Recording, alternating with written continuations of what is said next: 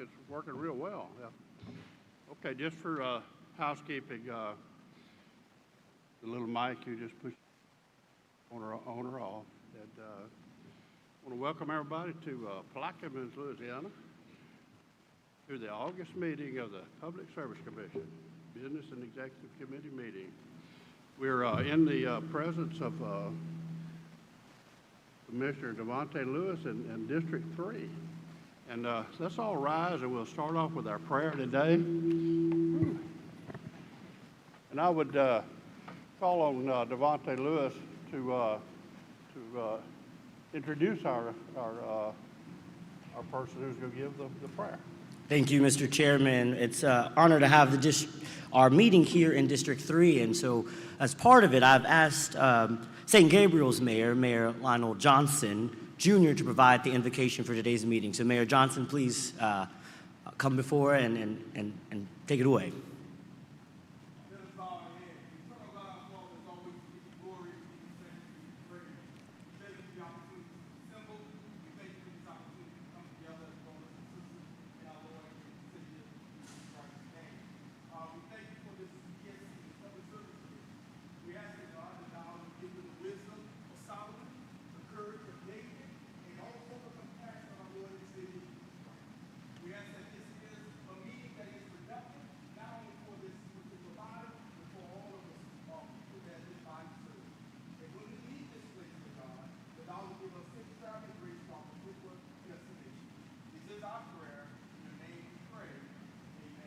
Amen. Amen. Thank you. Let me call on Secretary Brandon Fry to lead us in the pledge. Which is the flag here? Okay. All right. Allegiance to the flag of the United States of America, to the republic for which it stands, one nation under God, indivisible, with liberty and justice for all. All right, y'all be seated.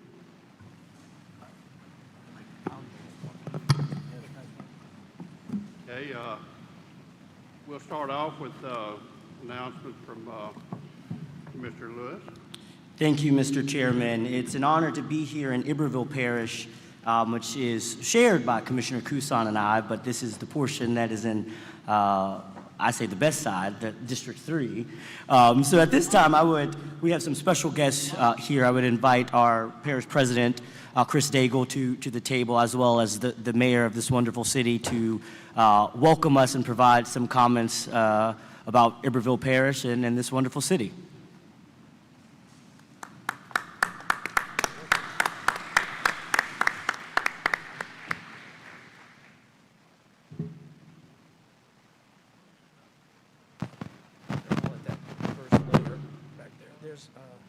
Okay.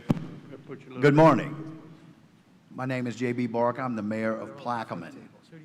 It is my pleasure and a great honor to welcome the Public Service Commission to our wonderful community of Plaquemine. Local leadership throughout the state, as you all know, plays a vital role in shaping our state's future. And we, as local leaders, appreciate the Public Service Commission's dedication to the public interest.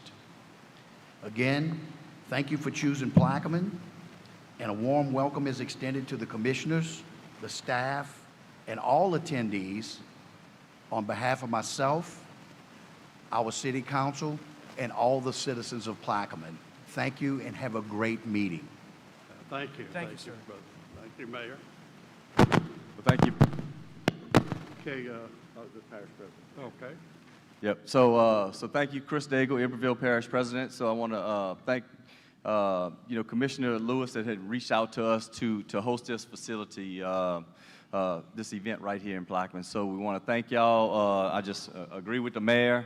We're here to be some gracious hosts. If there's anything that we can do for you, please let us know. And we're looking to be great partners. So thank you. Well, congratulations to both of you, newly elected public servants. Just for your information, just a few miles down the road, we're fixing to put on a 750 megawatt generator for Magnolia, and we're looking forward to all your support in the parish and the city. Thank y'all for coming. We're glad to be here. Yes, sir. Thank you.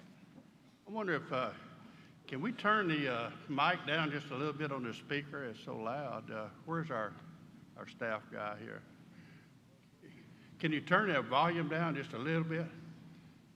1, 2, 3, 4, 5. Okay, I think that's better. Can y'all hear in the back okay? Back there, Shelton, y'all? Uh-oh, some of you can't hear it? No? Uh-oh. Okay, turn it back up a little bit. Right into the mic. I see former Commissioner Jay Blossman. Is that Blossman back there? Can you hear okay? All right, good.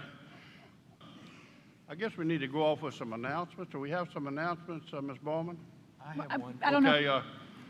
Okay, Commissioner Scametta. Good morning, everybody. I'd like to confirm that we have scheduled the October B&E will be on Thursday, October 23rd. It will be held at the Louisiana State Supreme Court building in New Orleans on Royal Street. Ms. Bowman will produce the information necessary and produce it for everyone to do it. That'll also put you close to southeastern Louisiana for the Friday, Saturday, Sunday that you'll seek to do other things down in the southeastern part of the state. Thank you. And just to echo one point on that. 10 o'clock like this? Oops. I imagine that'll also start at 10 o'clock. That's typically what we do for out of town. But one thing to add too, for those of you who haven't attended a meeting there's not a whole lot of seating, and the security is pretty tight as you would expect to get in. So make sure you give yourself adequate time. We'll re-announce that at the September meeting, but it does take a little while to get through the security at the Supreme Court. Okay. We have some other announcements. Foster Campbell, Commissioner Campbell. Push your button on the left. There you go. I want to announce that our December meeting will be in Natchitoches, Louisiana. As you know about Natchitoches, it's the oldest city in Louisiana. It's 2 years older than New Orleans. And we're glad to have you in North Louisiana. It's more like a lot of this houses and all look like they could be in Natchitoches. It has a lot of similarities to this city here. Thanks for having me down today. Look forward to seeing y'all and visiting with you. Thank you. I was a good friend of Bobby Freeman when I got in the legislature. Bobby Freeman came from Plaquemine. He was a boxer, and he was Edwin Edwards' floor leader, very smart guy. So when I think of Plaquemines, I think about Bobby Freeman a lot. He's a nice fellow. I might add that last month we had a good time in Lafayette Parish with Jean-Paul Cousson, and had a good little party the night before. So thank you, Commissioner. All right, we got some other announcements. Got a real nice crowd. It's amazing what 4 or 5 billion can do to draw a good crowd, huh? Okay. All right, let's move on. Assistant Secretary Bowman, go ahead. So there is an announcement related to the agenda. We are moving up exhibit number 5 to the beginning. Exhibit number 5 will be the beginning, and exhibit number 3 will be second to last right before the executive session. So just a couple of housekeeping items. Yes, sir. Number 3 will be second to last. And if the commission's ready, we can start with exhibit 5. If you don't mind, we'll go ahead with the first exhibit. Exhibit number 5 is docket number U37425. It's Entergy Louisiana's application for an approval of generation and transmission resources in connection with service to a single customer for a project in North Louisiana. It's a discussion and possible vote pursuant to Rule 57, so this will need 2 votes. On October 30th of 2024, Entergy filed an application seeking Commission's approval of 3 combined cycle combustion turbines totaling 2,262 megawatts, a new 500 kV transmission line, new substations, and certain equipment upgrades at an existing 500 kV substation. According to the application, these additions and upgrades are necessary to serve a proposed hyperscale data center owned by Laidley, which is a subsidiary of Meta Platforms. The data center will require significant firm around-the-clock power. The application was published in the Commission's official bulletin with several interveners. On July 2nd of 2025, after submission of direct, cross-answering, and rebuttal testimony, as well as 66 sets of formal discovery and significant motion practice, the company and Commission staff executed a final stipulated settlement term sheet, which resolved all disputed issues between the company and staff. A copy of that agreement was provided to the remaining parties to the docket on July 2nd and filed into the record as an exhibit to both Entergy and staff's pre-filed hearing briefs on July 3rd. On July 11th of this year, Entergy staff, Walmart, Sierra Club, and Southern Renewable Energy Association executed a final stipulated settlement term sheet which resolved all disputes between those parties and was provided to all the other interveners on the same day. The tribunal was informed of the existence of the expanded settlement agreement on July 15th of 2025 at the start of the contested hearing in this docket. The contested hearing in this matter was held on July 15th and continued through July 17th of 2025. 7 witnesses presented live testimony, while 14 witnesses presented pre-filed testimony. Over the course of the 3-day hearing, approximately 100 separate exhibits were introduced into the record. On August 7th of 2025, Entergy staff, Walmart, Sierra Club, and SREA jointly filed a motion to approve the settlement pursuant to Rule 57 with a request that the item be placed on the August agenda. The motion further requested that the Commission find, on the basis of the extensive and well-developed evidentiary record in this matter, that the settlement agreement is in the public interest. The settlement agreement was filed into the record as an exhibit to that motion, and some of the main features of the settlement are as follows. The generations and transmission lines will be certified pursuant to the Commission's 1983 General Order and Transmission Siting Order, but are subject to substantial customer protections as listed below. The actual construction costs of the certified resources will be subject to a review for prudence when the resources are placed into service, and any prudent cost will be subject to disallowance. The Commission expressly does not approve any of the Entergy's contractual arrangements with Meta and reserves its right to fully review those agreements for prudence any time the Commission feels is warranted. and Entergy agrees to provide regular reporting on the construction of the certified resources, including prompt notice in the event of cost overruns or delays in service dates, and Meta's usage demand billing data. There were several other agreements to the settlement, which I won't read into the record because it is already in the record. And staff recommends that the commission assert its original and primary jurisdiction to take this matter up under Rule 57, and that the commission accept the settlement agreement filed into the record on August 7th of 2025. Move to bring the matter over to under Rule 57. And I do have a motion, I'm sorry, so is there a second for the? Second by Chairman, second that it's 7. And I do have a motion by Commissioner Campbell. Commissioner Campbell, would you like me to read that into the record? Commissioner Campbell's motion is, I move to approve the stipulated settlement filed into the record. Next year will mark my 50th year in public service. Whether in the Senate or this commission, my focus has been on providing opportunities for people to lift themselves out of poverty. In the Senate, I created the Louisiana Educational Excellence Fund to improve education using money from the state tobacco settlement. Today, this commission has an opportunity to enable a transformative economic development project into one of the poorest regions in Louisiana. There are no quick fixes to poverty, but when a great opportunity comes along to provide stimulus and jobs to the community, we need to carefully consider it. I want to commend the LPS staff for working with Entergy and the other parties to bring a settlement to the commission that authorizes the construction of generation and transmission to support Meta's data center in Holly Ridge, Louisiana, while imposing numerous protective conditions to mitigate the risk that other electric customers throughout Louisiana will be adversely impacted. I recognize that not all parties joined on the settlement, but it says a lot that the settlement is supported by the utility, commission staff, an environmental group, a sophisticated large commercial customer, and a renewable energy organization. Therefore, I move that we accept staff's recommendation and approve the settlement entered into by Entergy Louisiana, LPSC staff, Sierra Club, Walmart, and Southern Renewable Energy Association. The chair seconds that motion, and we're going to have kind of an open house here on proponents, staff, and opponents of this issue. I think we have a few. If you don't mind, if you're a proponent or opponent of this issue, raise your hand so I can see how much time we need allowed for discussion. Okay, thank you for that's good. So let's go ahead with proponent. Okay, I'm sorry, I didn't ask for. Are there any objections to this motion? Or well, we're not voting. I mean, we're not voting yet. So the motion and the second's on the table. Then to hear all the public comment, and then we will come back and reiterate the motion and the second to see if there's also any objections. We did the Rule 57. Okay, there was no, you have that's, to vote yeah. to approve 57? Yeah, I don't know if there was any objection Oh, to 57. I We need to apologize. clarify that. I think that's what Commissioner Well, let me Kusan saying. clarify, is there any opposition to Rule 57? That's what I meant to say. Yes. Okay. Okay, now Foster's got something for you. Okay, Commissioner Campbell? Is it proper to take an Oh, opposition? Commissioner, you need to use your microphone, please. Procedural on the 57 he's talking about. We're not doing opposition about the vote. Okay. So is there any opposition by any commissioner to Rule 57? On Rule 57. On Rule 57. On Rule 57, yes. Hearing none, we've moved past Rule 57. Okay. All right, now, can we go for proponents? Yes, sir. If Okay. you would like to hear from, I guess, Entergy and the other Anybody signatories here on. with Entergy?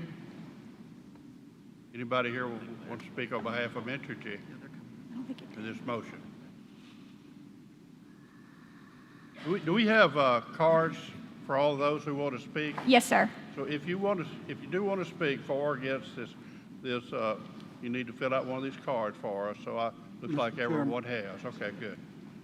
All right, Commissioner Campbell. Since it's in my area, I would like to speak for it first. This is something that we've been waiting a long, long time for in North Louisiana, and I'd like to give you a few comments if it's okay. That'd be fine. Go ahead, Commissioner Campbell. I've been in politics 50 years. May the 10th will be my 50th anniversary. When I came to the legislature, I came right out of a school classroom up at Houghton High School. Houghton is east of Bossier City.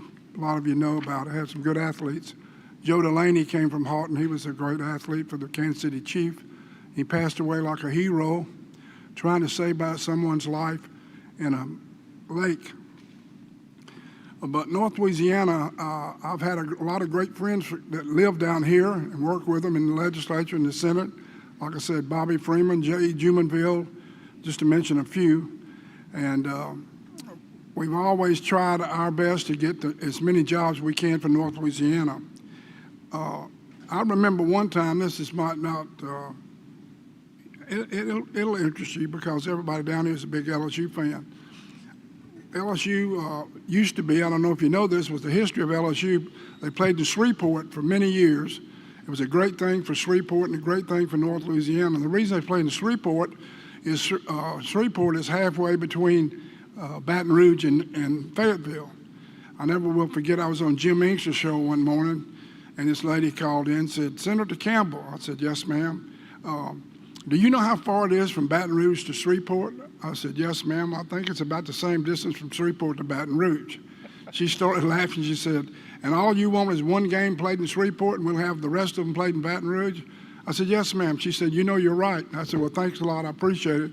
We passed that bill out of the Senate, and it would have been a great economic benefit for Shreveport, but what happened was, to nobody's real fault, LSU at that time had expanded their stadium, and we didn't have the room, and they were thinking they were going to lose a lot of money. Mike Foster was the governor. He wasn't for it, and so it didn't pass. But it passed the Senate overwhelmingly, but it got to the House, it got killed. But I still think that Ole Miss and Mississippi State play in Jackson. Oklahoma plays every year in Texas with the University of Texas. I thought it's a great tradition that we shouldn't have lost for North Louisiana and for the state as a whole. I am excited about this project we're talking about today. North Louisiana is a poor part of the state. For 50 years, I've been pulling for jobs in North Louisiana, and I'm really excited today to see that we're seeing some progress, and I think it's really going to happen. There's some parishes up there I will mention, not to make fun of them or not to talk about their problems, but we have some serious problems. Problems like East Carroll Parish. 21% of the people in East Carroll Parish have moved in the last 10 years. Tensall, East Carroll, Morehouse, and Madison. These parishes are some of the poorest in the United States of America, poorer than Appalachia.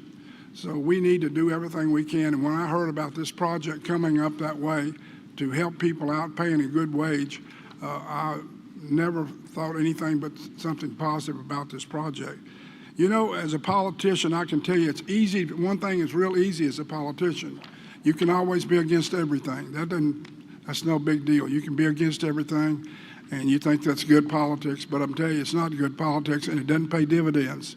What's good politics is looking at the subject, thoroughly examining it, and if it's right, take the heat and go ahead. Now, I know there's some people against it today, but I bet you don't live in Lake Providence. I bet you that.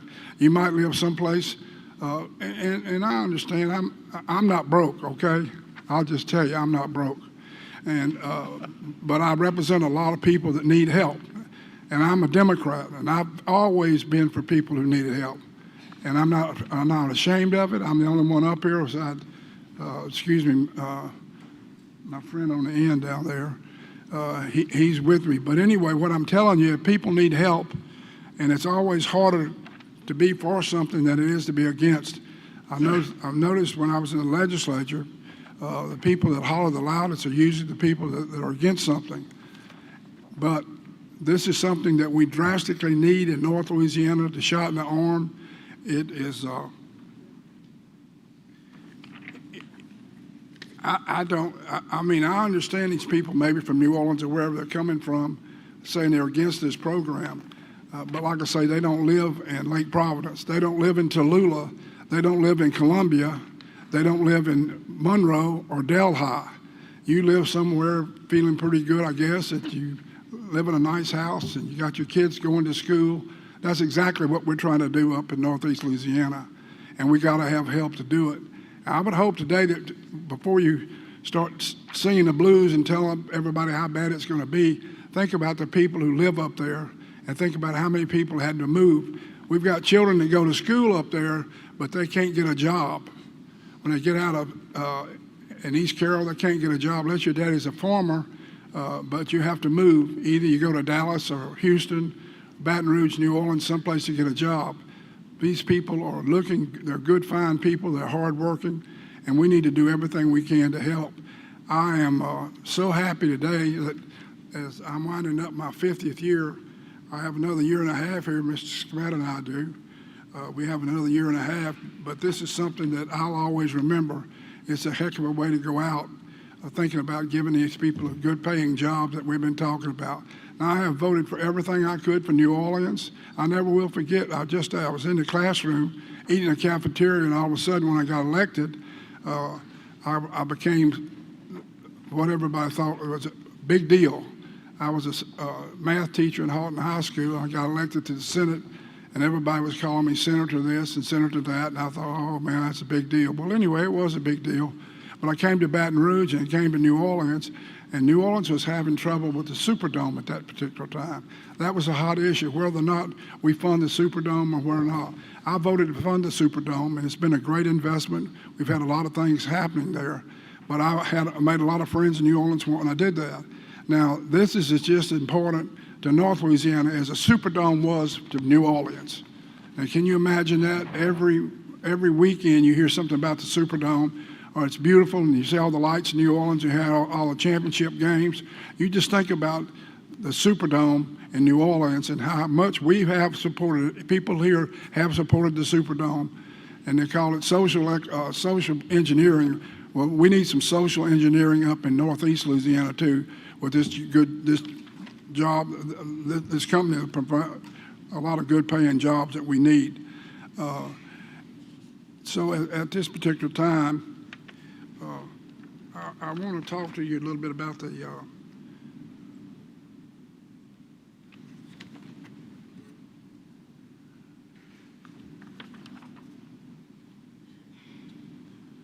this whole particular area up there, Northeast Louisiana.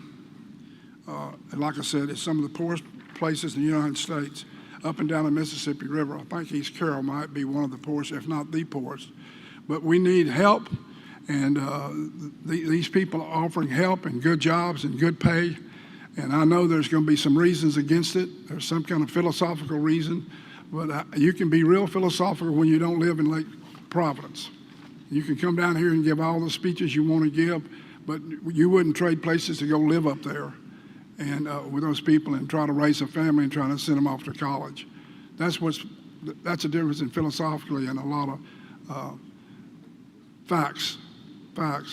So at this time, I'd like to listen to the testimony. And Mr. Chairman, when I can be recognized, I would. Thank you for recognizing me today. And I appreciate all you people coming. I appreciate your different viewpoints. That's what makes government work. There's some people for something, some against it. So whatever you have to say from the bottom of your heart, let's put it on out there and let's see what's happening. But I can tell you, I'm not for this project 1%. I'm not for it 10%. I'm not for it 100%. I'm for it 1,000%. I want to see something happen for Northeast Louisiana, and this will do it, and I know it'll do it, and you know down deep in your heart it'll do it. So let's go ahead and get this over with and see if we can't pass this and give people up in Northwest Louisiana, Northeast Louisiana some hope. I'm looking for hope, and I think we got a program here for hope. So thank you, Mr. Chairman. I appreciate your patience. Well, I recognize myself in support of this, and I'm proud to second this motion by Commissioner Campbell, and remind everyone that I was born and raised about 50 miles from this location. It's very important to me and all of my friends up in that area too. So let's go ahead and get started with the interview. Y'all give us your name and all that sort of thing. Thank you, Mr. Chairman. Can everybody hear me okay? Yeah. All right, a little bit closer. How's this? We turn it up. Can you turn the sound back up a little bit, please? All right, we're still good? That's All right. better. Good morning. Larry Hand on behalf of Entergy Louisiana. Thank you for the opportunity to appear today, and glad to be back in the city of Plaquemine. Early in my law career, I spent a lot of time in the 18th JDC, whether it was in the courtroom here, New Roads, all over the place. So good to be back, but even better to be back for the reason we're here today, which is to consider the settlement reached in this docket. And I thought it'd be good to provide a little bit of context of how we got here. You've read the settlement, you've read all the record, which is very extensive. This started a while back. We engaged in discussions with with Meta at the time we did, Louisiana was not on their radar. They were looking in the South, but not in Louisiana. We engaged with them and said, what is it we can do to get you to consider Louisiana? And we worked with them. We worked with our state partners, our local partners, and we showed them what Louisiana can do when we are aligned. And they said, well, this is where we want to be. And so we worked with them to negotiate the electric service agreement that will power them for the next 15 years at this data center site. But we knew this was a very significant investment in Louisiana. It's a very significant load addition to our system, and also a very significant addition of generation to support that load. And because of that, we approached it differently than we have in the past in terms of how we serve large industrial loads. We made sure that Meta's deal would ensure that they would pay enough to cover the generation costs that they are contributing to, such that we mitigate the effect of Meta becoming a customer. We mitigated the risks or the impacts that that would have on other customers. Entergy's goal, and I believe I can safely speak for Meta, their goal was not to come to Louisiana and cause costs to be shifted to other customers. We took went through painstaking lengths to make sure the service agreement did not do that. As good of a job as we thought we did, when we filed it at the commission, we had a very robust regulatory proceeding with many interveners and the LPSC staff leading the charge, looking at what we had brought them to make sure it did in fact mitigate the risk to other customers. The LPSC staff listened to and heard concerns of all the parties, and at the end of the day, we worked with the LPSC staff to reach a settlement. That settlement does authorize us to move forward with the generation and the transmission we have proposed, but very importantly, the staff insisted on a number of protective conditions that took into account concerns raised by the parties, and we believe the settlement that we reached with the staff does mitigate the risk of cost shift to other customers, but also enables this project to go forward. We weren't satisfied with just getting the LPSC staff to sign on to a settlement. We also engaged other parties to see what more we could add to it to get their support. Those efforts led to additional protective conditions and signatories by Walmart, the Sierra Club, as well as the Southern Renewable Energy Association. So at the end of the day, while not all parties have signed on, we do have a very broad cross-section of support for the settlement that's before you today.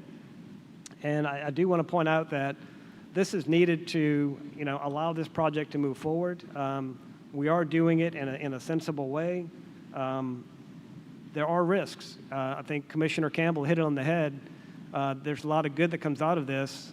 The saying that perfection is the enemy of the good is equally true here. We can't come up with it's a 15-year deal, so we can't predict everything, but the things we have put in there, the staff has put in there, other parties, we believe reasonably mitigate the risk of those things to come. At the end of the day, we believe the net impact on a monthly bill for a customer, it's going to change over time, but it's going to be plus or minus $1 or so, up or down. And to think about this transformational, once-in-a-generation investment opportunity, and the cost or the benefit of that is plus or minus $1, is just absolutely mind-blowing that we have this opportunity. Very low-risk opportunity. There's been some concerns about what happens after 15 years. The generation we're building, the 2,200-plus megawatts that have been referred to, if Meta doesn't renew the deal, first off, I would question the logic there that Meta is investing $10+ billion in Richland Parish to walk away after 15 years. But I do agree, as a utility planner, we can't assume that, right? We have to plan for the unexpected. What if they don't? And the planning there was in 2041, when the 15-year term expires, MISO South region, Arkansas, Louisiana, Mississippi, and a part of Texas, we will have 37,000 megawatts of generation that's in service today, that in 2041, the combined cycle units, the combined cycle and the simple cycle gas units, the newer ones, will be over 30 years old, some approaching 40. So you'll have about 17,000 megawatts of combined cycle generation approaching 30 to 40 years old. The legacy steam, the older units, at that point in time, there's about 10,000 megawatts of those. Those will be over 55 years old. I can speak to how old that is because I am over 55 years old. and it's not going to last forever. So if they don't renew, we have a gift paid for by Meta, half paid for generators that we can use to replace the aging fleet that will exist in 2041. We hope they renew. I expect them to renew, and that will drive even greater benefits for Louisiana. So I think this is as close as you can get in regulatory space to a no regrets type of deal. We think we've mitigated the risks. So I thank you for your consideration and support, and I will just stop there. I know a lot of other people want to speak. Happy to answer any questions you have now, or I'm happy to come up after the commentary, whatever the commission's pleasure is. Any, yes,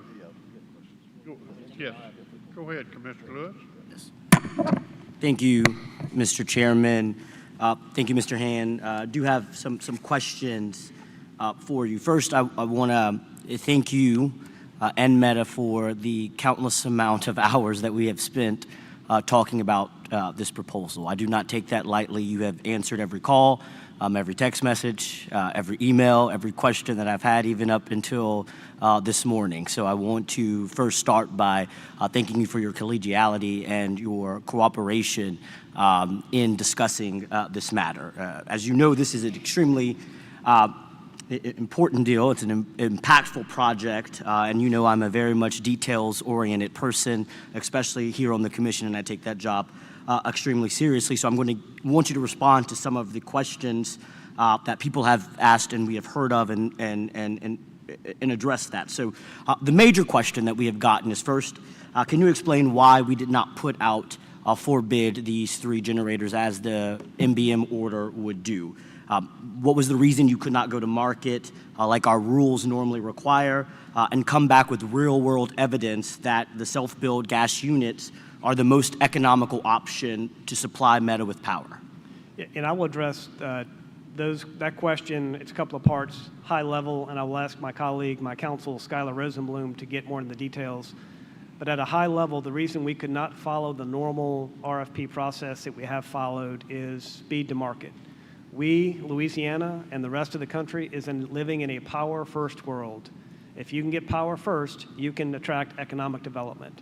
To get Meta and to meet their timelines, we needed to move fast as a utility, and we asked you all as a commission to move quickly. Even with that, it's going to take, this proceeding has been 300 days so far, so there's almost a year there. There's 3 to 4 years to build it, so there's a window there. What we did was to meet Meta's timelines, we figured out a way, how can we demonstrate to the commission without a formal RFP, which would have added another year on the front end, how can we demonstrate to the commission that these generators are the lowest reasonable cost? I'll let Mr. Rosenblum speak to that. But in terms of why, I think you asked why gas is needed to serve them. Data centers like Meta, it's a large load, and so we've planned 3 generators over 2,200 megawatts. These are highly efficient baseload generators because of their high efficiency, able to operate in 24/7 mode, generate power around the clock to align with Meta's usage. The one thing you never want to do when you're trying to serve large load like a data center that has a high capacity factor is try to mismatch the resources to serve them with the energy requirements. We're seeing that more and more in other markets in the U.S. that are trying to serve data centers without adding the appropriate amount and the right type of generation. When you don't have the appropriate amount of generation, which in this case is combined cycle, you can see power prices, wholesale power prices spike up because you create an imbalance in supply and demand. So these generators will better align with the usage that Meta's profile is to mitigate any wholesale power prices and keep those prices low. And I would ask Mr. Rosenblum to explain the alternative evidence we have without a formal market test, how we believe we can demonstrate the generation we're bringing to bear, which I said earlier, Meta is paying for it over 15 years, how that generation is in fact the lowest reasonable cost alternative we have to bring. Skylar Rosenblum on behalf of Entergy Louisiana. Thank you for having us here today. I think the heart of your question, Commissioner, it really arises from a misconception that while it is true we did not follow the MBMO process that's laid out in the Commission's rules, however, these generators have been market tested as far as pricing. with generation, you have two major components. There's your power island equipment, which is also referred to as PI, and then you have your EPC contractor.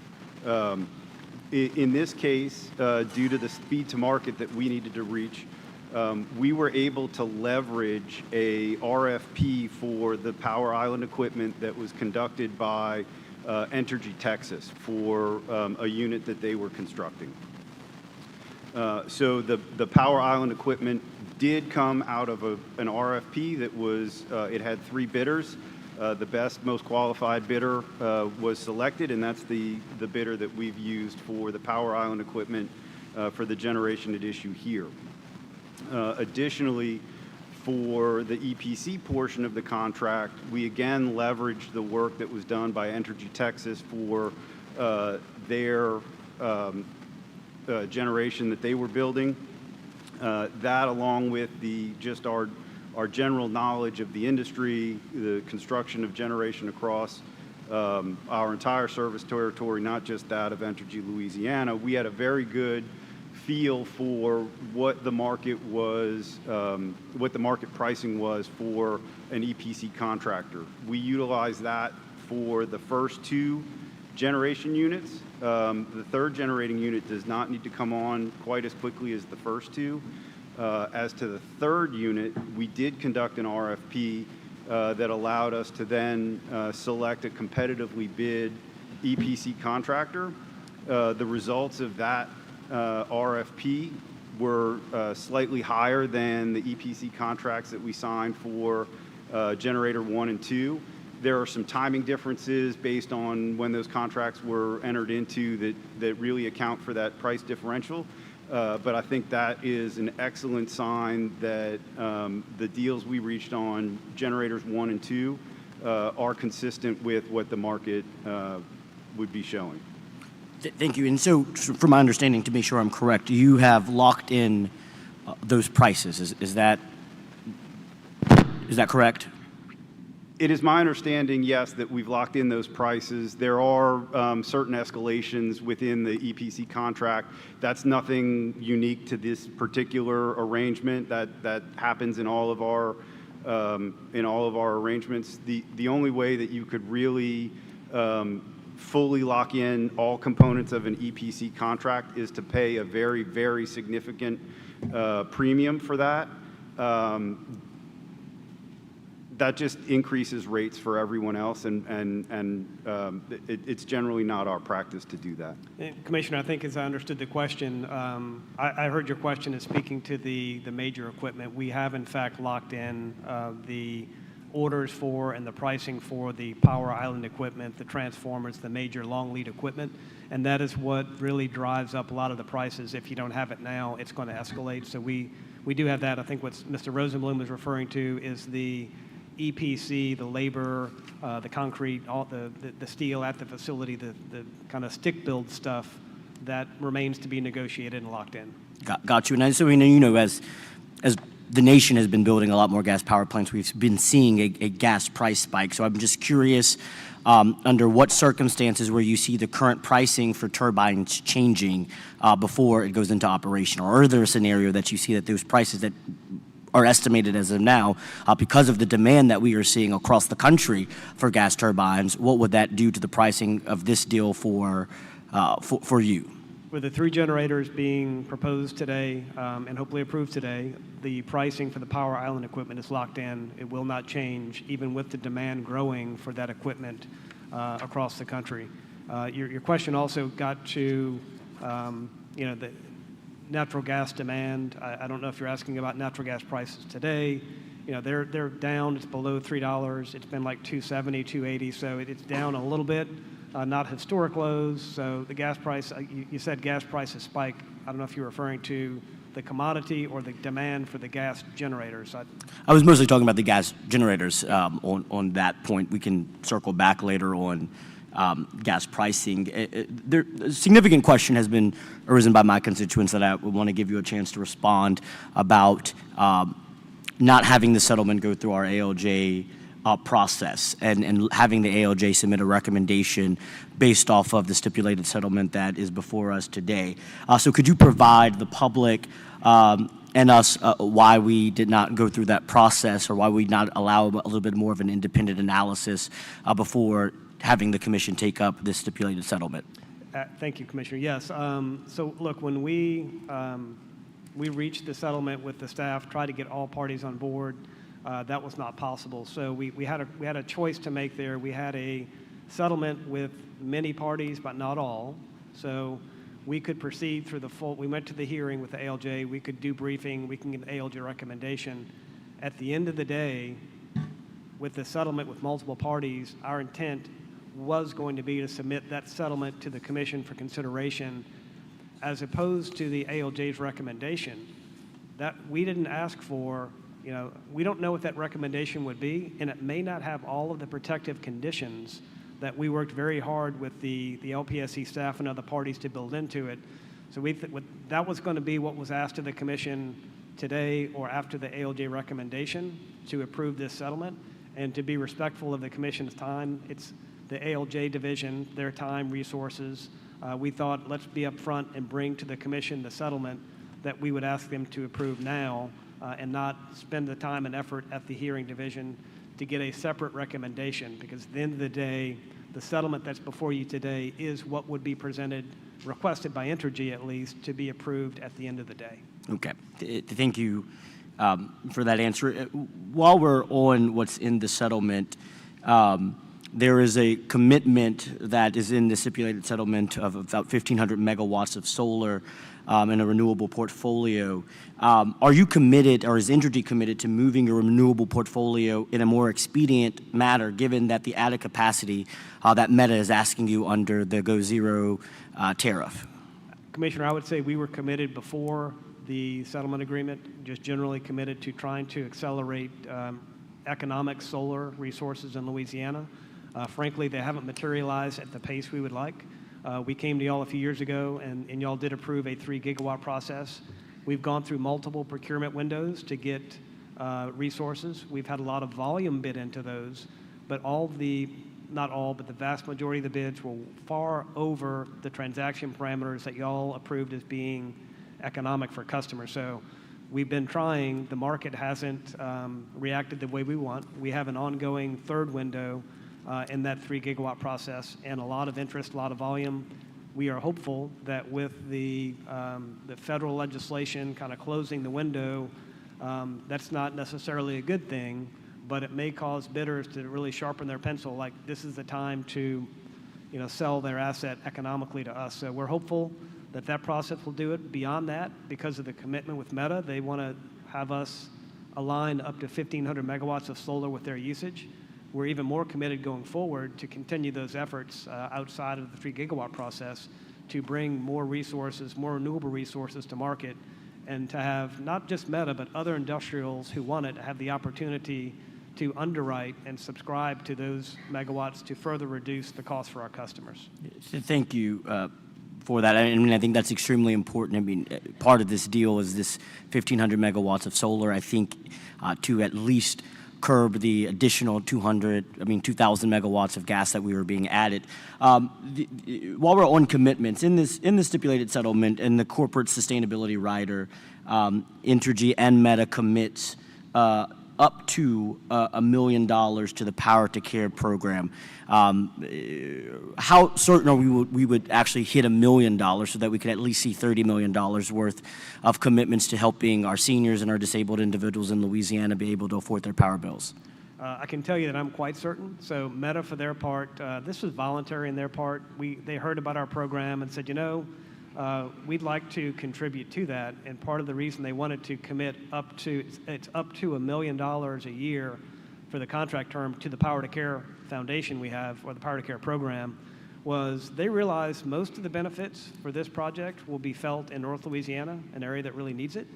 But they also said, you have customers all over the state. We want to make sure not only do we not harm them, we want to benefit them. And they viewed our Power to Care program as a way for Meta to contribute to our reach across the 58 parishes in Louisiana where we serve.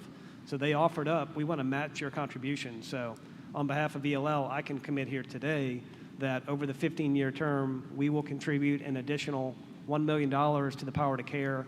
That will be matched by Meta, so you can bank on $2 million a year times 15 years, another $30 million being available to help, elderly and disabled customers across the state. I thank you for that commitment, especially in the federal budget season that we're seeing, where a lot of HEAP dollars that are utilized to ensure that people can have heating and cooling assistance in our state are in jeopardy. As I wrap up, I think one of the last questions that I have for you is back to kind of shareholders. Do your shareholders have any skin in this game? Are it's all upside for them? Are based off of the parent guarantee? What risk are Entergy shareholders having? Because we know there's some risks that Entergy customers are having. So what is the risk that Entergy shareholders have in this proposal? Yeah, and I would preface my comments by saying, if you look back the last 8 or 10 years at Entergy's earnings that are allowed through the formula rate plan process, in all but 2 years, we have our earned ROE in each of those years, except for 2, was below the target authorized return on equity by the commission. So our shareholders absorbed that loss below, so we earned below the target. The commission said your cost of capital is 9.5%, your cost of equity is 9.5% or 9.7. We've earned below that in all but 2 of the years if you look back 8+ years. So that's a demonstration in the past of how our shareholders have skin in the game and have risk. In terms of the Meta project itself, that risk continues. When you embark on a major infrastructure development like this, we are laying out a lot of capital, a lot of resources. There's no one-for-one revenue coming in, so there's financial risk when you deploy this. If we have a storm, and I know the Katrina anniversary is coming up, we don't want to live that again, but when we have those major storms, that can really upset and many of the years I talked about where we under-earned is because we had a storm. So we bear that financial risk every day. The other big risk we have here is the execution risk. Embarking on building out 3 generators, a lot of transmission substations associated with this project, and load serving generally in North Louisiana, there's execution risk. And that's one of the features in the settlement agreement is multiple provisions regarding the commission and the commission staff's ability to look at our actions after we complete them to make sure that we acted as a reasonably prudent utility in executing all these projects. If the commission finds after due evidence in accordance with the law that we did not act reasonably, that we imprudently managed the projects, our shareholders can be disallowed some of the investment. So we talk about investing, $3.2 billion in the generators. If the commission finds that, $200 million of that was imprudently incurred, we could have done it at a more reasonable price and didn't, based on the facts that we knew at the time.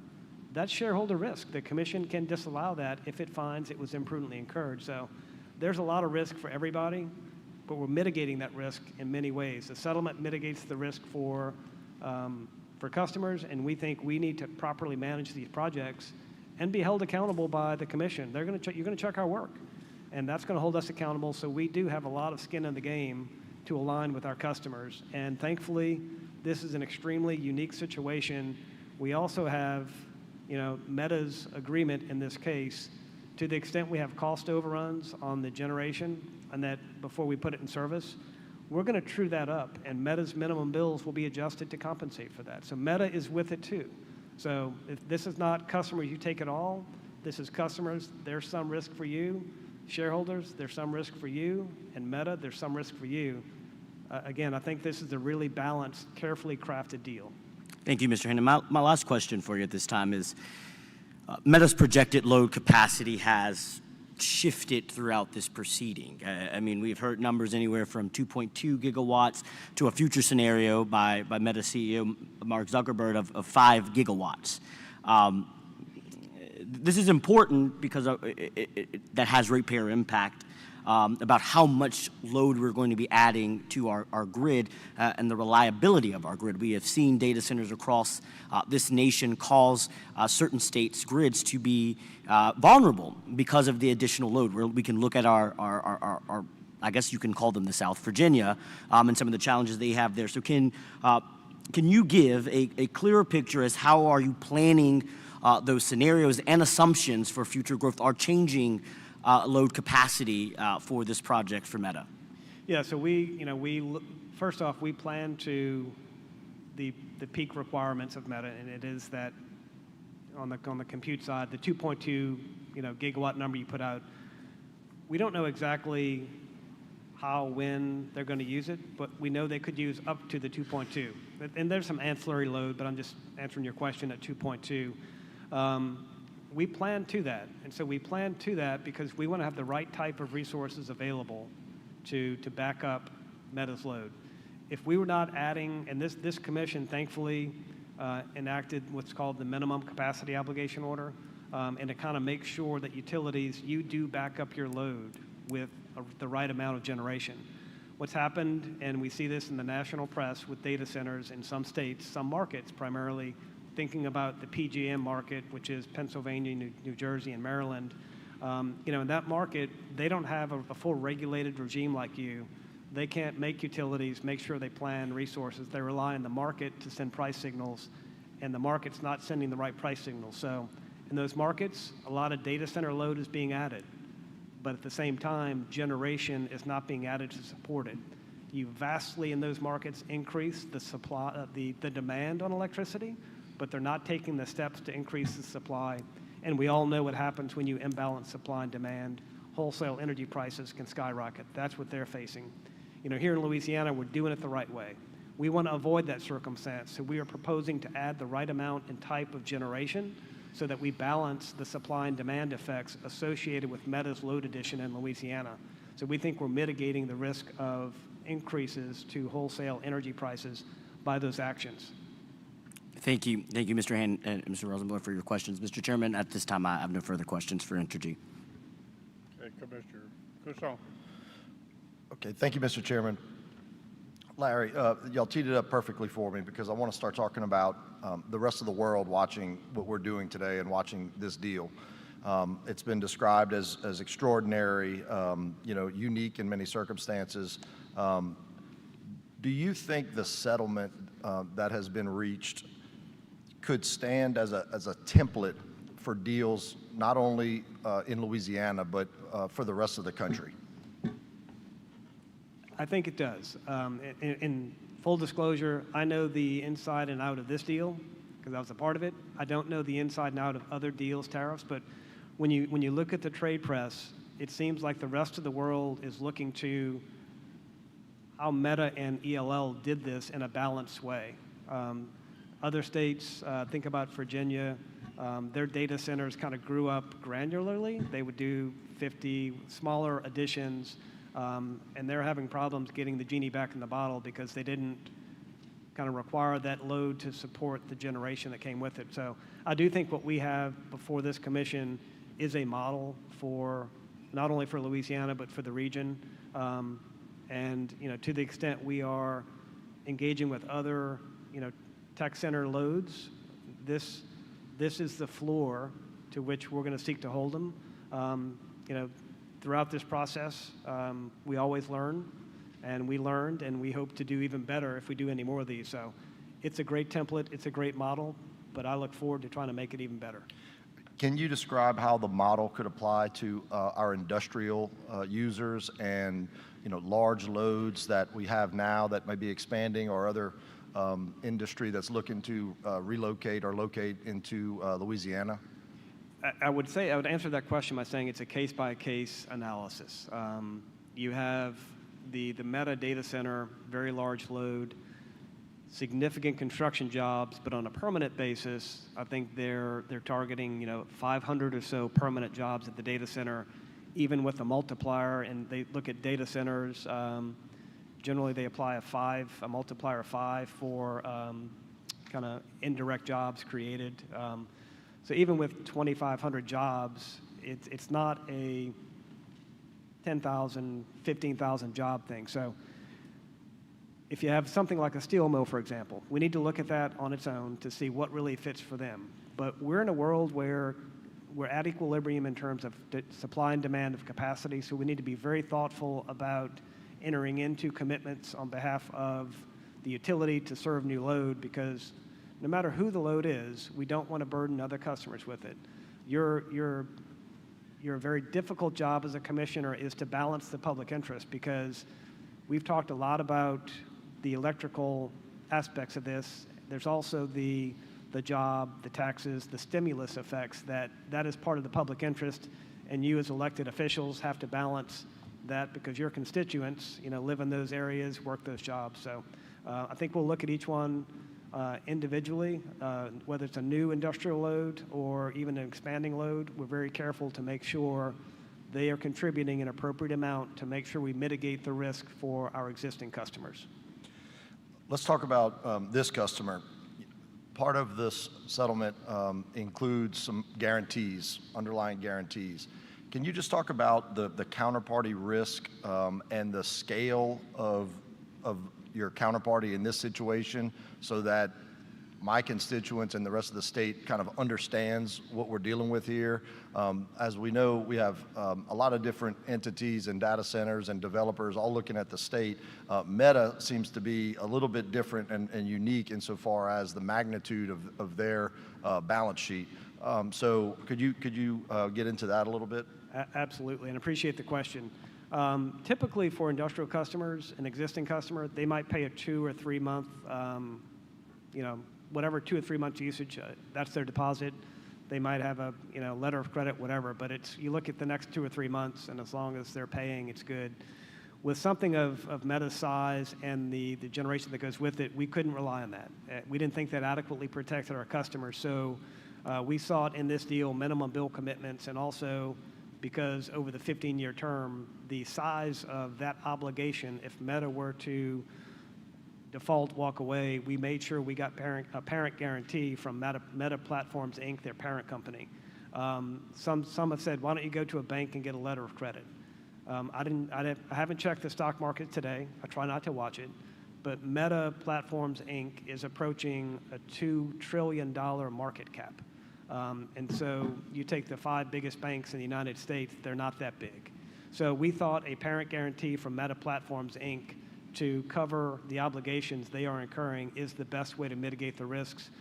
We also wanted to make sure the staff actually tested us, and they wanted us to get a legal opinion from a New York law firm to look at the parent guarantee to make sure it comported with New York law and was enforceable, so we did get that. So that's how we're approaching the risk in terms of Meta as a counterparty. And I appreciate that. You referenced the RTO up in the Northeast. What, if any, does the MISO Q reform, how does that impact or affect this deal? How does Meta and Entergy play in the MISO Q or not? And what is MISO's stance at this point on this deal? So the Q reform, it's very much in flux. So it's going to be a challenging question to answer, and I'll start this way. That's why you're at the table. I'll start this way. MISO did implement, and FERC did approve what's called the errors process. I don't know, Taylor Swift fan errors, whatever, but that's not a Q reform. That is a Band-Aid for the immediacy that we face today. How can we get the generation needed, not only in our state, but other states?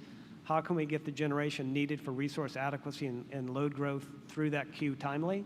So that process, we did submit these 3 units that are at issue here. We submitted that into that process, and we are very optimistic, highly optimistic, that those units, the Franklin Farms 1 and 2 and Waterford 5, will be evaluated for interconnection through that errors process in a timely way.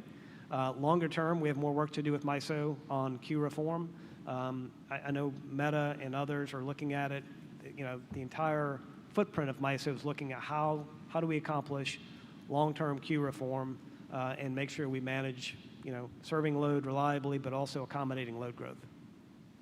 And part of that discussion is kind of the co-location, right, of generation and data center load. Is that part of the discussion? Absolutely. And some folks are like, why don't you have Meta just build it themselves behind the meter? Well, first off, that is not the most efficient way to serve this, because if they want to run at a 99.99 and a few more nines, load factor, potentially, you would need to install twice as much generation as we are behind the meter to serve that. And so you'd have twice as much, just construction, demand on resources. That's not an efficient use of society's resources. The grid service we are providing lowers that demand on turbines and so forth, and so we're able to serve that off the grid.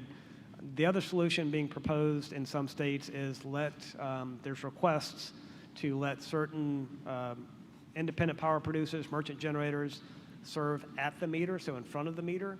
What that is doing is they're going to create cost on the grid that will be borne by every ELL customer, every co-op customer, every muni customer in the state of Louisiana.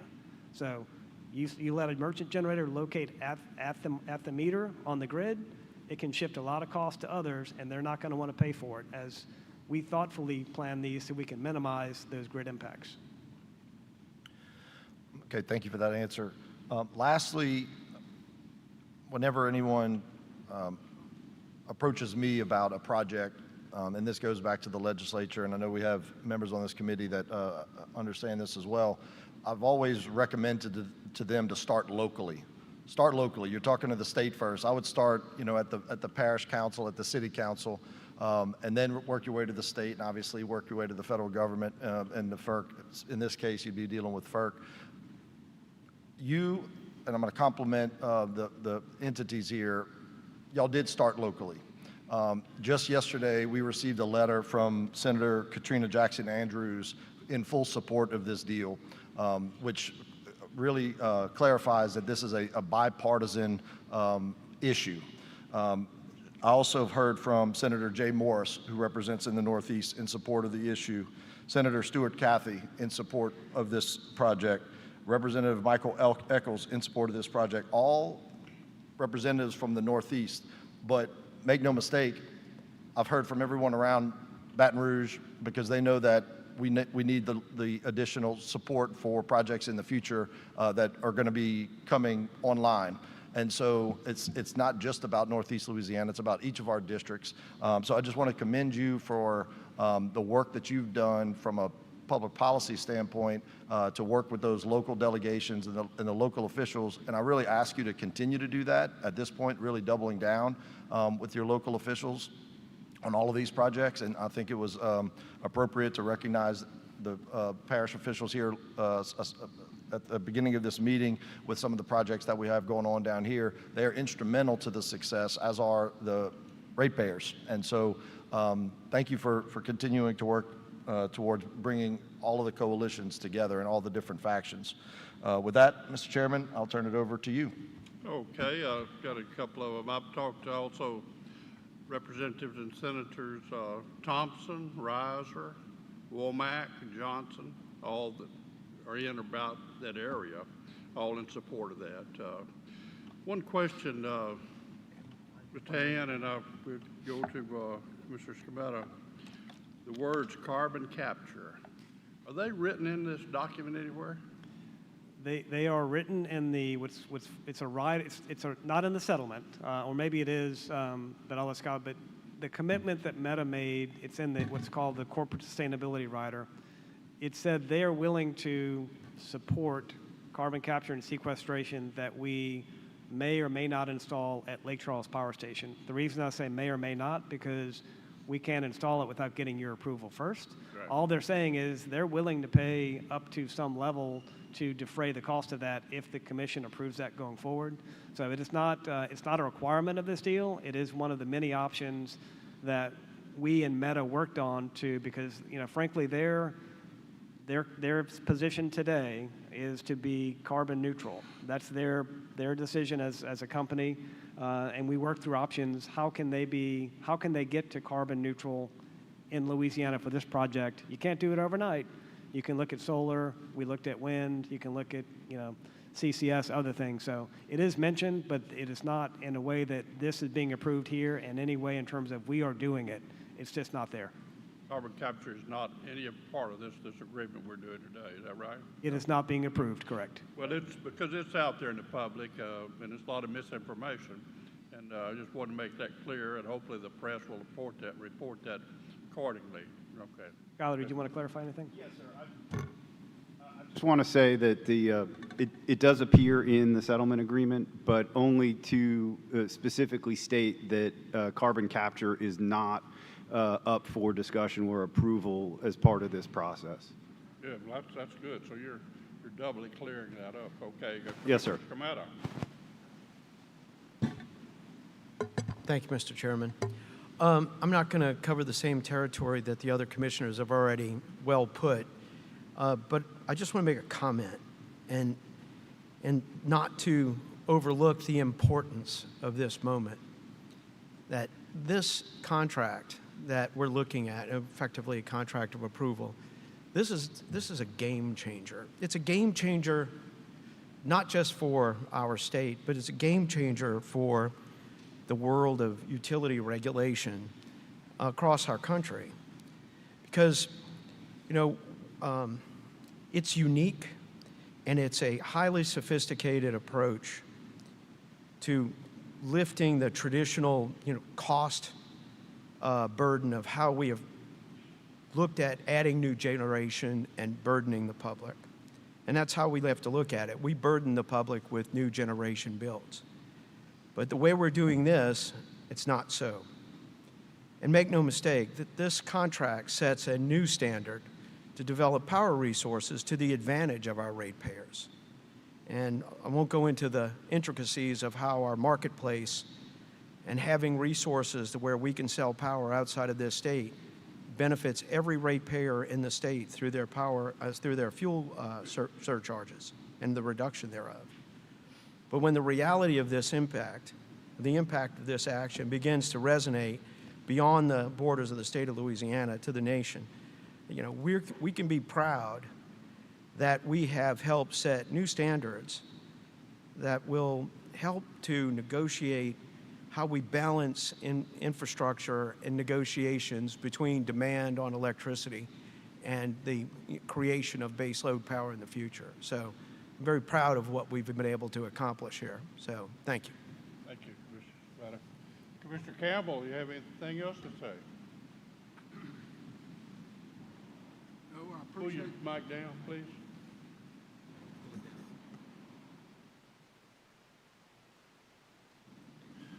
I appreciate you bringing this meeting up here. I think it's great to be in South Louisiana with a lot of our constituents and our friends. This is one of the most important decisions we'll make in North Louisiana for a long period of time. And I appreciate y'all's support on this committee. I think we're doing the right thing. Like I said earlier, there's nothing that is bulletproof. Nothing. There's no such word as bulletproof. Anything you do, any kind of investment you make, there's always a chance you might lose something. But I can tell you, as people, I've made a few small investments in my life, but if I didn't make them, I would be sorry for it. This is one of them I'm willing to take the chance on. I think it'll pay dividends. I think a lot of people will have jobs. I think a lot of school children will have better education.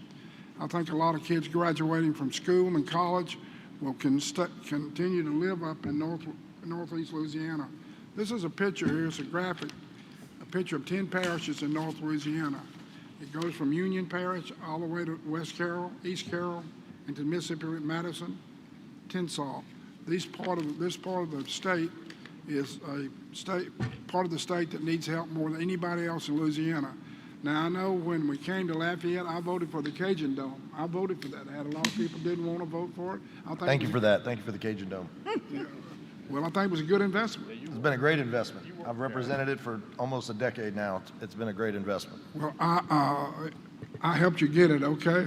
So I tell you, we'll make a deal. I helped you get that. You helped me get this. How about that? There you go. Amen.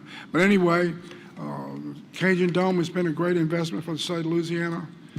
So it's a Superdome. It's brought a lot of dollars to New Orleans. All over Louisiana, people travel from North Louisiana going to the Superdome for the ball games.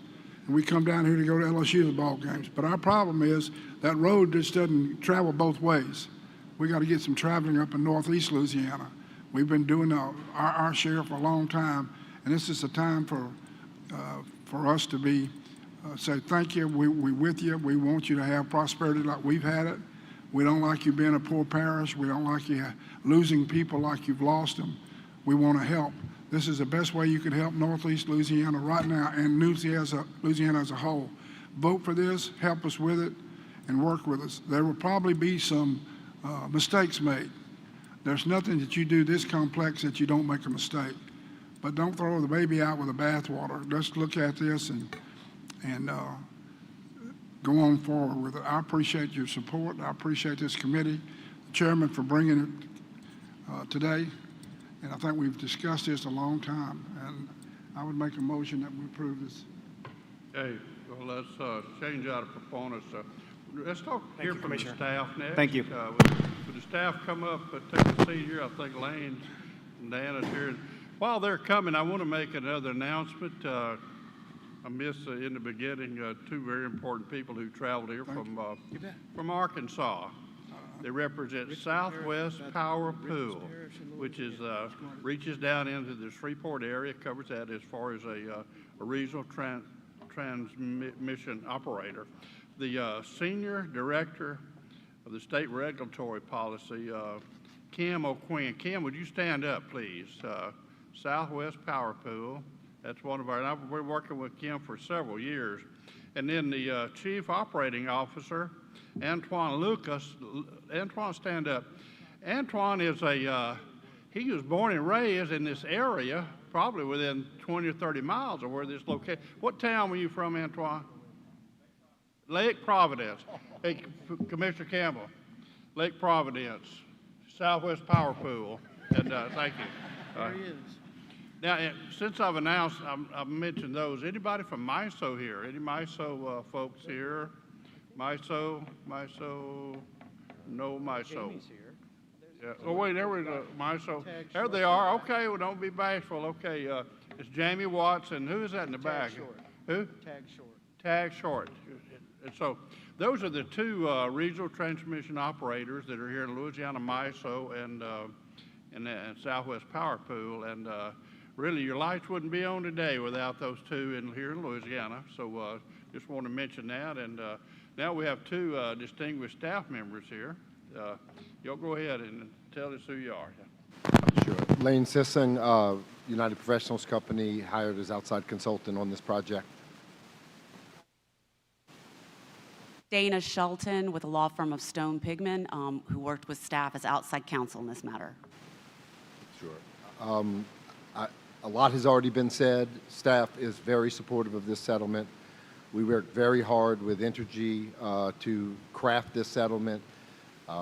As you know, we filed extensive testimony in this, over 140 pages of testimony.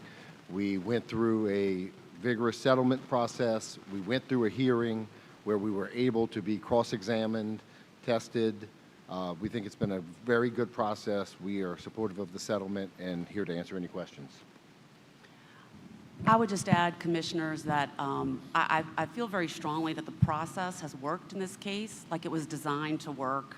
It has been thorough and efficient and nimble to allow for us to deal with the dynamic energy environment that we're dealing with now, and that's necessary to accommodate this load growth that we're seeing in the state. The result has been a settlement that is supported by a broad array of participants, including the staff, Walmart, Sierra Club, Entergy, of course, and a renewable energy organization. So I think that shows, that broad approval really shows what we were able to accomplish.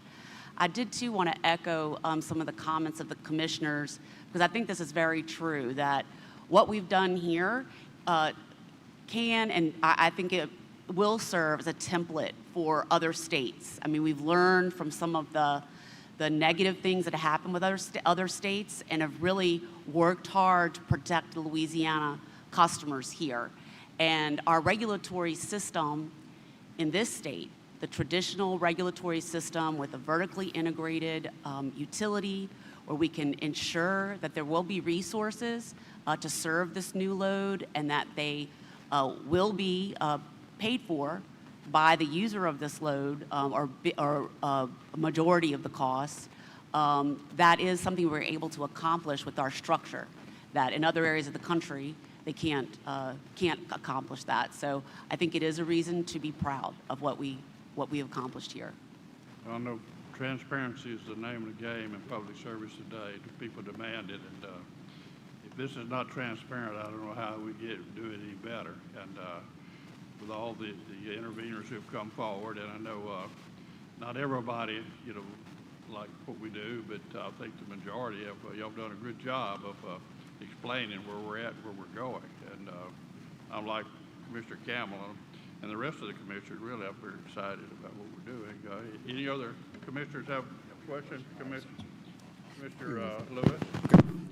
Thank you, Mr. Chairman, and thank you, Dana and Lane, for your work. First, let me thank you and the rest of our staff for your diligence in navigating this case. I think this is unprecedented, I think is the word we've been using today. It's probably been a very big gorilla over the commission for the last month or for a few months, and I think you have done a great job giving it the seriousness that it deserves within this application. And so before I get to my questions, I know you all have dealt with me and my staff quite a bit in our very detailed questions that come randomly, and you have also just been extremely helpful. And so even with my questions, I want to put that on the record that you have been upstanding in the work that you've done, the hours that you've put in. Some questions that I have for you, though, is I know in this settlement, and as we discussed in my office, you have built some significant consumer protections as you believe so. Can you tell us about those mechanisms and how they weigh with ratepayer impact? I mean, there's been a lot of questions that we've gotten on why is there no cost caps? What is the risk for ratepayers? So as you say you were proud of the settlement, can you describe what those consumer protections are for the public to understand those? I think one of the most important protections is built within the minimum bill requirements. So the Meta's minimum bill will cover 100% of the cost of the 3 new generators, and that includes any cost overruns. So when you think about how a generator comes into rates and for the entire all ratepayers, it comes in at its highest cost in the first years, and then you have a 15-year declining revenue requirement. So the last 15 years are going to be cheaper for a generator than the first. It's not a levelized cost. Meta has come in and has a minimum bill that is going to cover 100% of the cost of these 3 new generators, of all the purchase generation that's also needed to meet the delta between whatever these generations have and whatever ultimate load they bring on. They're also going to cover the cost of the purchase generation that's in addition to these 3 generators. So one of the major protections for ratepayers is that the minimum bill is going to cover this, and then if Meta was to leave for some reason within the 15 years, there's a parent guarantee on a termination fee that would have the originally projected cost of these generators being reimbursed by Meta. So we believe that the primary protection for customers that has been built in here is that the costs are really being allocated to Meta. So that would be the first thing. Another feature I would add that's very important, when Entergy filed its application, it's a very thick application, actually very thick with lots of testimony, but the actual documents, the contract documents as between Entergy and Meta, they're very complicated commercial documents, and there's many of them. And when we first approached this and trying to wrestle this gorilla to the ground, we went into those documents and tried to identify every hole that we could perceive, like every horrible occurrence that could happen that was not provided for. What are we missing? And let's fill all those holes.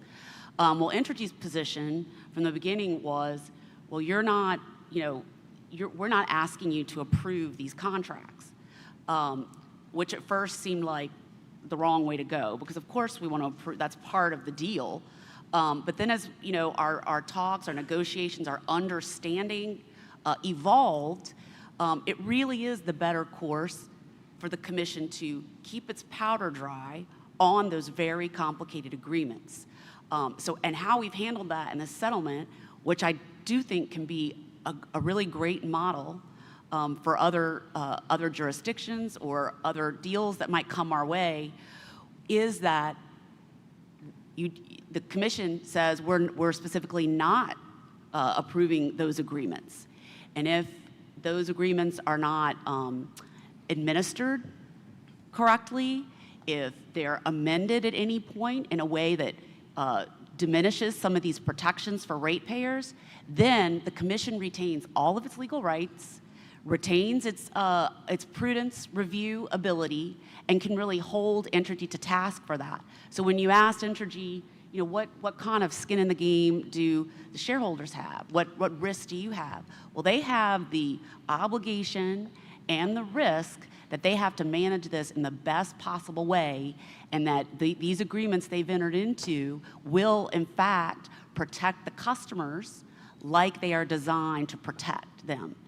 And really, in order for the commission to be able to effectively exercise that right and exercise that authority that they have over the utility, we have built into the settlement lots of notification requirements, reporting requirements, because after all, for you to know whether you need to step in, you need to know what's happening. So the settlement will keep the commissioners and the staff fully informed during the entirety of the agreement. Thank you. And Dana and Lane, sticking kind of with that point of prudency, are you confident that within this stipulated settlement that the commission has all the regulatory tools it needs to have a prudent review of this deal? Yes. Yes. Okay, that's good. I wanted to make sure, wanted a definitive answer on there. Can we go, I want to go back to the minimum payments for a second. I know, Lane, you just discussed about the true up in the minimum payments, but when we look at the termination fee, it adjusts to the actual cost. It doesn't adjust to the actual cost the way that the minimum payments do. Can you explain what the negotiations were, or why the termination fee doesn't have that same requirement that if Meta leaves early, that they are subject for the cost as they are now, not just as what was in the agreement? Sure, and that is one of the things we raised in testimony and one of the negotiating points we had, and Entergy actually told us that was one of the negotiating points they had, and it was just one of, in their commercial deal, it was a point that they did not get. So how staff has looked at this is, as I said earlier, yes, that it is true that if there is a cost overrun and Meta leaves early, that there will be, there may be a little bit of gap, but then we will have that generation and the value of that generation. It becomes the property of Entergy. It becomes the property of the ratepayers. And it will be able to generate its own value over and above the value of the termination fee that they come. So there's a balance there where there's still an opportunity. And, you know, if you assume the further on that Meta, if Meta were to leave before the 15 years, the further, every year that passes, ratepayers get the benefit of that declining revenue requirement. So in an overall balance, it was something that we were able to come to terms with, because we think that there's enough protections and enough benefits to justify that position. Dana, did you have anything? I would just add that, you know, for that to occur, you would have to have overruns and then and actions that would invoke the termination fee, you know, early exit. You know, and those are they are possibilities, but hopefully they're remote possibilities. And again, this is also where your prudence review ability, your legal rights could be exercised to put, if that situation, which we hope doesn't happen, happens, you could review that to see why it happened. Was there some other coverage that should have been afforded to us? Okay, while we're on that point about it becoming Entergy's assets, how, or to your best knowledge, how will these assets now be examined or be treated in Entergy's next either formula rate plan or rate case that comes before the commission?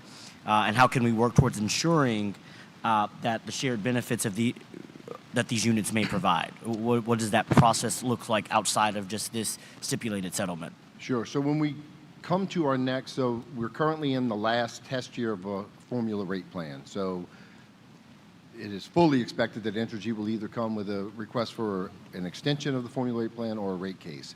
When we take that review of rates up, we will be factoring in the new load and the new generation that's coming on board with Meta. And we are definitely going to be looking at how to balance those interests. We have expressed to Entergy our desire that because customers are taking some risk, we will be pushing that if Meta is really doing, well, and Entergy's over-earning, we would like to see that maybe some of that be shared back with ratepayers for the risk they've taken. That'll be positions that staff will be going forward with, whether or not, we get there or not, but we have a full opportunity to judge all of the risks associated with the new load and the new generation. And, as Mr. Hand actually was explaining, rate making is not, we're not going to be determining rate making for this project. We're going to be determining rate making for Entergy, and their ROE is across all of their generation and all of their rate base. So we will have a full opportunity to look at whether or not Entergy has a reasonable opportunity to earn an authorized ROE, no more, no less. Thank you. While we're kind of on that part of generation, there's been some concern, and I mentioned it with Mr. Hand around gas. So I just want to elaborate with you on here. Could you elaborate on the assumptions made within this that concludes that there's no real risk for ratepayers around this? And why I ask this question specifically is how do we account for in this stipulated settlement for the uncertainty of the price of gas when we're looking many years ahead, and what we are seeing, particularly in this state, with the demand from LNG. We saw the state auditor showcased in an audit just recently that Louisiana primarily, particularly, is maybe too over-reliant on natural gas as it's part of its generation mix. And so I'm just trying to see how did you account for those assumptions, and how do you see the expansion that we're seeing nationwide, but particularly in this state, of gas affecting the economic performance of our overall energy portfolio if we approve the stipulated settlement? Well, yeah, I mean, I think when you think about how the fact works, right? If gas prices go up, each user is going to pay its particular allocated share of that increase in cost.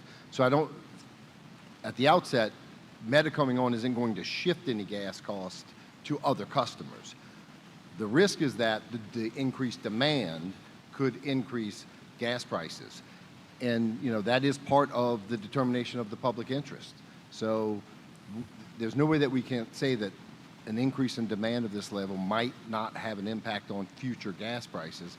But there's all kinds of other demands, and there's a ton of supply in Louisiana. I mean, we're lucky to be in a state where we have one of the most robust, gas exploration, production, and pipelines to get it. So we have some of the cheapest gas prices in the country. So there is absolutely a theoretical risk that gas prices could go up and that this project could be a contributor to it. But when you look in the overall benefits of the transaction compared to that risk, staff was comfortable in making its recommendation.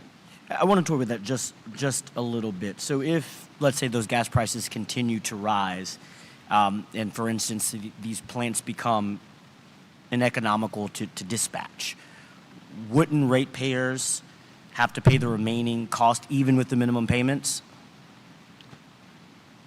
When you say that, you mean if after 15 years, if Yes. the gas plants weren't economical? Correct, yes. I do believe that that's a possibility. I don't think it's a likelihood. Okay, thank you, that helps. The last question I kind of have for you two is I think today we've been speaking a lot about the precedent that this deal sets. If you're evaluating future data center proposals, how will this deal or this stipulated settlement inform your analysis? Is this a high bar? Is this a baseline? Should future deals be better than this assessment? And I know that's kind of a forward-looking question, but I mean, I think that's the decision we make here today. It is a precedent-setting decision. So I'm curious of how you see this stipulated settlement in lines of future deals that may come before this body. Yeah, I mean, as far as data centers go and the 24/7 and the significant increase in load with a simultaneous significant increase in generation, I think this does set the template that's forward. I think that these data centers are going to have to cover those costs. They're going to have to make sure that those costs don't fall back on the backs of all the other customers. So from that perspective, I think that this sets that bar. I think every deal will be a little unique. I think we'll be in a different position. If another project comes along, we won't have the same ability to use excess generation because we're using the excess generation from this project. So I think that we're going to have to figure out how to address that issue when another deal comes along. But I think that this absolutely sets that bar and that template of where we start. And then we look at the specific circumstances of that project as we get it, and we go from there. I'll just add that we did look because, you want to see how does this deal stack up to other deals. And like Mr. Hand said, we're not privy to other deals that have been done, but I will say our research has shown there's not been a better deal all in, considering everything that we've gotten in this deal. I like to think of this. I think the way to think is this sets the floor. And yes, it will have to be unique.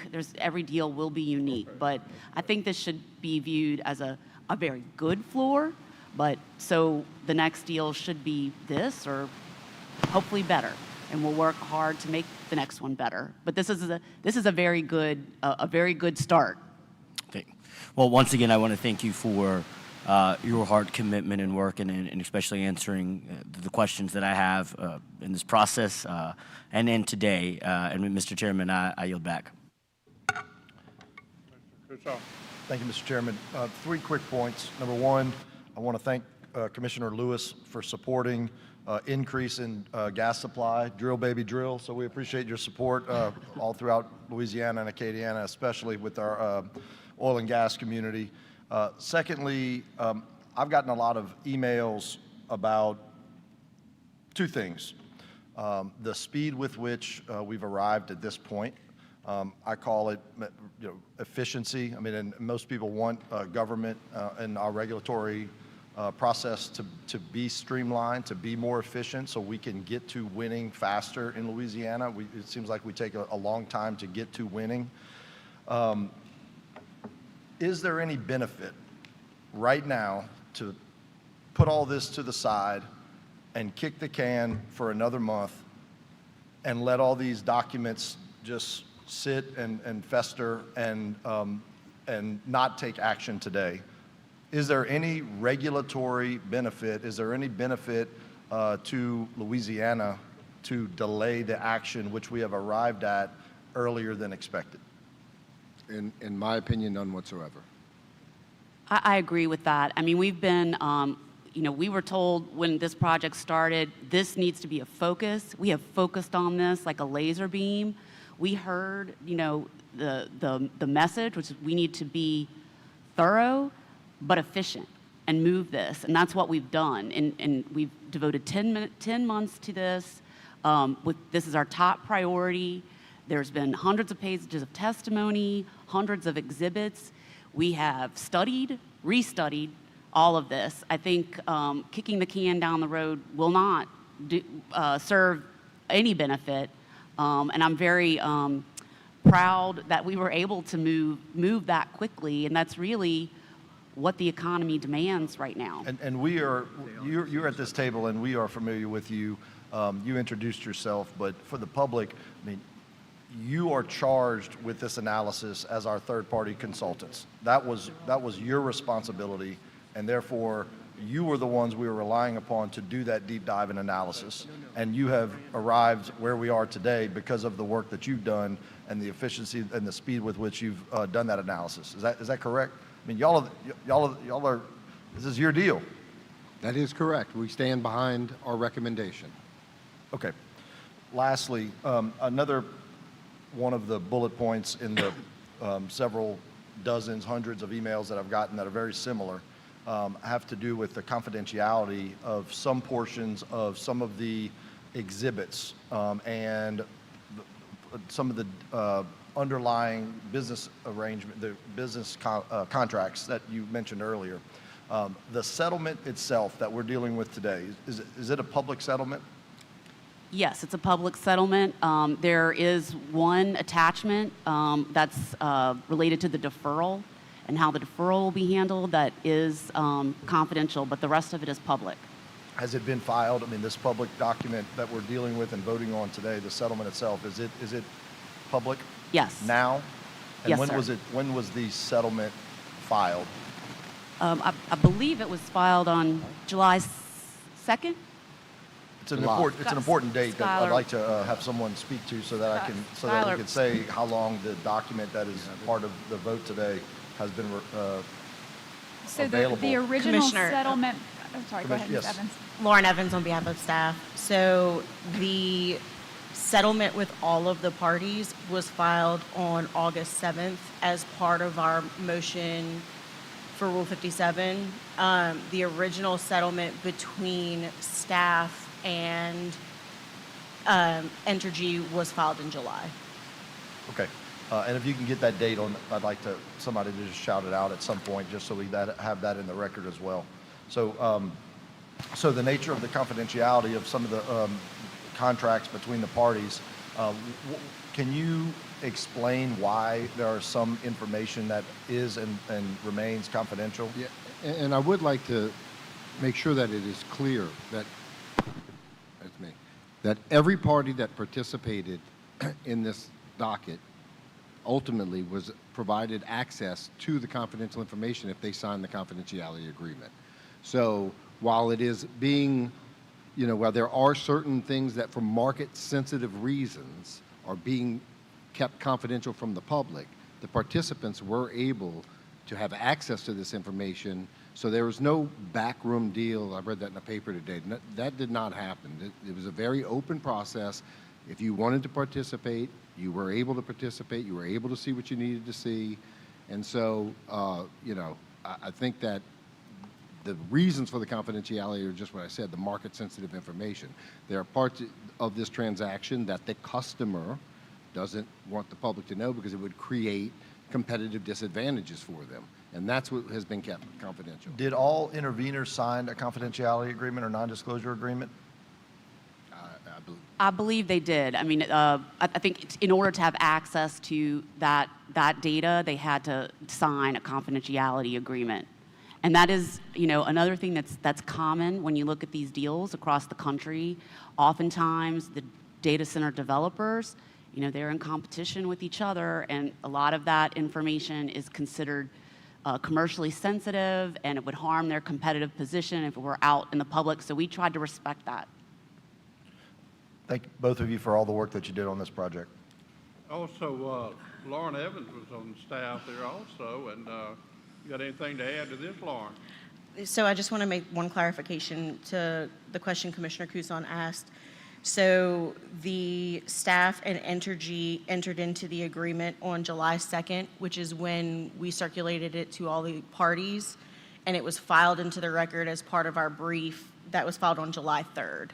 Okay. And that July 3rd date, it became available to the public when it's filed? That is correct. Okay, thank you. So Lauren's expecting another child. Are you going to name the child Matta when you get there? His name is Jack. No shot, Commissioner. Okay, is that all the staff? Any other staff? We don't have any other staff. We do have a fairly significant stack of yellow cards related to this agenda item. I guess sticking on the proponent side, I do have, Commissioner Kuson, you referenced Senator Jackson's letter. I have a copy if you would like it read into the record, but it is a letter from Senator Jackson Andrews from District 34 in support of the project. And then if there's any other folks in the audience who are supporting the project, if you could stand. And you can come to the table, please. Thank you. And just introduce yourself, please, for the record.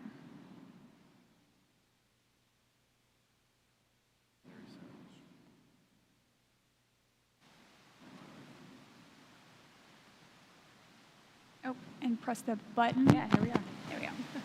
Here we are. Good afternoon, Commission. This is an exciting opportunity for us to be with you this morning. My name is Jasmine Brown DeRussell, and I serve as the Chief External Affairs Officer for GNO Inc. We are the economic development firm for the 10 parishes of Greater New Orleans. And what we're here to do this morning is to really underscore and highlight what's already been said by many of the commissioners this morning. That is the fact that the decision before you today is not only about North Louisiana.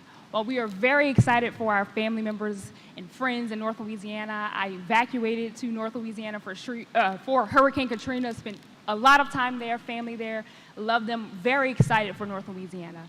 But what we're here to really highlight is that this is a project that will gain to benefit every corner of this state. Every single corner of this state. And so approving this agreement does three things. We like to think about this deal in the term of 3 Ps is what I call it. It will impact our parishes statewide. It will impact our people, but it'll also impact perception, which will ultimately lead to a more prosperous state. And so first, if we take parishes, as we've said, this deal is not limited to one region. Every parish of this state has a stake in this decision today. While, of course, the construction jobs will start in North Louisiana, contractors in Acadiana will benefit, suppliers in Baton Rouge will benefit, service providers in Lake Charles, and, of course, technology partners in New Orleans also stand to benefit from things like infrastructure upgrades, power reliability, and broadband connectivity. And as we think about it through the lens, of course, here today representing the Greater New Orleans region, already in New Orleans, we're seeing some of that impact. All of the materials that are being delivered to help to build this facility actually are coming through the Port of New Orleans. That's right. And so that is already a significant level of revenue being driven and directed to that area, which of course we know translates to jobs, economic impact, and the like. Second, perception. Again, it has already been stated that the world is watching the decision today. How often do we get a $1 trillion company like Meta raise their hand and say, hey, we want to be in Louisiana? It changes how the world sees us, and in fact, that change has already started to happen. Since this deal has been announced, in every conversation that we've had with site selectors, they have referenced this deal. This deal is a world changer. It is a game-changing opportunity. Again, that domino effect is not only going to impact other large companies that we want to continue to attract for opportunities here, but also smaller companies. We at GNO Inc. have the opportunity to lead an alliance that is deemed the real alliance. That is the alliance of every single regional economic development firm across the state. We chair that alliance. And just last week, we had our annual convening, and from every REDO, they shared the same sentiments. This Meta deal, deemed the deal of the year by a national organization, has impacted already their pipeline. And so last but certainly not least, I want to continue to highlight that this deal is really about our people, our most important asset. At the core of economic development are our people. At the heart of this deal, it's our people. It's our people in North Louisiana, it's our people in South Louisiana, it's our people in Central Louisiana. It is the people of this great state, and that is really what economic development is all about. And so what we see, and when we think about the statistics of 1 out of 5 Louisianians living below the poverty line, we recognize that we have a very astute opportunity here to help to change that narrative, which is what economic development is all about. So, commissioners, today, listen, we come humbly and excitingly, if you will, to ask for your support of this project. We believe that as economic developers, as elected officials, as community leaders, if we cannot support this level of opportunity, then what are we here to do? Thank you so much, and we appreciate your support. All right, thank you. Yes, sir. Good morning. My name is Rob Cleveland, and I am the CEO of Grow NELA, which is the regional economic development organization that represents Northeast Louisiana. I live in Monroe, live in the region, and then have been on the ground dealing with the project every day since the announcement. And I'm going to talk to you a little bit more specifically about what's going on in our region from an economic development standpoint. I want to give you some specific examples about how Louisiana residents, Louisiana companies, and Louisiana nonprofits are already benefiting in the first 6 months of this project. I could spend hours giving you every specific example of the things that we're doing, but I'm going to try to limit it to 3 minutes. But I could go on and on. The Meta project has already brought direct and measurable benefits to this great state. Existing companies in the region have already hired more people. The 3 general contractors from outside the area who are managing the project are providing new and better jobs for our residents, better jobs than they've ever had in their lives. The contractors have already spent tens of millions of dollars in our region with local businesses, small businesses owned by local Louisiana residents, tire shops, hardware stores, restaurants, auto dealers, electricians, equipment rental companies have already experienced exponential growth, and these are all companies locally owned and operated, employing tax-paying residents of Louisiana, employing the people who support the Little Leagues and support our community organizations. But the benefits go far beyond what we would all consider direct project benefits. Like Jasmine's group, all of the economic development organizations, we have a metric of new leads that are coming into our region. And ultimately, you got to fill the funnel. As Jasmine said, we want more people perceiving Louisiana as a positive state.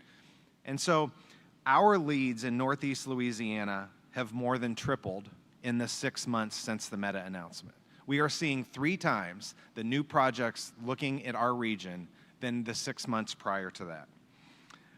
Site consultants, companies, developers from all over the world are in our region. Last week, we had a development company from Chicago.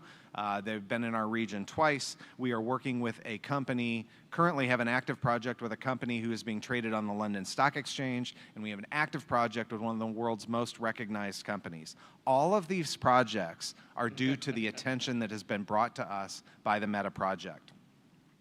Many of our local officials had come to us and said, hey, look, we need to better understand and better communicate to our residents the impact of this project. How is it going to impact Richland Parish, but how is it going to impact our region? How is it going to impact the state? So we took that feedback at Grow NELA and we commissioned 2 independent studies from outside firms. The first firm we hired was Genovis, which is a globally recognized site consultant company out of Indianapolis, and they did an economic impact analysis for us. They do projects like this all over the world, and we felt like it was important to get an independent view of the project.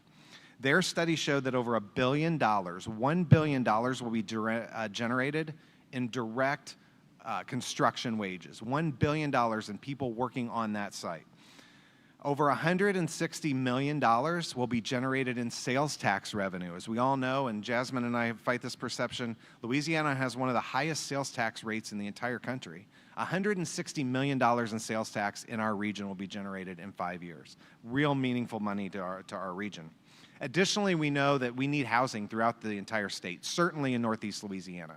We commissioned an independent housing study with the John Burns consulting firm that said that we needed 700 new homes because of this project. 700 new households will be moving into our region in single-family homes, multifamily homes.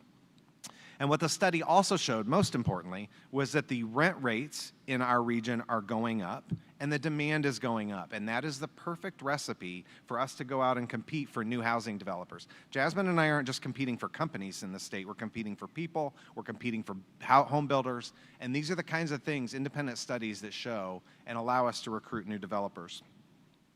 Lastly, I just want to say, I want to remind the Commission of the difficult economic conditions in Northeast Louisiana, just in case you haven't been there. And many of the opposition to this project has never set foot in our region. Many economic developers use the statistic per capita personal income. And the math is very easy. It's simply the amount of money earned per person in a county, in a parish, in a state. Math's pretty easy. It's something that we can compare ourselves around the other country. So per capita personal income is important to us. The most recent data in 2023 says that Louisiana's per capita personal income is $58,000 a year, $58,845 to be exact, just under $60,000 a year. The U.S. national average is $69,810, just under $70,000 a year. So Louisiana, we have a lower cost of living, but we also have a lower per capita personal income. The average Louisiana resident earns about $60,000 a year. We all know there's 64 parishes in this state. You divide those evenly, 32 in the top, 32 in the bottom. The 10 parishes in Northeast Louisiana are in the bottom 32 of per capita personal income in the state. All 10 regions all 10 parishes that I represent are in the bottom half of per capita personal income. 7 of our 10 are in the bottom 17. There has never been a better time to lift our residents out of poverty. There has never been a better time to give people in our region better jobs and make more money than they are today. So I hope that you will support the residents of Northeast Louisiana and approve this project. Go to get a Buc-ee's? I think our friends in Reston have that covered. Okay. All right, anybody else? So thank y'all for your discussion. And I guess it's all the opponents, proponents. Any other proponents in the audience that wish to speak? Okay. Then thank you guys both for speaking. We will start, since there's only 2 chairs, we'll start with just the first 2 cards I have, and I'm going to ask that everyone follow Mr. Cleveland's lead, and let's try to limit comments to about 3 minutes. The first 2 is a Miss Carthen, Renee Carthen, and a Miss Angela Bradford, and I'm sorry, I can't pronounce the last of the name. Catherine. Catherine, are you trying to find if there's groups that would... So the majority of the cards that were presented say they're representing themselves. Okay, there are some towards the end that are representing companies in some fashion, so I was going to ask them to have one representative. To a spokesman? Yes. Okay. Okay. All right. Hi. My name is Angel Bradford Rosenberg. I live in Commission District 3, and I know and love and work with and volunteer with a lot of people who are in Shreveport, Monroe, Delhi, Rayville, but they work and can't come to a random meeting on a Wednesday in Plaquemine. I just want to lift that up. This is not, Southern Louisiana versus Northern Louisiana, just lifting up serious concerns about this project. I think we can look to Virginia and Georgia, as well as Tennessee, and recognize that there are serious concerns about these data centers that are popping up all across this country. We are hearing a lot of questions from people across Louisiana, particularly about where is this water coming from? And so there's a lot of questions that are left unanswered, even through this entire process that y'all say has been very transparent. But for those of us in the public, I'm a regular person, volunteer, and the only reason why I'm able to be here is because I am underemployed and have been taking care of my husband for the past year, who's been going through cancer treatment. And he's doing well, which is great, but I have time because I am privileged and able to come here. We know data centers use millions of gallons of water a day, and I wonder and worry about how we're going to be compromising either Rayville or Delhi or Holly Ridge's water system, and if y'all have had those conversations with local people prior to landing on this settlement or moving forward today. if this Meta data center is not going to use a closed loop system for water, then how are you impacting the local farmers and the agricultural community? I've heard from some local farmers that are concerned, but you're not going to see or hear a lot of people prominently coming out against this project because Meta is a massive corporation with a lot of power, and it's a dangerous corporation with a lot of power. On the back end of that comment, what are your plans for regulation of the actual data? Do we actually know what kind of data is being collected? And then what is the oversight for that? We've seen some very nefarious usages of surveillance and AI in recent years. In addition to that, what about if we are in a drought or a disaster happens, going back to the water concerns, what is the plan for that? How are we prioritizing the community and people over Meta and Entergy? And then as far as the jobs, like I get it, I totally hear about the indirect impacts. I appreciate that, and I want local businesses to be thriving. But if the average data center permanent jobs are 12 to 15, and for this project they're saying it's going to be 500, do y'all have a promise that they're going to be local jobs? Are they hiring locally? Do we actually know that they're hiring people from Monroe, Rayville, Delhi, Holly Ridge, or are they just saying 500 jobs and they're bringing in these folks from other places that are trained in high tech? Beyond that, just, you know, this sets a precedent, as has been said before. And I've seen plenty of national articles that have said that we're actually getting the worst deal in the country for data centers. And so if we see one data center come in and then more coming up behind it, sure, raising our bills up, you know, $1 here to 10, 20 for our utility bills leads, you know, if you do that with multiple data centers, you're talking hundreds of dollars for our bills over several years. And if this is a boom or bust situation, which we've seen with a lot of the new tech right now, it's very dangerous. So in closing, just, you know, all that glitters is not gold. And I ask that you delay this vote, reconsider, because this is a danger to all Louisianans that pay utilities, but especially to local community and their water. Thank you. Where's your residence? Yeah, I said I'm in Commission District 3, and I live in New Orleans, and I'm from Baton Rouge. We're in New Orleans? Yes. Okay. All right, go ahead, man. Mr. Chairman, really quickly, Ms. Bradford, thank you for your comments. I will bring Entergy, our Meta, back up to address waters and jobs. So for those who have those questions, I will ask them to respond after public testimony. Just a minute, go ahead. My name is Renee Carthay, and I'm actually from your district, Chairman. As a child growing up in foster care here in Louisiana, I've lived in multiple parishes. And I was always amused that no matter which parish I lived in or what city, grown-ups were always fretting about their electricity bills. Before I ever lived on my own, Entergy was a name that I knew well. As a single parent and a first-time homeowner now myself, I definitely understand. My mortgage is $1,200 a month. My energy bill when I first moved into my house 2 summers ago was about 1/10 of that. Since then, it's more than doubled.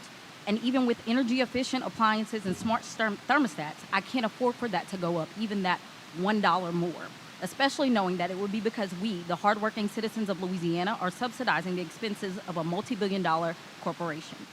Let me be clear, I'm not opposed to technology or advancement. In fact, I drive an electric vehicle, and I'll admit I even own a pair of Meta's glasses. But technological advancement and data at the expense of my neighbors in Lake Charles, where the median income is only about $2,500 a month, this isn't going to help us get above the poverty line, and it's also going to add the potential risk of issues with people's water systems and health risks that we already have enough of in our area with the petrochemical industry. This simply, from our perspective, is not worth it. All right, thank you, ma'am. Thank you all for your testimony. Okay, we have... So the next two is Logan Wolf and Lauren Nager. Sorry if I'm not pronouncing those correctly. And I don't know if you can hear when you're sitting up there, but whoever's not speaking, could you please keep the microphone muted so we don't have that white noise feedback that we're hearing? I'd appreciate that. Thank you. And Mr. Wolf, if you would like to start. Yeah. My name's Logan Wolf. I am a resident at 373. Is the green light on? Yeah. Okay. Oh, there it goes. I can speak closer to it. There you go. Yeah. I live in Thibodaux, Louisiana, so Mr. Couson's district. But I don't believe when Entergy says that they're going to be able to power this facility. This facility is almost the size of the island of Manhattan. and will consume the power of twice the city of New Orleans. And so Entergy can't keep the lights on a good day.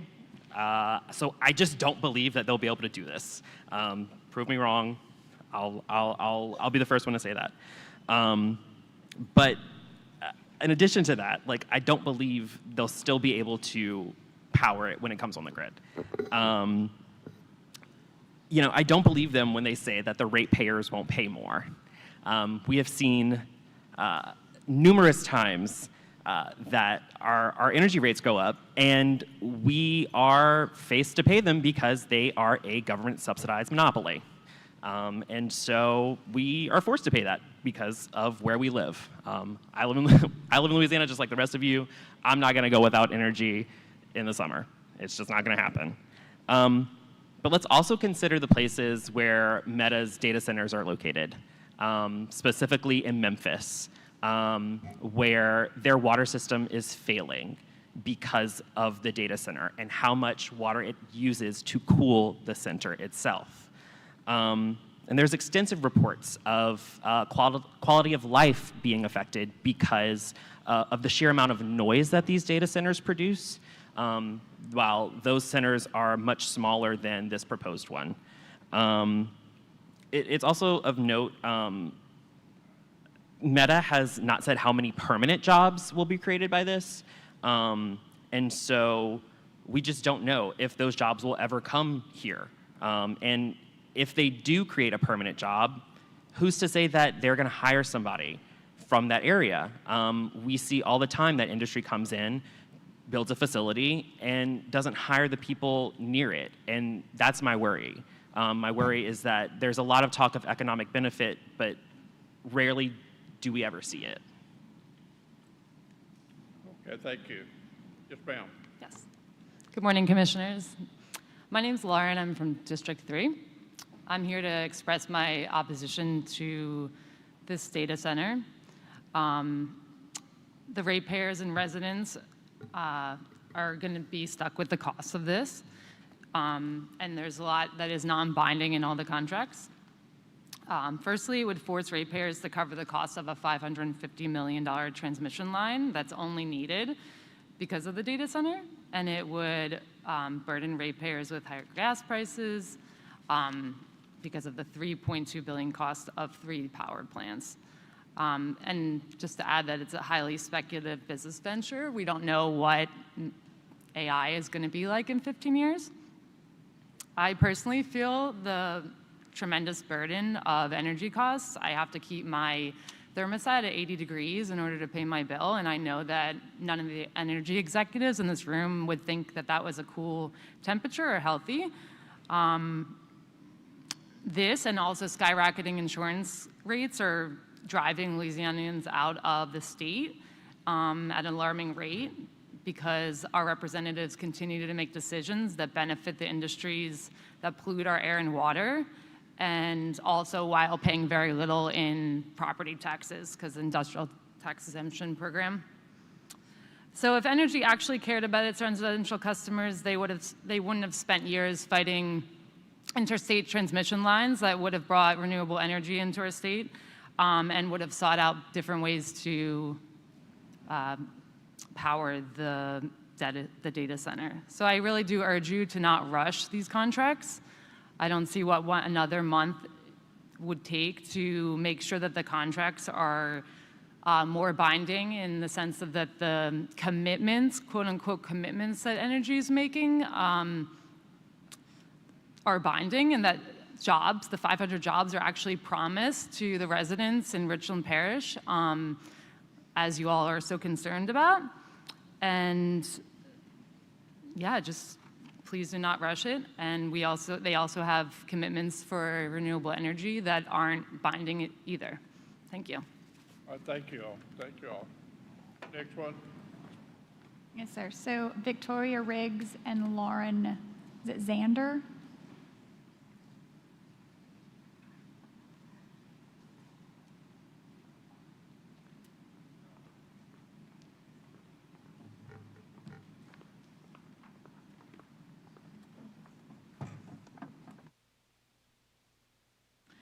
Good afternoon. Good afternoon. Can you hear me? Good afternoon. There you go. Hi. My name is Victoria. I live in District 3 as well. I have a couple of things. Where do you live, ma'am? New Orleans, District Okay. 3. So I want to reiterate also, the long-term jobs. We keep hearing the number 500. I think that 500 is going to be predominantly temporary contract roles. These are going to be the roles that are planning, building, site development, implementation of the project. It does not take 500 people to operate and maintain a building full of computers that think for themselves. So I think that taking a really critical look at the long-term permanent roles is critical here.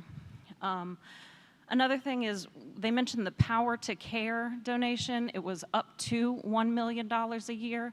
Was there any established minimum that they were talking about donating, or is it just up to? Might be worth looking at. And also, Commissioner Campbell, you noticed that you think that this is going to be really positive for like the school children of Louisiana, and I think that there are definitely ways to make that true. One of the things that I'd like to see is what happens to the technology in the data center as it becomes outdated. We know that technology does, progress very quickly. Louisiana's school system doesn't have the money or access to a lot of the technology that a company like Meta has. Is there any way that the technology, when it's decommissioned out of a data center, can it be cleaned and repurposed in a way that can benefit the schools, that can benefit children? Can they learn ways to program and code and engineer? Can they find any benefit in that way? So I guess instead of rushing a vote, I'd like to see if there's any way to make concrete benefits and things like that.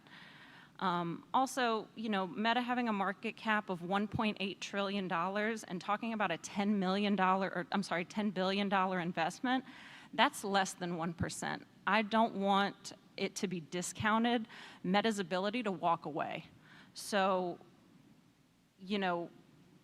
okay, we'll write you a $10 billion check. Less than 1%, that's a drop in the bucket.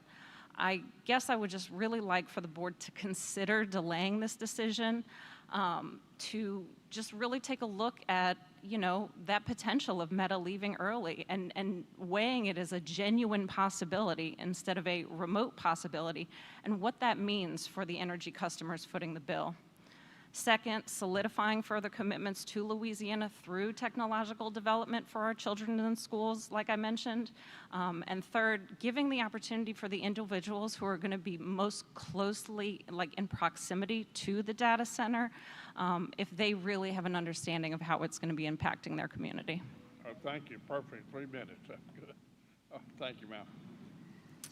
Hello, my name is Lauren Zander, and I am here today representing Shan O'Phelan, and she is a resident of District 3, a mother and developer of a cooperative small business. And she could not be here today, so I am speaking for her. She says, "Thank you for welcoming public participation on this issue. I am very concerned about this docket, Energy's proposal to build 3 new natural gas plants to power Meta's data center, and urge you to delay this vote to collect and share data on the impact this project would have on our people. It is unfortunate that Entergy and Meta are manipulating our community's desperation for good jobs, for the opportunity to do meaningful work and make a dignified wage to care for our families, proposing a project that could cause a lot of harm to our communities. How will this project improve the living conditions of the people of Louisiana? How do we ensure that they pay their fair share for public resources like water? How does carbon sequestration technology work in the terrain of Louisiana? What are the risks? Can you require a cost cap for Entergy? Are there requirements for local hiring for the construction management of this project? How will the pollution from this data center and the new natural gas plants harm the health of residents? How will the pollution damage the water, air, and the environment we depend on?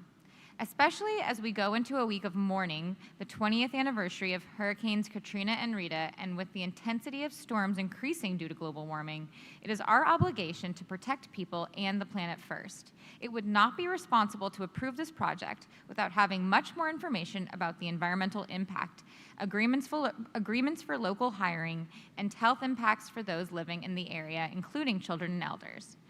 Please ask more questions and delay any vote on this project until we have more information about how this proposal will protect people and the planet. Thank you. Thank you for your testimony. So, thank you for keeping it to 3 minutes, too. That was really good. so next would be Miriam Abu-Zeid and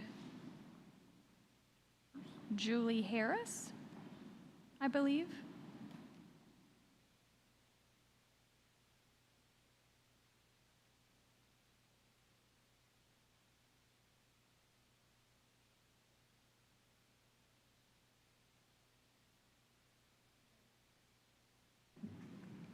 Hello, my name is Julie Schwam Harris. I live at 1208 Pine Street in New Orleans, and I do want to speak for more than just New Orleans in my comments.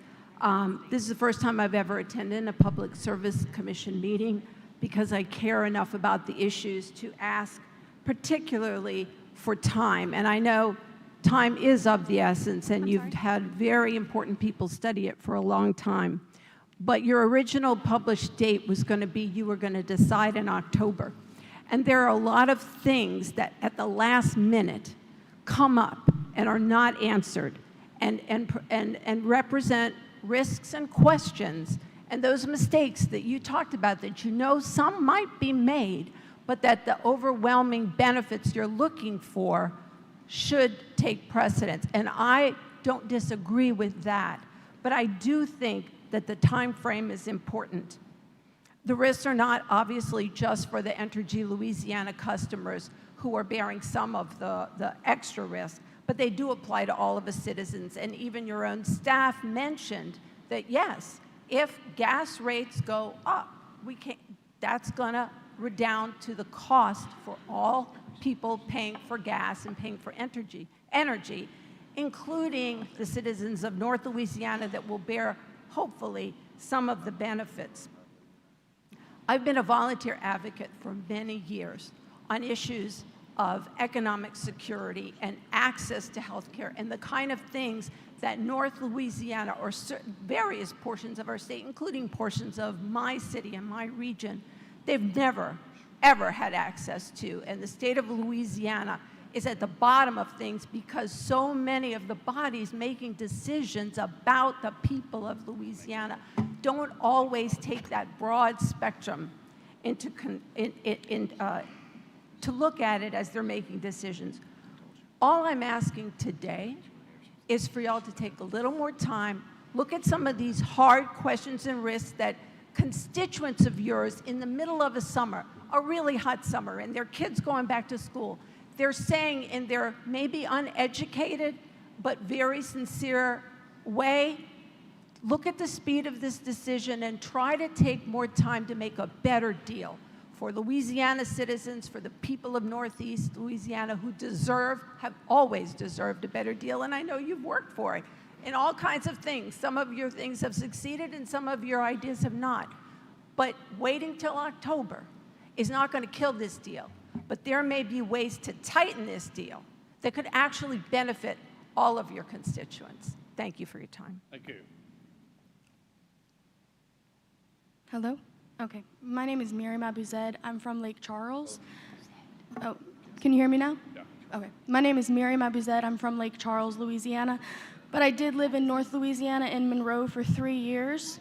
I made family up there. I know what life is like up there. And I know what life is like living paycheck to paycheck, loan to loan.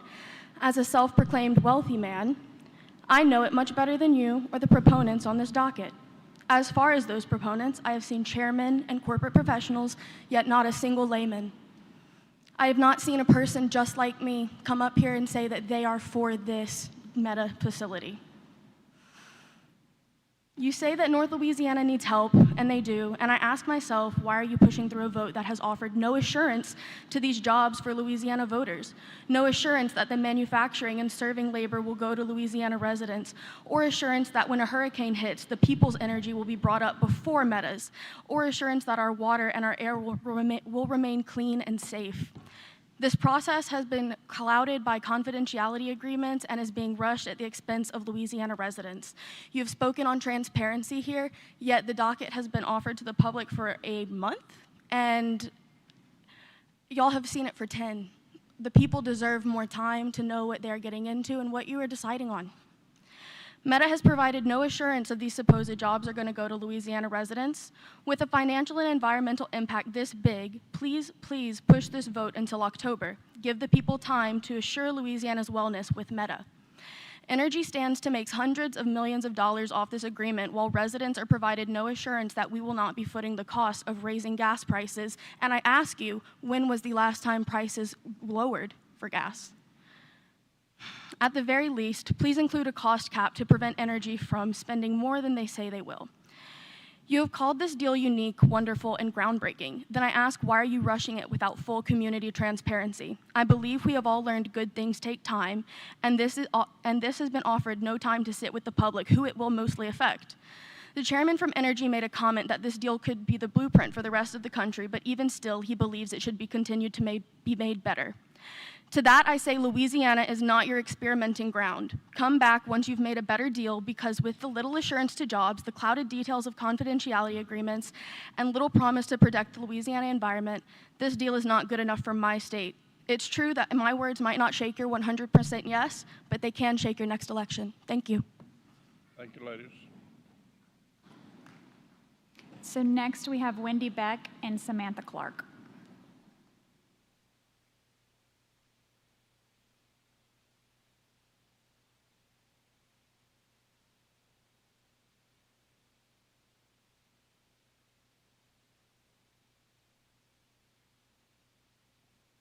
Ladies. Can you hear me? Okay. Good morning, Commissioners. My name is Wendy Beck, and I'm an energy justice researcher for the Deep South Center for Environmental Justice. We are constituents of District 3. I live in Jefferson Parish and am part of Commissioner Skermetta's district. This deal does not have sufficient consumer protections. After 15 years, Entergy's contract with Meta will expire, and the generators that are being proposed to serve only Meta will only be half paid for. The new transmission assets that have been proposed to serve only Meta will be paid for by all ratepayers. We ask for more consumer protections, safeguards, and a cost cap so that the public is not charged more than Entergy has already said it will spend. There is more work to do to ensure that the baby is not thrown out of the bathwater, as Commissioner Campbell warned about earlier. Luckily, we are ahead of schedule, and there is no need to rush this vote. Thank you for your consideration. Thank you, ma'am. Thank you. Cool. Hello. I am Sam Clark. So I currently live in Baton Rouge for grad school. I lived in New Orleans for undergrad, and I lived in Monroe until I went to undergrad. So I've lived in actually 3 of the 5 places that you represent. So I kind of wanted to paint a picture based on the people that I know and my friends and loved ones in Northeast Louisiana, because I know you guys get a lot of facts thrown at you, and it's sometimes hard to kind of humanize those facts. So let's pretend for a moment you're a farmer. You've grown up tending the land you owned by multiple generations of your family and raising cattle. You are Louisiana strong, bred, born, and raised. You start your day before the sun rises and end it as it kisses the green horizon of your land. But things are changing lately. Your days have grown longer, and you're worried you won't be able to afford as much help for much longer. As you're making your coffee this morning, the lights dim and flicker for a second. You've been noticing this occur more often since that new data center opened a few miles away. You head outside to start your morning. You've got to refill the water troughs for your dairy herd, but the hose is coming out a trickle some days. Actually, you think the shower is coming out weaker too. Most nights, it's hard to wash the grime of the day off. You're worried you'll have to start keeping buckets of water in the bathroom to flush your toilet because the water pressure has dropped so much. You used to drink straight from the tap, clear water, but lately it's been brown and murky with sediment. You wonder if the milk production will be smaller today. It seems to decrease every month. Your cows look slimmer, their hip bones protruding more than you'd like. Many aren't even making it to adulthood, and you've had to sell what used to be some of your best milk-producing heifers to slaughter to turn a profit on them at all. Your daughter just moved back, actually, and she opened a veterinary clinic a few towns over. You've started calling her more. She gladly donates her time to keep you afloat. She says it's some respiratory thing. What she writes in her notes is bovine respiratory disease complex, a disease that is often exacerbated by bad air quality when nitrogen oxides and fine particulate matter is released into the air. You know you're lucky even if you're losing cows and production money. Your friend up the road doesn't have a vet daughter, and he hasn't been able to afford the farm visits. Thankfully, today is Saturday, your day off, where you get to go out to the duck blind with your sons. You rely on this extra income and food to feed your family, but you've noticed your favorite spots are running dry. Your friend, who deer hunts, also mentioned that they've been down on their luck. Sportsman's paradise? Not really anymore. In the duck blind today, your sons tell you about the harsh reality of the job market their friends are encountering. They were excited about the new deal to build gas turbines in a data center in Northeast Louisiana. But since construction has ended, the amount of jobs swiftly dwindled. Only a few hundred people need to be employed at the data center. In fact, one of his friends has been to the ER 3 times in the last few months with his daughter. His daughter has been suffering from asthmatic events and pneumonia. They live not far from the data center and gas turbines, and he says some days even he feels it's hard to breathe. He says, I don't know, what's the point of more jobs if our cost of living is increasing and outpacing that income? What's the point of more jobs if it means the health of our families? What's the point of more jobs if it destroys our way of life and the things we hold dear? This is the harsh reality that your constituents, my friends, my loved ones, our Louisiana residents could face. It is the worst case scenario, per se. So what I urge you to do today is to move this further back. And I have, there are a lot of stats I know about, specifically how I came up with this, scenario. And there are a lot of things to back it up based on other data centers and the respiratory conditions that have been happening in Memphis, Tennessee, and other places like that. But at the end of the day, what I'm trying to stress here is that I don't think this should happen at all. And I think there are projects that need to be put into Northeast Louisiana to create jobs. But we must guarantee the health and financial safety of our residents. And we really need to make sure there's a good return on investment, as a lot of my fellow people have said today. So I'd really like to urge you to take the time to really consider this. What's the risk in waiting a little bit longer and making sure there are good regulations and good things in place that are going to keep our environment and our people safe and healthy and in good financial standing. Thank you. Thank you, ladies. Thank you. So we have a Mr. John Christopher Brown and an Alicia, is it Sirquin? I'm so sorry if I butchered that.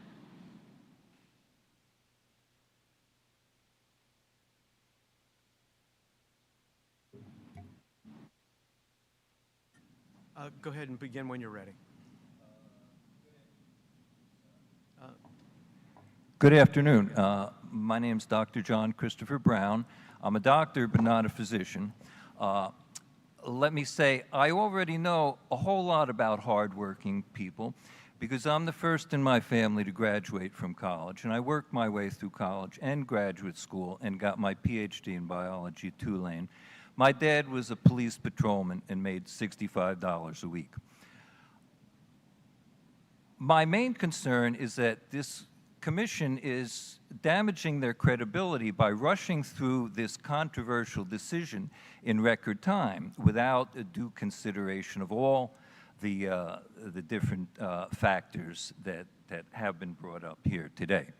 A lot of people have spoken about their doubt, and I share their doubts about whether this will not increase gas prices, and I'm also skeptical about the quality of the jobs that will supposedly be created in North Louisiana. I know once the data center is built, they'll probably hire some local people to be guards at the gates, but I don't, because of the poor educational system in Louisiana, I don't think a lot of people are going to be hired at high-level positions at this data center. And I also don't think that experts, high-priced experts from out of state are going to want to relocate there. That said, my main concern is with the environmental aspects. I worked 17 years for the U.S. Army Corps of Engineers, Planning Division, Environmental Analysis Section. And this project will create tremendous air pollution in the area. It will threaten the water quality, and also there will be tremendous noise pollution in the area. On top of that, it will have a tremendously deleterious effect upon climate change. Now, I know some of you don't believe that climate change is real, but the good thing about science is that it's true whether or not you believe it.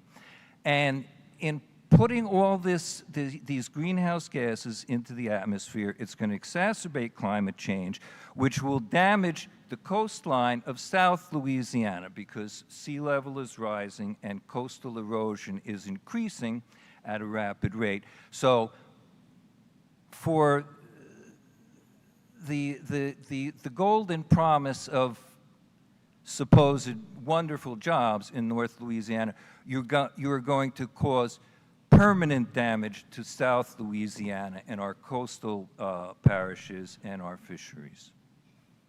And so to preserve your credibility, you really should take more time and not rush through this decision and take more time to consider all the factors and all the objections that have been raised. Thank you. Thank you.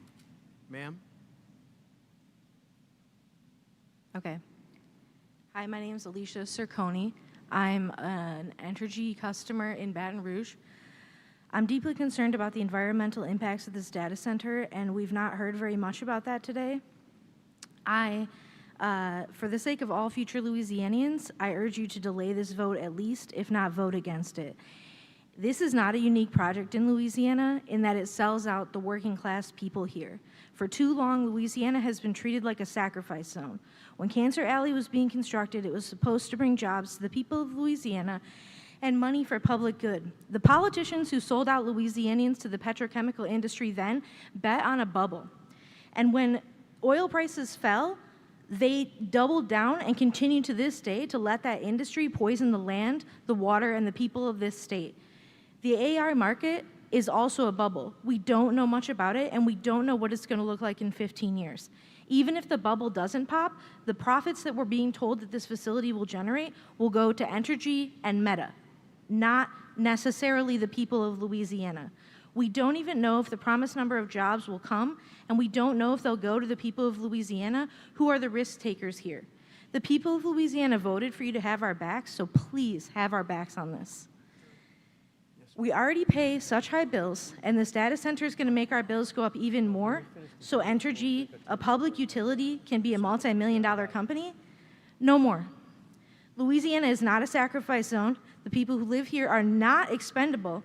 Our bodies that will endure the environmental impacts of the data center are not expendable either. A yes vote for this is a vote to once again sacrifice the people of Louisiana.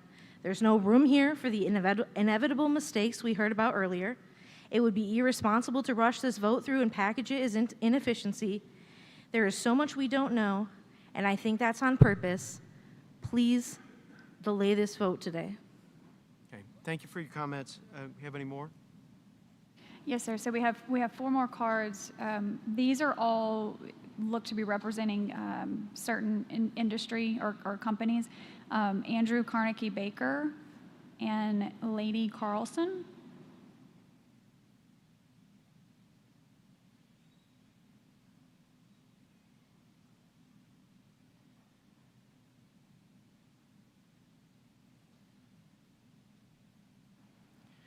Good afternoon, commissioners. My name is Andrew Baker, and I'm a resident in New Orleans. And I'm here today to urge you not to rush this approval of this agenda item.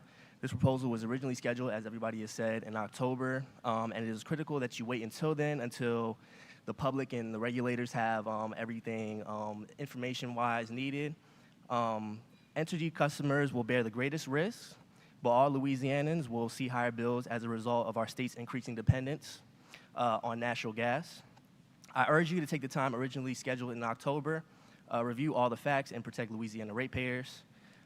Your ruling with regard to an Entergy efficiency program or energy efficiency program is commendable, and we do want to continue with that trajectory. Thank you so much. Thank you. Yes, ma'am? Hang on a second. They're going to get your microphone going. Is the button pressed in the middle and is the light green? Okay. Try again. There you go. Okay. My name is Lady Carlson. I am an organizer with the West Side Sponsoring Committee, and I am an Entergy customer. I work in Iberville, West Baton Rouge, Point Capee, East and West Feliciana. I represent organizations. Our organizations are across congregations, mosques, synagogues, and we have organizations in Shreveport, Bossier, and Lake Providence. I've also worked in Shreveport, Bossier, and Lake Providence.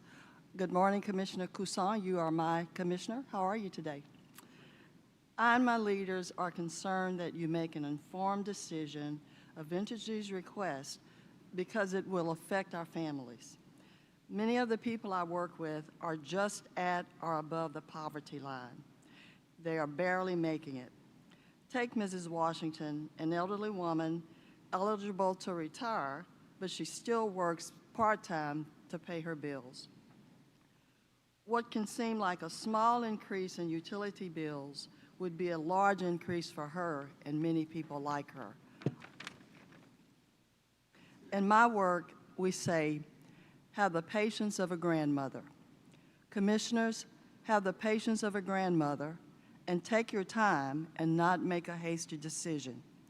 Please do not grant this request without doing more due diligence. Consider the human cost to people like Mrs. Washington. These projects use a lot of water. What happens to that water? And in my experience, again, I've worked in North Louisiana, I've worked in South Louisiana. Companies that come in do not hire local workers. They tend to bring people in to work and not to hire people that have lived there all their lives. And so those people don't benefit from these jobs. Again, have the patience of a grandmother, do your due diligence, really research this, and be sure that you're making the right decision because it's a decision that will affect us for the next 15 years. Thank you. And the last two are the Alliance for Affordable Energy. Logan and Susan, if y'all want to come up. Oh. While they're coming up, I want to recognize another Southwest Power Pool employee. He's a corporate counsel, Paul Susky. Where is Paul? Paul Susky right there. Paul, thank you for coming down from all the way from Little Rock to be with us. Appreciate your work. I always enjoy working with you, Southwest Power Pool. Thank you.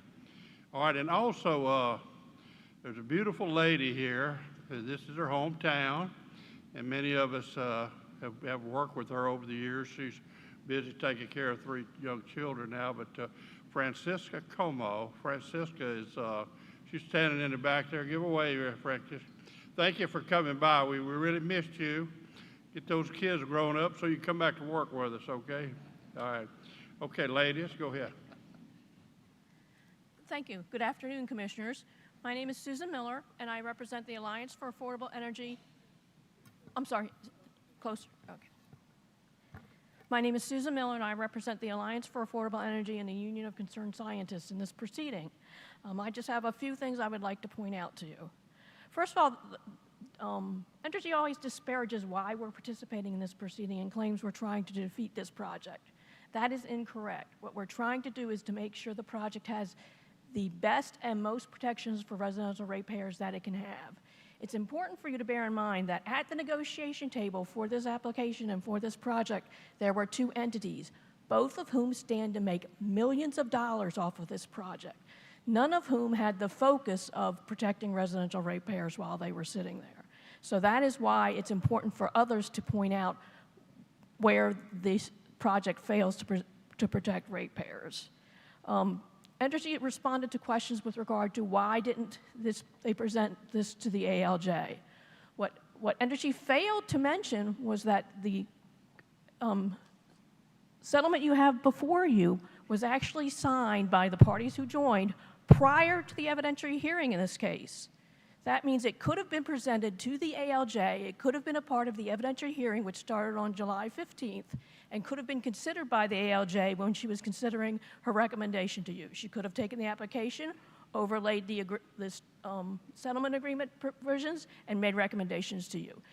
The ALJ's recommendations are very important. What the ALJ does that benefits you in your decision-making is they take all the evidence, all the information, synthesize the issues that still exist, tells you what the pros and cons were raised by the parties, and then makes recommendations based on her review of the entire record.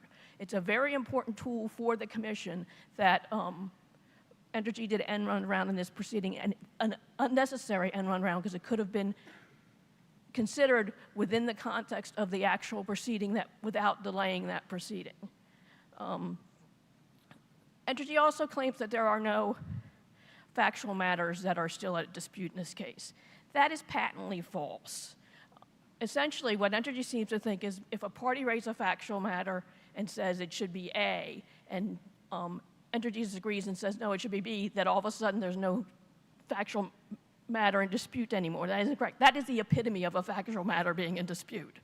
So there is factual matters in dispute in this proceeding that need to be resolved. A couple that I want to mention is first the parent guarantee. Entergy sat here today and said that they had a legal opinion with regard to the parent guarantee and its enforceability. That's not in the record in this case.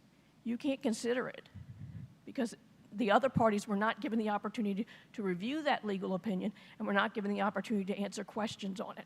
And the importance of the parental guarantee cannot be overstated. We keep calling this a meta project. It is not a meta project. Laidley is the customer. Laidley is a special purpose vehicle. Special purpose vehicles are designed to protect the finances of the parent. So if that parent guarantee is not solid and is not enforceable, Laidley has no money. It was formed in March of 2024. So the state of Louisiana and this commission and Entergy will have no ability to obtain funds that it's owed if that parental guarantee cannot be enforced. And there is nothing in this record that shows that it can.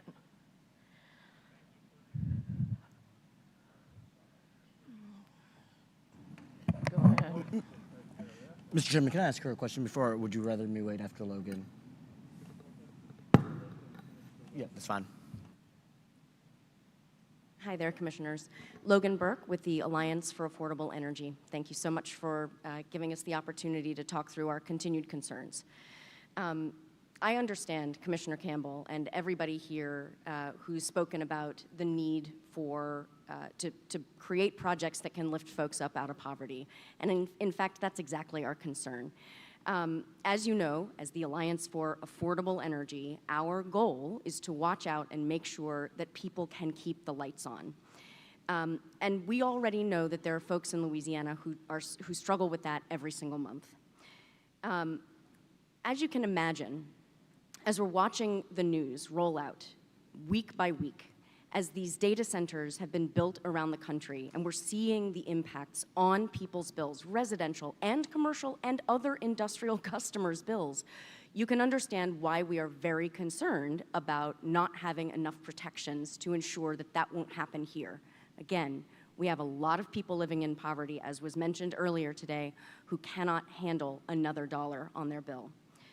The problem here is that this is going to set precedent. We've heard about it a lot today, about how Louisiana will treat these kinds of hyperscale facilities, even as states like, regulated states like Ohio and Indiana and Georgia are creating provisions to prohibit the transfer of costs and risks onto other ratepayers.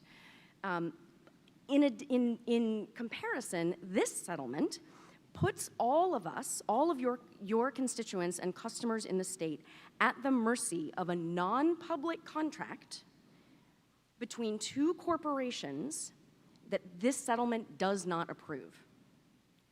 And that includes the minimum bill itself.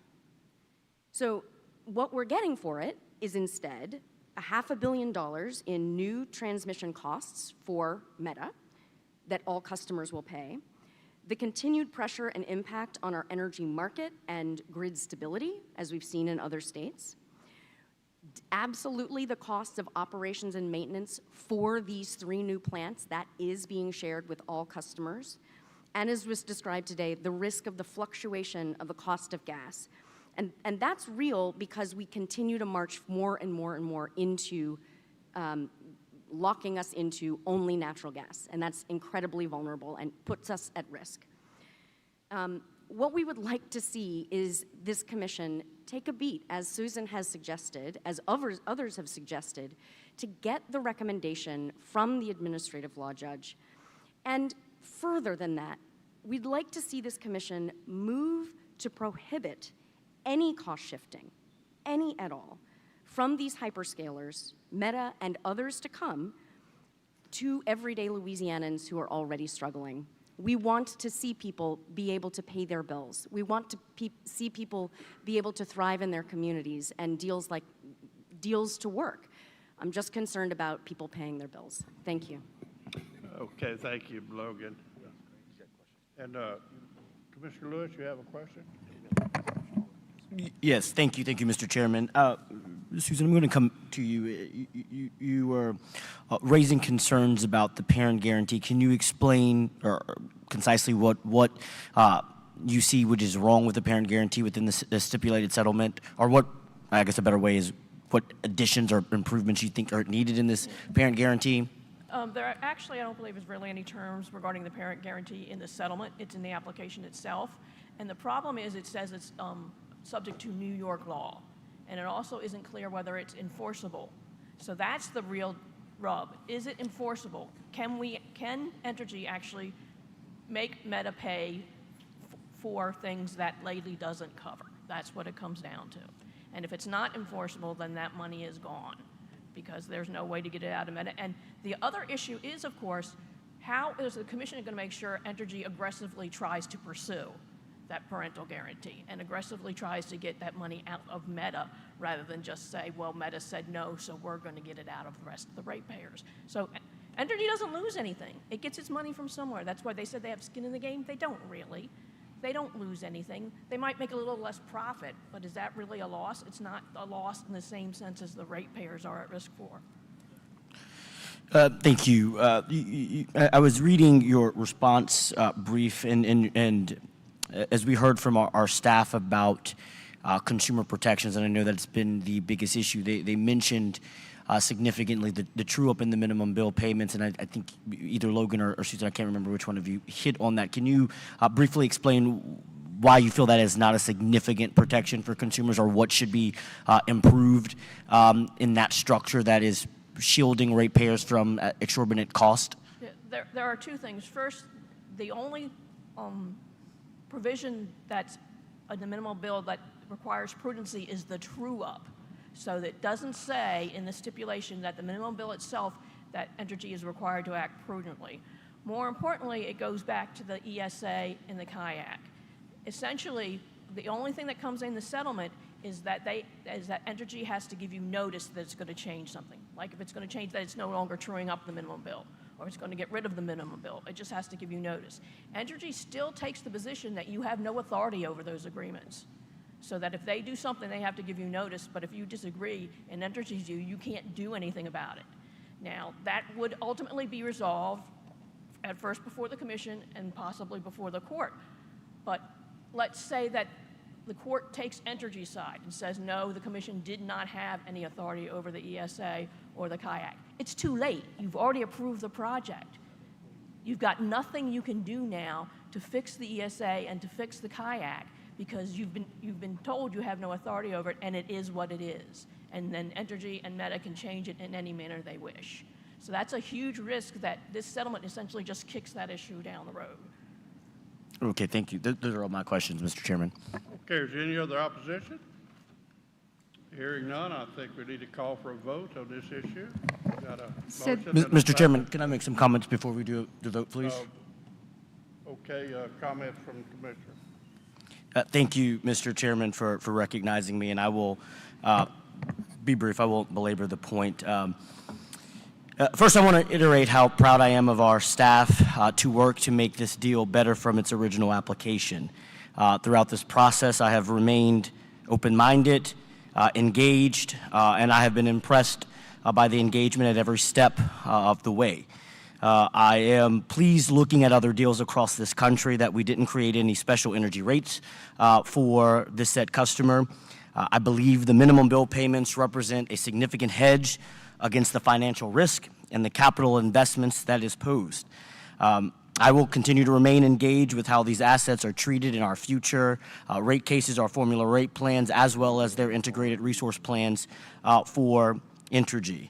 I also am encouraged how Meta can help Entergy's solar portfolio expand for the benefit of us all, as we have been pushing for years for more expanded renewable capacity within this state. Now, there are also some significant uncertainties about this deal's impact that I take very seriously, and I view those risks. I believe my most important job as a regulator is to trust but verify. And the truth is there's a lot of things that I just cannot verify at this moment. So in evaluating all the costs, the benefits, positives and negatives, certainties and uncertainties associated with this deal, I am still left struggling with some fundamental questions. 3 new self-built gas generators for 1 customer without a competitive bid process. I recognize that we are building in a business environment of trade-offs, but those fundamentals to me are at the heart of this proposal and were just too bitter for me to swallow. A third party's corporate goals led to the basis of this deal, so I don't blame anyone at the table, but as a regulator, I believe my most important job is to center the public interest.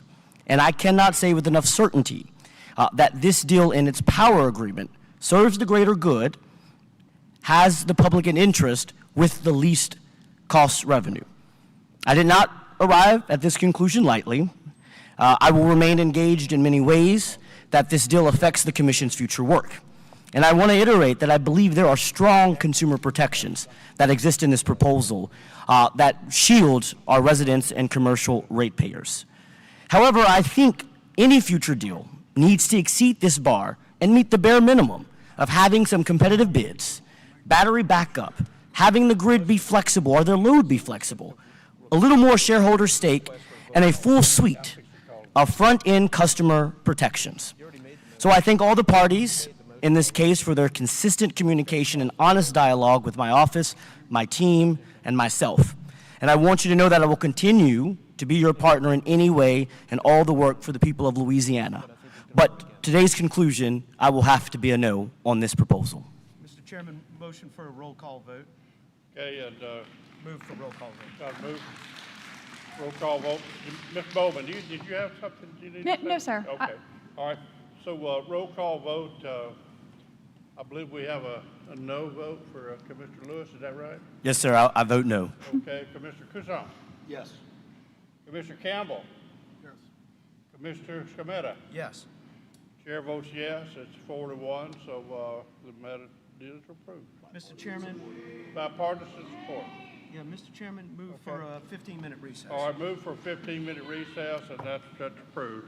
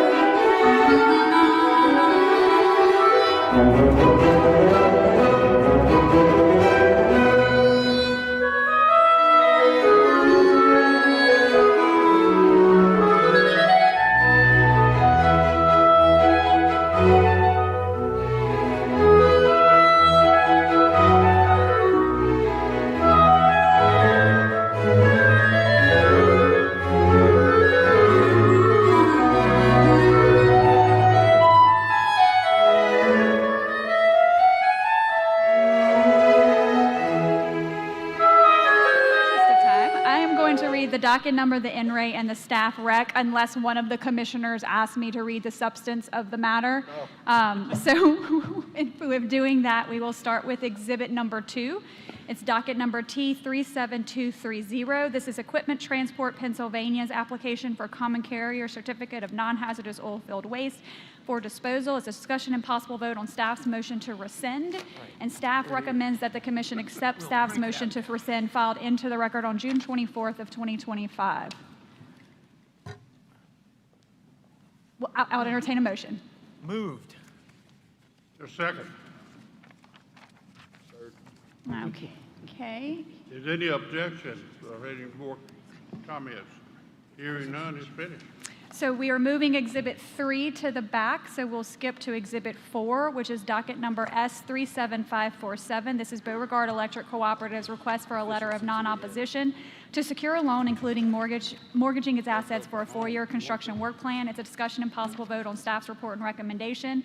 And based on the staff's report, staff recommends that the commission expresses non-opposition to the request, subject to conditions contained in staff's report filed on July 7th of 2025. Move to accept the staff report and recommendation filed on July 7, 2025, as attached. Moved by Scametta and seconded by Couchon. Any objection or? Nope. Conversation, hearing none, passed. So going to exhibit number 6, this is docket U37519. It's Parish Water Company's 2024 Formula Rate Plan Annual Report. It's a discussion and possible vote on a joint report and draft order. As there are no unresolved issues, staff recommends that the commission accept the joint report and issue the draft order filed into the record on June 23rd of 2025. Move to accept the joint report filed in the record June 23rd, 2025. Motion by Scametta, second by the chair. Any conversations or questions, objections? Hearing none, passed. Exhibit number 7 is docket number U37532. This is Baton Rouge Waterworks Company's 2024 Formula Rate Plan Annual Report, also a discussion and possible vote on a joint report and draft order. And the staff recommends that the commission accept that joint report and issue the draft order filed into the record on June 23rd of 2025. Move to accept the joint report filed into the record June 23rd, 2025.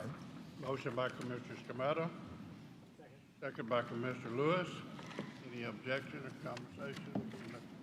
Hearing none, that's passed. Exhibit number 8 is docket number U37554. This is Atmos Energy Corporate's Rate Stabilization Plan Annual Report for the Louisiana Division for the test year ending December 31st of 24. It's a discussion and possible vote on a joint report and draft order. Staff recommends that the commission accept the joint report and issue the draft order filed into the record on July 21st of 2025. Move to approve accept the joint report filed in the record July 21st, 2025. Moved by Commissioner Scametta, second by the chair. Any other discussion? Hearing none, passed. Exhibit number 9 does have public comment, just to let... And if you want me to just do the motion to bring it up under Rule 57 now, or do you need to do the NRA? Sure, let me do the NRA. Magnolia Water Utility Operating Company's 2024 Formula Rate Plan Annual Report, request for adjustment of rates, discussion and possible vote on staff's report and recommendation pursuant to Rule 57. Rule to bring the matter up under Rule 57. Rule 57 by Commissioner Scametta. Get a second. Chair seconds it. Okay, Any discussion or objection? we do Hearing have none. public comment cards on this one. Okay, and you can bring up the motion first before comment. Sure. Okay. So I'm gonna, because we do have public comment, I'm gonna give a little brief background on Sure, go ahead. this docket. Magnolia filed on May 1st of this year its annual report for the 12 months ending December 31st of 24, pursuant to the Commission Order Number U35822. It was published in the Commission's official bulletin, and several interventions were filed. In Order U35822, the Commission approved a 3-year formula rate plan when the utilizes an earnings bandwidth of 9 to 10%. If Magnolia's earnings fall below or above that bandwidth, then adjustment to the rates would be necessary. In the 2024 filing, the test year, Magnolia reported a consolidated ROE of 5.83%, which is under the allowed return, which would require an increase of approximately $5 million. After staff's review of Magnolia's filing, supporting documentation, and data requests, staff filed its report and recommendation into the record on July 31st of this year, where staff made several adjustments, which resulted in Magnolia's ROE increasing to 6.18%. That deficiency in earnings still would require an increase in the revenue requirement of approximately $3.2 million.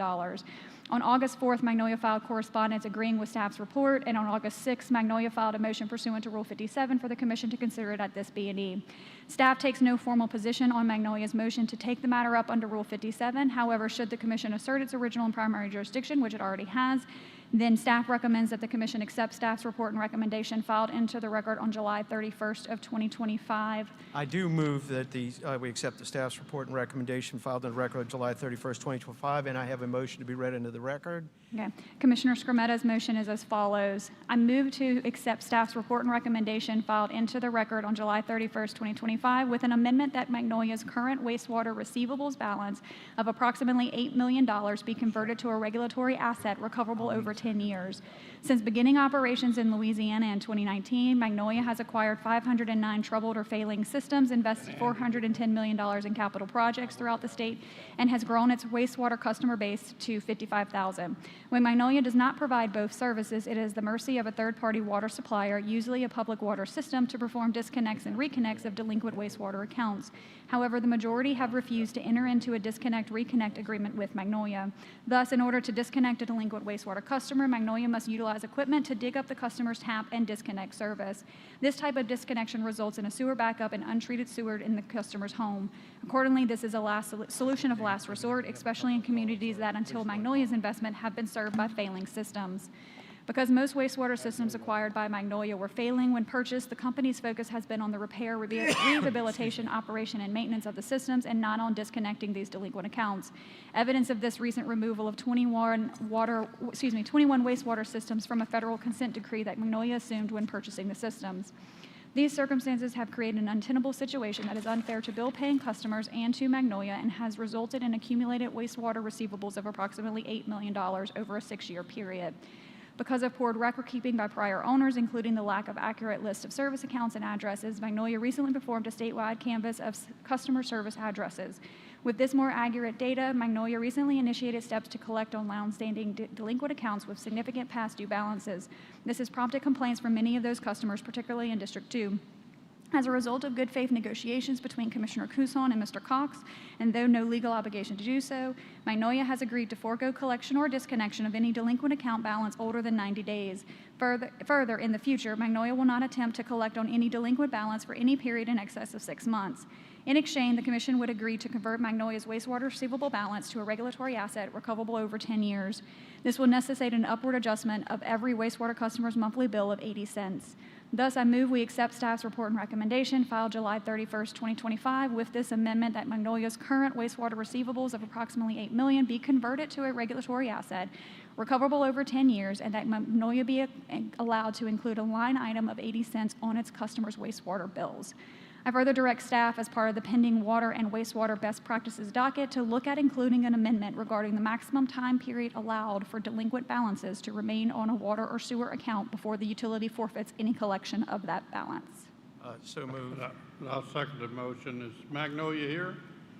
Magnolia? And I understand we have yellow cards? We do. We have 2 yellow cards as well Let's that are not Magnolia representative. Yeah, do those first. You want to do these first? Yeah, do those first. Let's see. Miss Ann Poulter and Miss Cindy Case Brown. You can come to the table.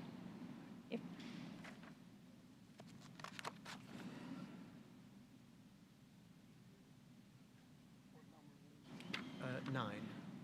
Look happy. They're smiling. Just two Must public. not be that bad. They're smiling. 2 public, and then Try to keep it to 3 minutes, please. But you look Wait, sweet. press the button in the middle for the green light. See push? Duh. There you go. Okay. Since y'all smiling, y'all can do 4 minutes, okay? My name is Annie Poutler. I am here. I don't have a prepared speech, but could you pull the mic closer to you, please? Oh, sure, Perfect. sure. How's that? Where do you live? Where do you live? Test 1, 2. I live in Slidell, Louisiana, off of Airport Road in the Meadows subdivision. What town you say? Slidell. Schlegel. Slidell, Louisiana. Oh, Slidell. Okay, I'm sorry. Oh, Okay. I'm mispronouncing it, Yeah. huh? So, in reference to this docket number 37570, there were 23 of us who were interveners, and it was in the records. I have copies of it, received June 3rd of 2025. subsequently, there was a data request, that's my understanding, but there were 18 of us that never received the data request, all in Slidell, Louisiana. When I went to the St. Tammany Parish Council meeting, I learned that there was a data request for this docket. And so the very next day, I called Mr. Smith, Mr. Braden Smith, and he sort of, you know, you can speak with him yourself, but he said, well, we had a problem with the mail. And I said, oh, okay, well, can you issue us those data requests? And he left the phone for 13 minutes, and then he came back, and he said, well, we're going to put you on the docket for 37584. And I just thought that was really strange, because how come mysteriously there were 18 of us that did not receive the data request? And, you know, like I said, I respected the fact that he said they have a problem with the mail. But if you have a problem with the mail and you know you have a problem with the mail, then do something about it. So that is why there have been some rules and regulations and procedures that have not been followed in this case. And so that's why I'm appealing that this be, that the interveners that did not receive the data request, that they be, you know, given the opportunity to submit their data for this. So you need data requests is your problem. You need to, okay. Well, it's the fact that, you know, when I look at what they say, that we didn't respond, and that's not true. That's not true at all. We mysteriously got left off. And so I don't really think it's fair to move forward or correct procedure to move forward without us having the opportunity to present our experiences.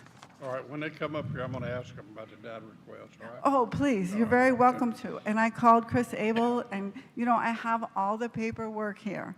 So, yeah. And please, if you have any questions, ask me. Not at this time. Well, we've got your name, and we know how to get a hold of her, okay? Okay, thank you All right. kindly. Okay, thank you. Yes, ma'am. I have pictures. Do you guys want pictures just from this year? Recent images? Closer to you first. Do you want? Pull the microphone closer. Do you want pictures from their neighborhood just this year so far? I think we're good. We'll get them. We'll get them from staff. I am a public school special education teacher using one of my 3 personal days to be here. I'm also the liaison for Greenleaves regarding any issues with Magnolia. According to the LPSC utility comparison dated 8/1 of 25, statewide average for a residential sewer is $32.90. Mine is $69. That is a difference of nearly 110%. Statewide average for minimum residential monthly water bill is $18.33. Mine is $39.76. That is a difference of 117%. Since July of 2022, my sewer bill has increased by almost 24%, and my water has increased by more than 25%. Magnolia is now requesting an additional 9.31% for water and 9.74% for sewer. According to a recent survey of Magnolia customers, I created it using a Google form, 95.1% of respondents have had issues with their service through Magnolia. 63% of respondents did not know that they had the right to protest. I understand your responsibility to regulate public utilities and the formula used for companies to recover costs. I'm asking you to balance the interests of stakeholders. I'm asking you to help Louisiana citizens. Please consider your commitment to consumer protection, including reliable and reasonably priced services. Additionally, I'm asking you to ensure that procedural due process is being followed, including proper notice of service and unbiased and neutral decision-making. Interveners protesting Magnolia's rate increases cannot afford to hire an attorney. What we do have is a shared concern, a common goal, resourcefulness, determination, and the ability to ask for help. I would like to call on you to support Louisiana citizens as we seek transparency in the profitability of Magnolia, a Missouri-based company, and the investments they claim to have made in our state. Please provide time for myself and other interveners to review the project costs and expenses claimed by Magnolia. Now, where do you live? What's your residence, ma'am? Mandeville, Louisiana. Okay, Mandeville and Slidell. So both of y'all are in the Commissioners Commendus District, okay? Correct. We are. Thank y'all for coming. And Thank you for hang on, having we're us. going to look into this, all right? We'll Thank call you up- kindly. Call up Magnolia's In folks. Magnolia?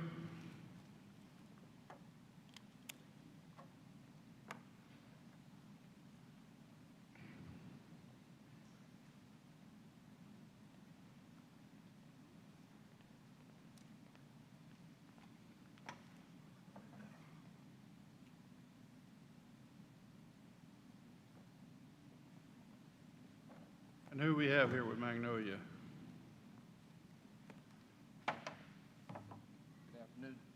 Hit the button.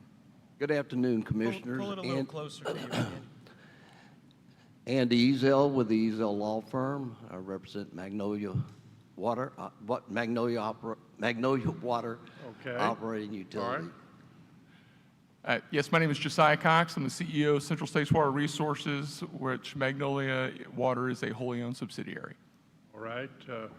My first question is data request. The lady said it asked data request. I'm not a lawyer. Is that proper channels to ask Commissioner, I data? think that question is probably more properly directed to staff because staff is the only party to the transaction that's issued data requests. So the data request went to the PSC staff. Data right? requests, the data requests were issued by PSC staff to the interveners. I thought the intervener was asking for data requests. No. Commissioner, the interveners have asked for data from Magnolia, but I think what the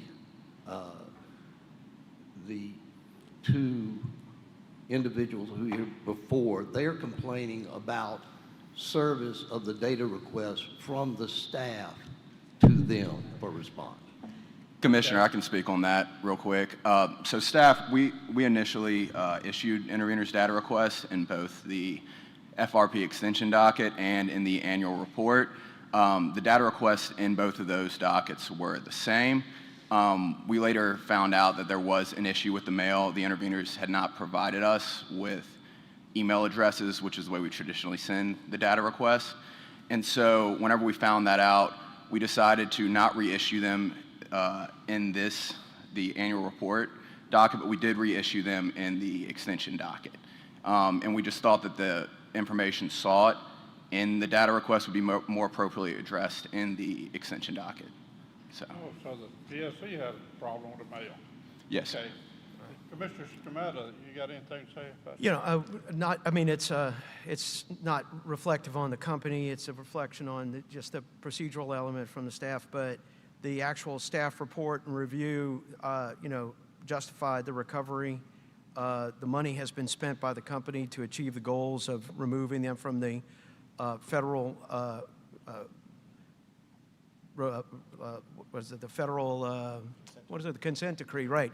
And I know that the consent decree was a big problem because when it was Tessie had been under the consent decree for 25 years and had not removed the systems from the consent decree. And when you took it over, I know that the federal government decided to give you 2 years to comply, which required you to spend the money to get it done. So it's a matter of you spent the money, correct? That is correct. So now it's a matter of recovering the funds, right? That's correct. So the consent decree gave us 3 years. Is it 3? 3 years in order to bring these systems back into compliance. Just for a little history there, we bought that Tessie group of systems. I think it was 208 systems. Of the 208, 102 of them were under a federal Department of Justice EPA consent decree, and 74 were under or 75 were under a Louisiana Department of Environmental Quality agreement on consent. So Since we have entered in and closed on testing at the end of 22, we've taken approximately 30 of the federal EPA consent decree systems off the consent decrees. The EPA has released those for being back in compliance. And we've taken all but one of the Louisiana Department of Environmental Quality systems from those agreements on consent. Okay. And while not particularly relevant to the matter at hand, but one of these ladies had presented photographs of issues relevant to Greenleaves. But my understanding is the Greenleaves water situation has been resolved?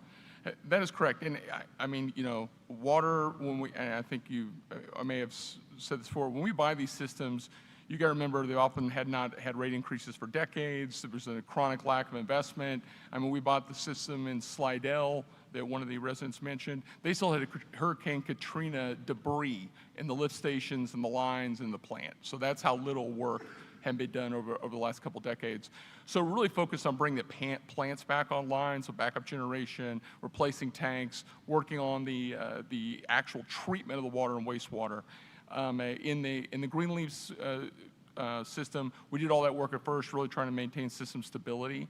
But there's naturally occurring manganese in that water, and we initially tried to address that by doing a comprehensive flushing program. Now remember, this water all passes, it is safe to drink. Now I understand as a resident, you don't want discolored water. That is not our goal as a company. But we never violated any EPA standards in terms of health and safety for the customers. When we realized the flushing program would not solve that issue, we went to the state, the Louisiana Department of Health, and initiated an engineering project. Took about 8 months to get permitted. If you look at the record, literally we finished it was a change of chlorination and the chemical composition, the treatment of the water. We got the approval. It took us less than a month to build the whole thing out. And since we have put that new disinfection in place, we no longer have water quality issues there. And just for clarification, the Public Service Commission doesn't regulate water quality. That's the Louisiana Department of Health, correct? That is correct. The Louisiana Department of Health and EPA. And as far as sewage issues and sewage treatment, that is regulated by the Department of Environmental Quality, correct? That is correct. LDQ regulates so the us. Public Service Commission is tasked with reviewing the amount of money you spend to make corrections required by other departments, and we make determinations about your ability to recover funds spent, correct? Yes, sir. Okay. So, you know, now on the issue on Slidell, my understanding it was an issue with a well that had been acquired from a previous system that you purchased. That was an older well that had a failing in it, and then you had to make maneuver to attach to another area. In the meantime, that I understand you're drilling a new well. Is that correct? That's correct. So in that particular system, the Meadows, we had a well that, I mean, we do, you know, casing, you know, inspections every year. So it didn't have any indication of failing. We had a sudden failure in that well. So we had to disconnect it to a backup water source that we had readily available. But of course that caused some service disruption when that happened. We have since remediated that well, but we realized like, hey, we needed a third well there. So we have initiated a program and we'll be drilling a well in the next couple months. Right. My understanding is the anticipated completion of that well is December of 2025? That is correct, barring any delays. Right. And I would like to point out that you're getting this well drilled because I see somebody shaking their head in the back that you're getting it done in less than a year. That is correct. Yeah, since other people are still gnashing their teeth with other water companies that they can't get a well drilled in 2 years, and I keep beating them with a stick that other companies are getting it done in 6 months. So I want them to take notice of the fact that you're getting this done and helping the folks out by making sure you can get these wells done. So I appreciate that. I'm satisfied with your commentary and understand that this is a recovery issue of your expended capital, and it's not about anything else. So I made my motion, second it, and I'm satisfied. Yeah, we have Mr. Kusaw. Mr. Cox, thank you for joining us. Thank you for coming down and visiting with us today.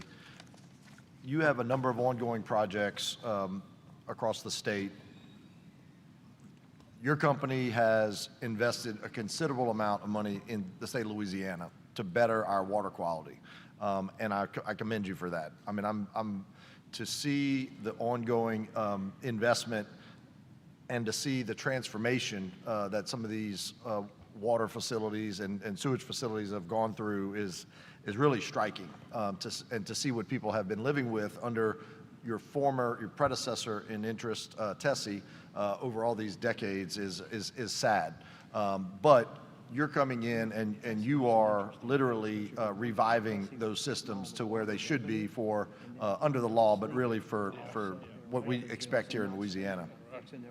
But you've taken this project on voluntarily, and I know your company and yourself has assumed some of that liability personally relative to the federal government, which again is, to me, it's very commendable.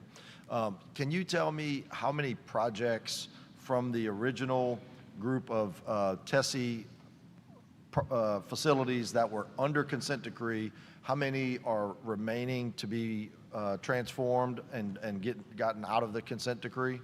Yes, so... And I'm going to distinguish between those versus all of the projects across the state of Louisiana. Yeah, understood. So I will say, basically, just for testing in particular, there were 209 systems, 75 were under a Louisiana Department of Environmental Quality environmental compliance action.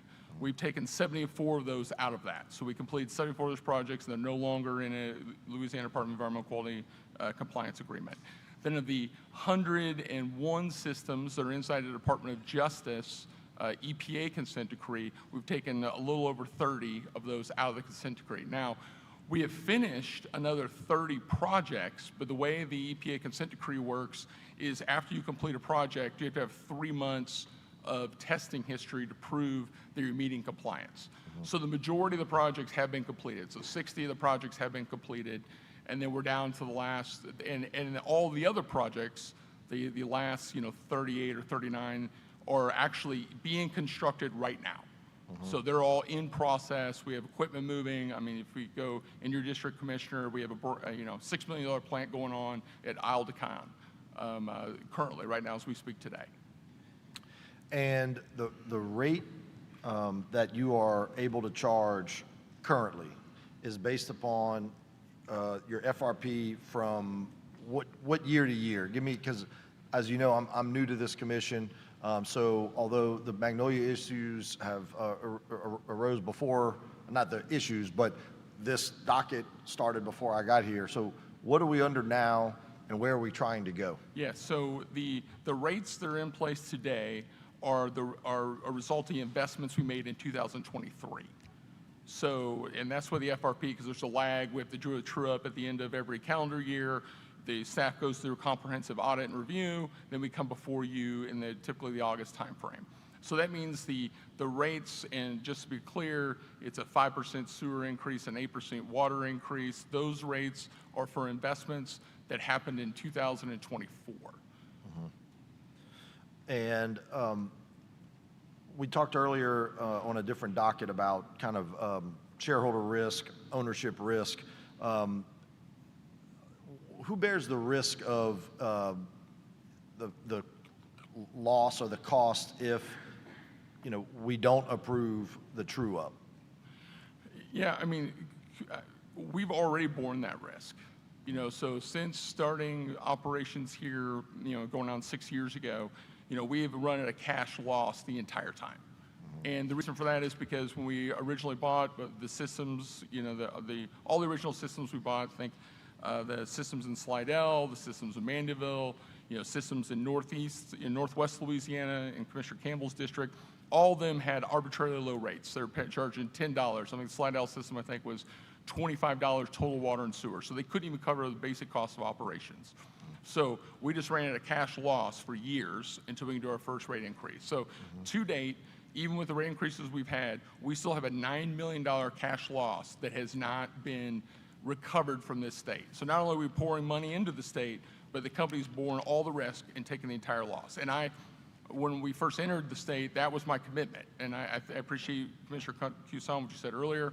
We've invested $400 million in this state and have never pulled a dollar out. So we have, I believe, and I think you alluded to this, I personally had to sign the Department of Justice agreement with the federal EPA. So in terms of stakeholder risk for the utility, I believe, sir, I'm number one.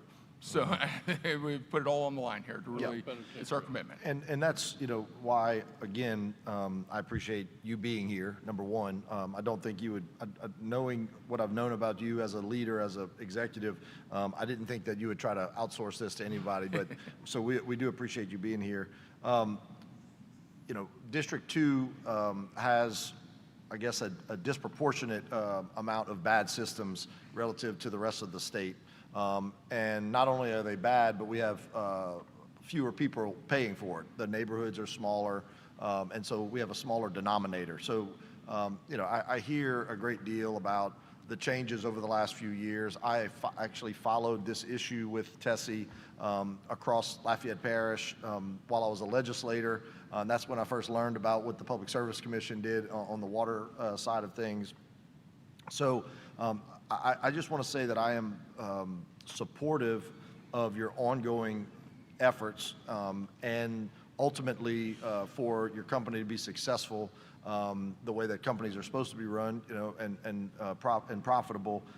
Today, I can't support this effort, but I will continue on a monthly basis to analyze and discuss with the staff about your efforts and your continued efforts to complete the project. So that's just where I am today. That's a separate matter from the issue that we discussed about our ongoing efforts to resolve the billing issue that happened across, I think not just in my district, but across several areas due to old bills, different systems, conversion of technology, all of those things. And again, to me, and I want it to be clear that to me, the resolution of that issue has told me that the company is going above and beyond to try to make it right with the constituents. I'd like to know how that's going to be communicated to the constituents, and I would also like to communicate it myself that is going to be resolved as we're discussing it today, because I don't think that has been heard loud and clear. So could you address that for us? Yeah, of course. So I guess I'll set the table if that's okay. Just give a little history on this. Yeah, please. So when we buy these systems, we have owners that typically they don't have the technical, managerial, financial ability to run a water and sewer utility. So they don't have good customer records. And when you say owners, these are kind of mom and pop operators that developed a neighborhood, that maybe just started a plant that got approved back in the 70s or 80s, and describe to me what you mean by the owners. Who are the owners? Yes, sir. We run the gamut on owners. So you think Tessie was a power cooperative.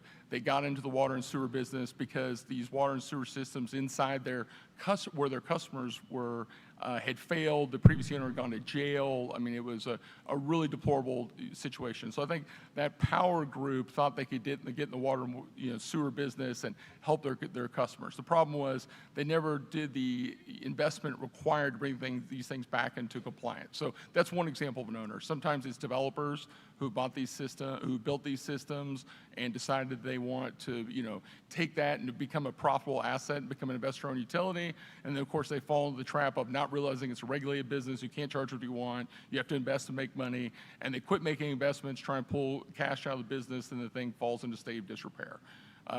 Beyond that, we've had, water and sewer associations, that have done that, or water and sewer operations companies who think that they'll make a profit becoming a investor-owned utility, and they don't really understand the complexity of investment that's required. So that's owner side. What happened on the billing side, if I could hit that. Back to, so we don't even have accurate customer records. So we're going through all the time. When we buy these systems, literally, there are no design records, there are no engineering plans. We're having to create all that from scratch. So when we go buy these systems, we're doing GIS surveys, we're building a digital twin of the assets because no records exist. And then we're tying that to property records. So we have customers, we have kind of, 3 groups of customers on the arrears side. We have one group of customers that they were served by, I'm going to use Tessie because they're a big example, especially in your district. They're served by Tessie. If you go back and look at Tessie's annual reports, historically, they wrote off 10% of their receivables as bad debt. So they weren't even trying to collect. So those customers, we have a group of customers that have never paid. They didn't pay Tessie before us. We inherited the systems, we sent bills, they never paid us, right? So we ended up in a situation, was bad timing, I think, is before we got before you, but hopefully we've got to a good resolution here, where we finally, after years, have sent disconnect notice. I think you heard it in the report and order. For us, if we can't get a water company to cooperate with us for a service disconnection, we have to shut off the sewer. That is the option of last resort. none of us, including myself, want sewage backing up in a resident's home. So we're trying everything we can to notify the customer, talk to the customer, and unfortunately, it wasn't until we sent a customer disconnect notice that someone finally paid attention. So I say that's the majority of what we're facing, right here in terms of these. I think there is another class of customer that they never knew they were a customer, right? And so we sent bills to the current owner because we have a service address, but no beneficial owner of the property. And so, as you well know, Louisiana property records are very difficult to get. This is a big digital database. So we went on a whole-on company-wide corporate effort to identify the beneficial owner of every single service address, and then started writing to that customer who's we've been serving for years and explaining like, hey, you have a sewer bill, right? So that's the other class of customer that's really been impacted by this.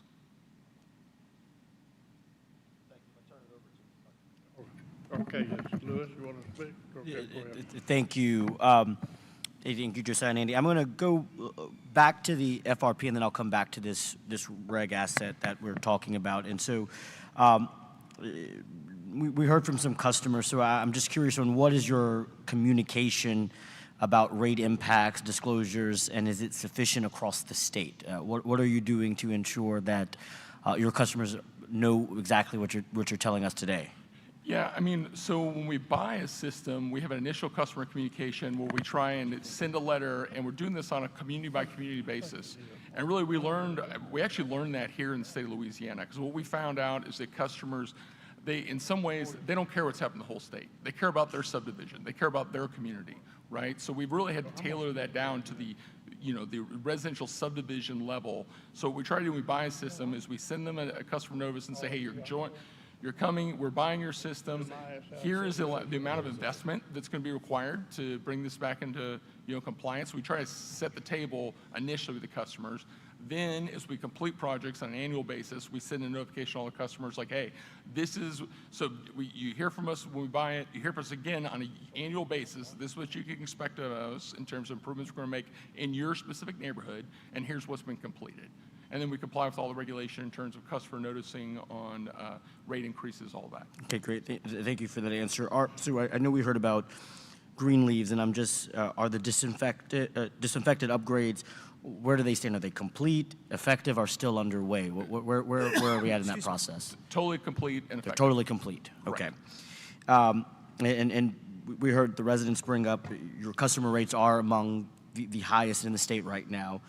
Can you compare these rates to the peers or national average for better context, or why are you so high? Yeah, absolutely. So, first of all, and I'm just giving you facts here. So, Louisiana has one of the highest rates of noncompliance in the country for water and wastewater. So, the National Association of Civil Engineers, they rated the state of Louisiana's drinking water systems as a D, and the wastewater systems as a C+.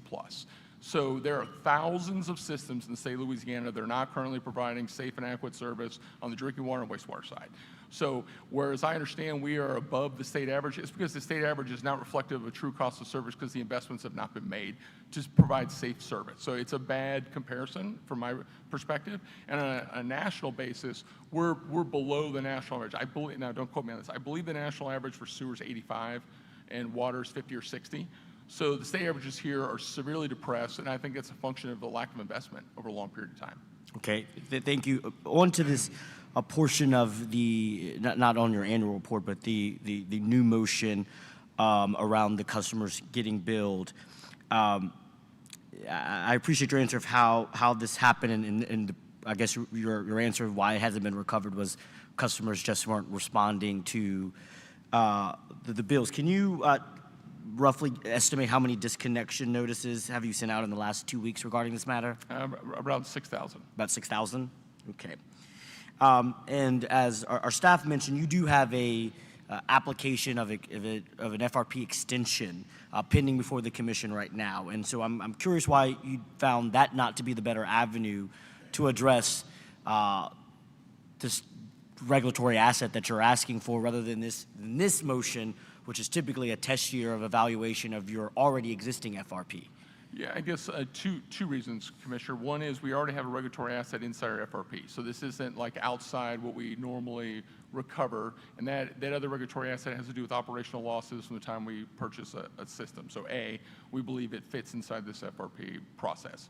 B, we believe it's time to address the issue. Like, we've already brought it to the head by sending customer notices, so delaying this I don't think benefits anyone, and frankly, we want to alleviate the customer's concerns, like, hey, okay, we understand, you've never paid us, and now you're facing a bill that you're like, how do I pay this, right? So we want to take that away and start fresh with these customers, and sooner rather than later, especially as we've started this process of notifying them of their balances. So we want to alleviate customers' concerns now is the other reason why we believe now is the appropriate time for that. Okay, thank you. And I guess my question also, why didn't we consider an emergency application for consideration under like Rule 57? I think where I'm having some heartburn is that this is a relatively new addition to the test year application, which is what I previously had been reviewing, and I appreciate you all coming yesterday to my office to explain that, but it's kind of been less than 24 hours that I've kind of had a full understanding of how we want to move forward and whether or not this construction of a regulatory asset makes the most sense. So I'm just kind of curious. I hear you about time of the essence, but I think we've kind of piled a little too much in this one application that could have been separated or added to the pending FRP, or could have been a standalone emergency relief application that would have maybe allowed us to address some of these concerns. I've started with a question, kind of made a statement, but if there's anything you want to respond to that. Well, I believe, Commissioner, that this is, it's clear, like, so there's no financial information that's in debate about what the outstanding is, right? So we don't have to, like, from an audit perspective or a record-keeping perspective, I think that's all crystal clear, so it makes all the parties very comfortable with what we're doing. I think the commission staff, because we're not asking for a return on, there's no profit on this, right? We're turning a regulatory asset, and we're going to collect just the balance. And we're taking over 10 years, so think that is a loss for the company, right? Because we're not earning on that. So you think that is a long-term loss that we're entering into to try and resolve this issue. And I believe, like, that is for the consumer's benefit, 100%. We don't benefit the company on that. So we're trying to address the concerns that have been brought to a head right here. We are taking the loss, and when you heard about skin in the game, again, we're taking skin in the game and willing to bear that over a 10-year period so we can address all these in one fell swoop. So we believe we're doing the right thing. The numbers are uncontested. It's very clear. So I think it's good for the customers, and it's a way to keep the process moving with everyone and relieve their concerns in a fast order.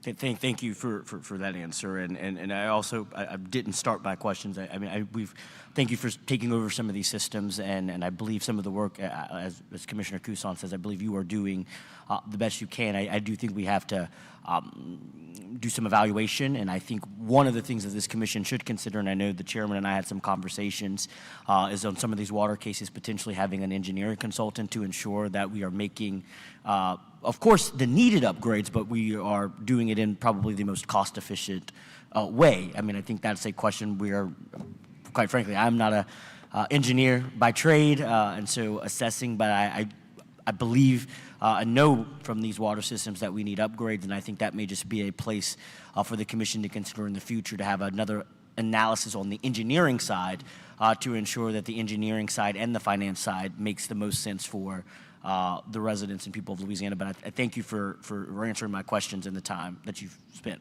Could I address that one thing you said Yeah, about yes, the please. interest rates? So, Commissioner, I agree with you, and we would wholeheartedly welcome a review. I would tell you that, as a company, we have focused on the rehabilitation rather than the replacement of assets since I started this company 12 years ago, right? And really, we've done that because it is the most cost-beneficial way to make the improvements possible.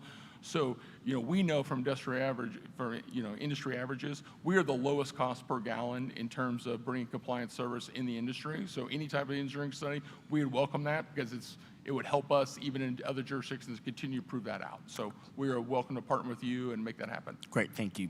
Thank you, Mr. Chairman. No further questions. Okay, let me ask you a couple of things. I've seconded the motion because I've worked with you for the last 8 years that I've been here, and y'all have done a good job, so thanks for that. Going forward, we're working on it, okay? How much have you spent in Louisiana to? We've invested $405 million.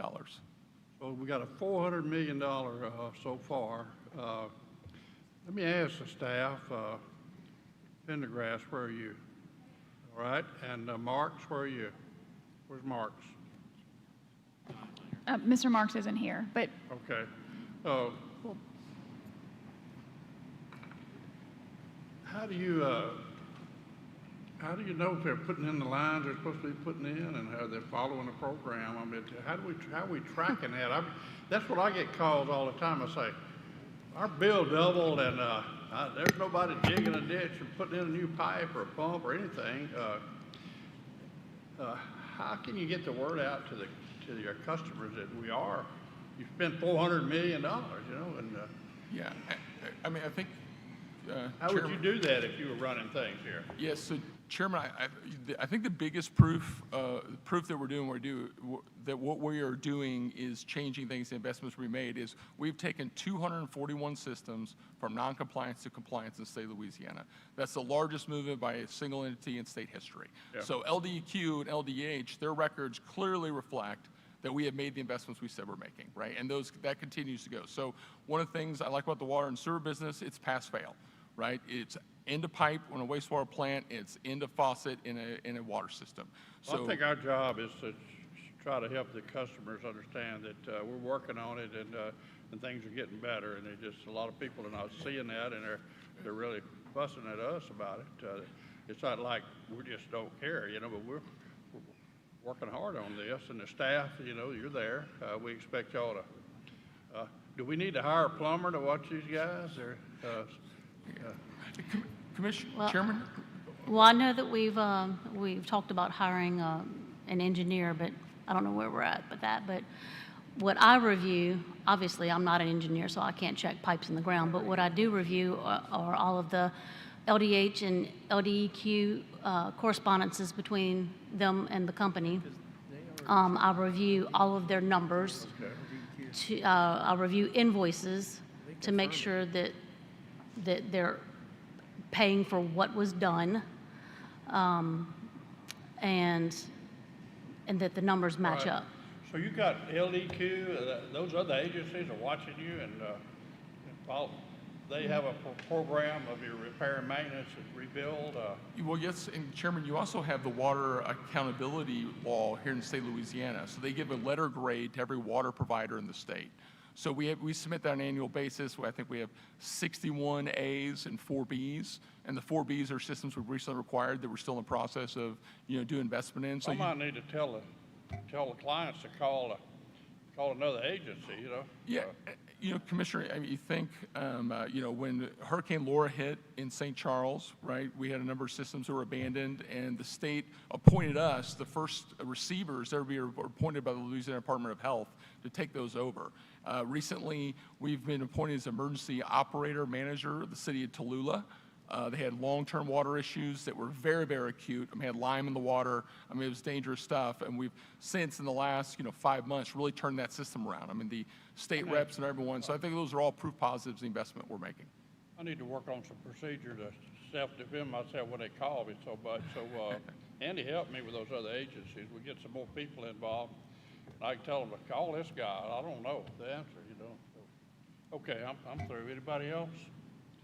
Thank y'all for coming up. I guess we need to have a roll call vote on this. Is that right? Yes, sir. So there's a motion on the floor by Commissioner Skrmetta, seconded by the chair with opposition from Commissioner Kusan. So we do need a roll call vote.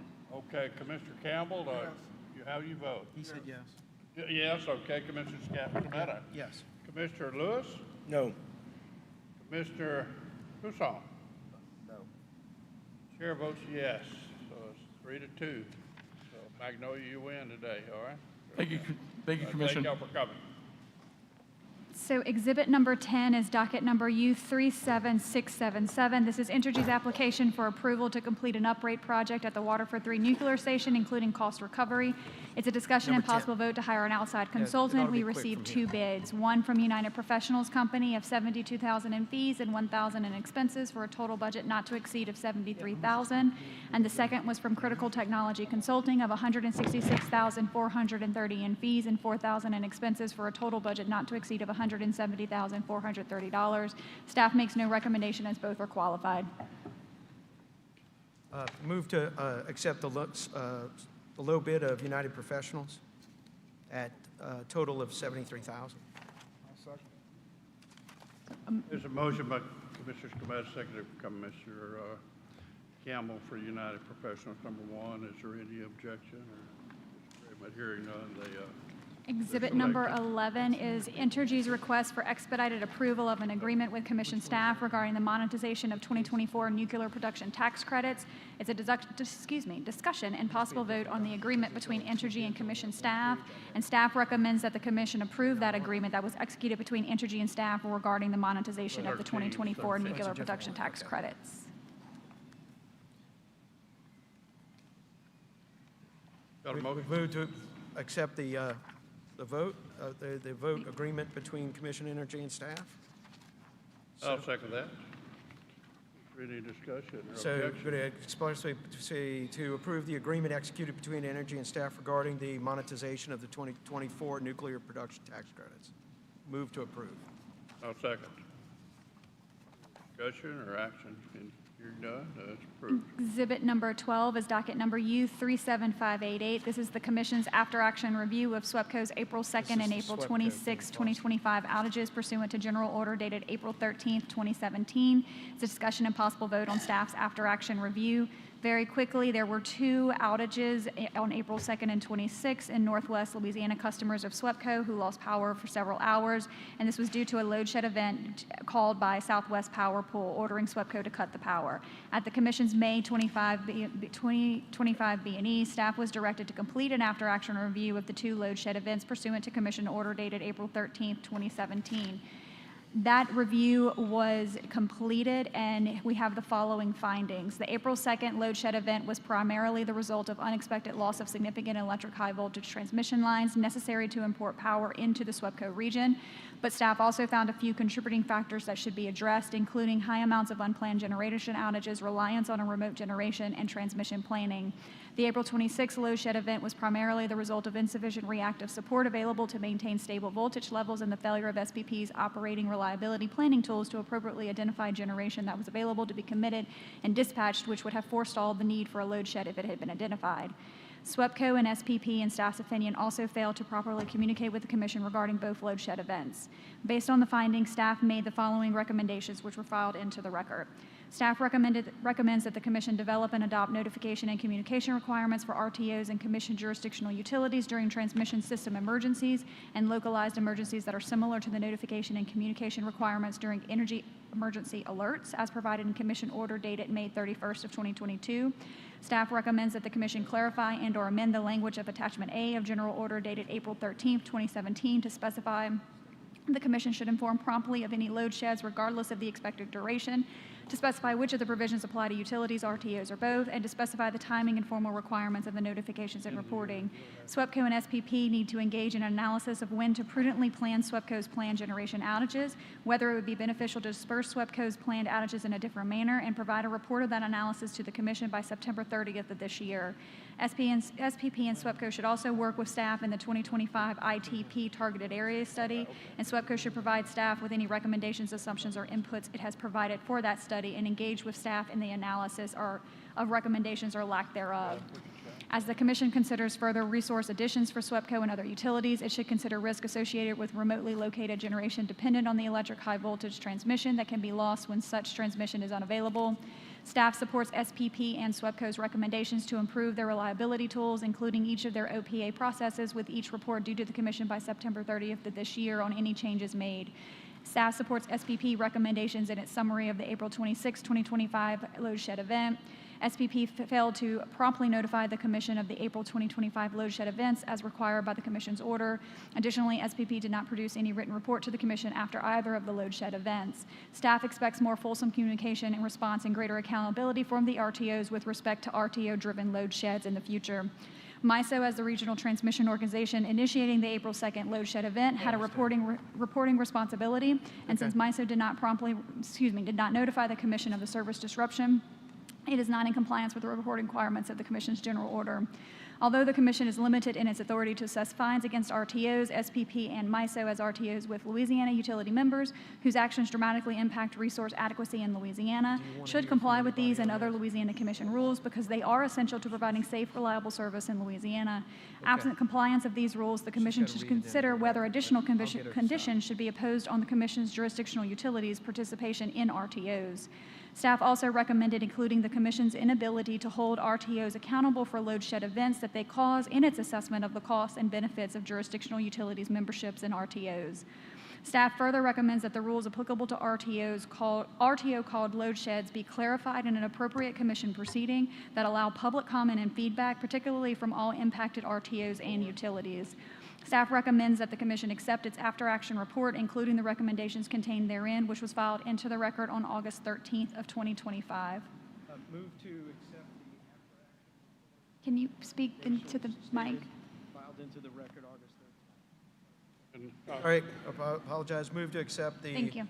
after-action report, including the recommendations just stated, filed into the record August 13th, 2025. But I know, Mr. Gillum, that Commissioner Campbell would like you to come up and need a second. I'll second that. Bobby Gillum and Webco.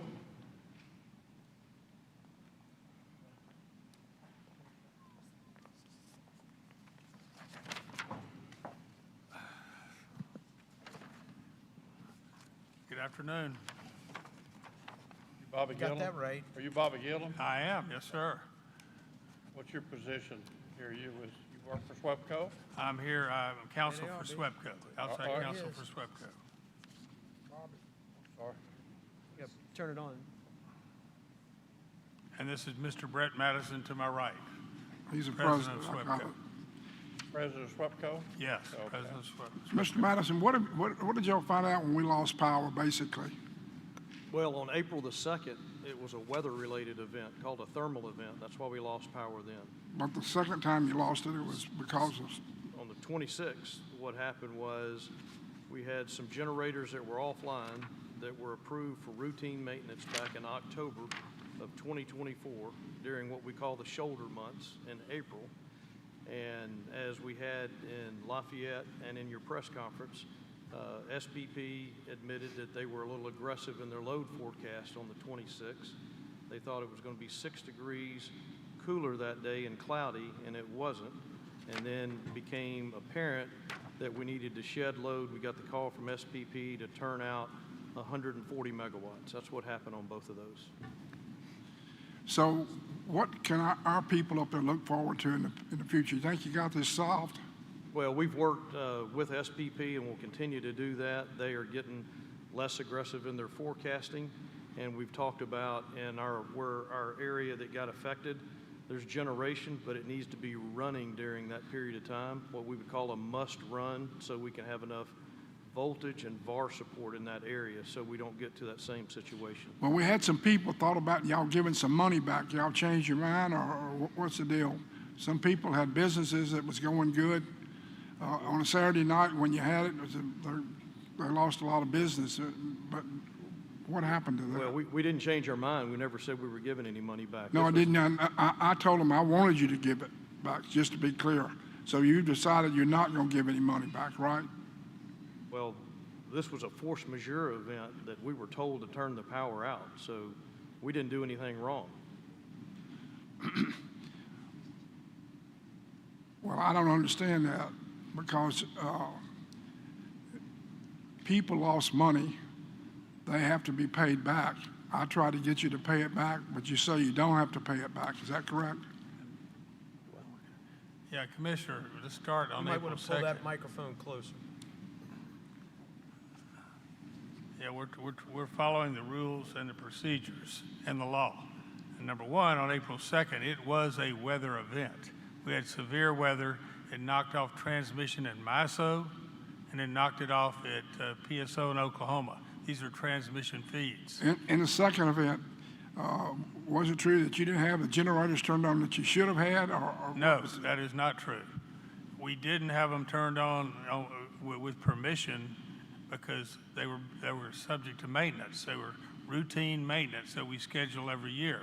we had scheduled that 4 months in advance. Have you done anything to improve that? I mean, where you want it?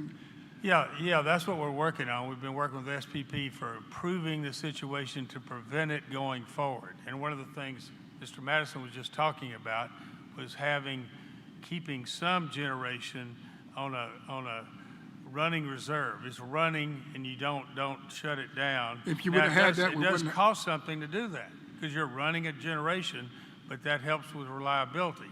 So that's something we are suggesting that could be done going forward. If you had that, you wouldn't have had the outage. We would have had the proper voltage and VAR support on the system. But if I could, I want to go back to March of 2014. March of 2014, at that time, we do not dispatch the generation that's running on our system. SPP, we bid in the day-ahead market, and they choose what generators are going to be run. We don't dispatch our own generation. That goes through the RTO. They told you to cut it off, right? That's exactly right. And you had to follow their orders. Well, we had to. If we didn't, our system could burn down.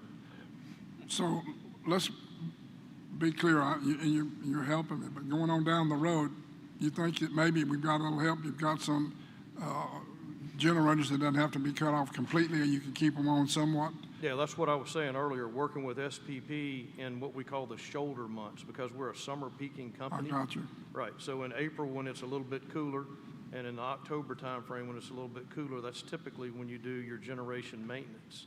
But when that happens, we need to make sure that we have what I call a must-run generator in that area for voltage support and VAR support on that system.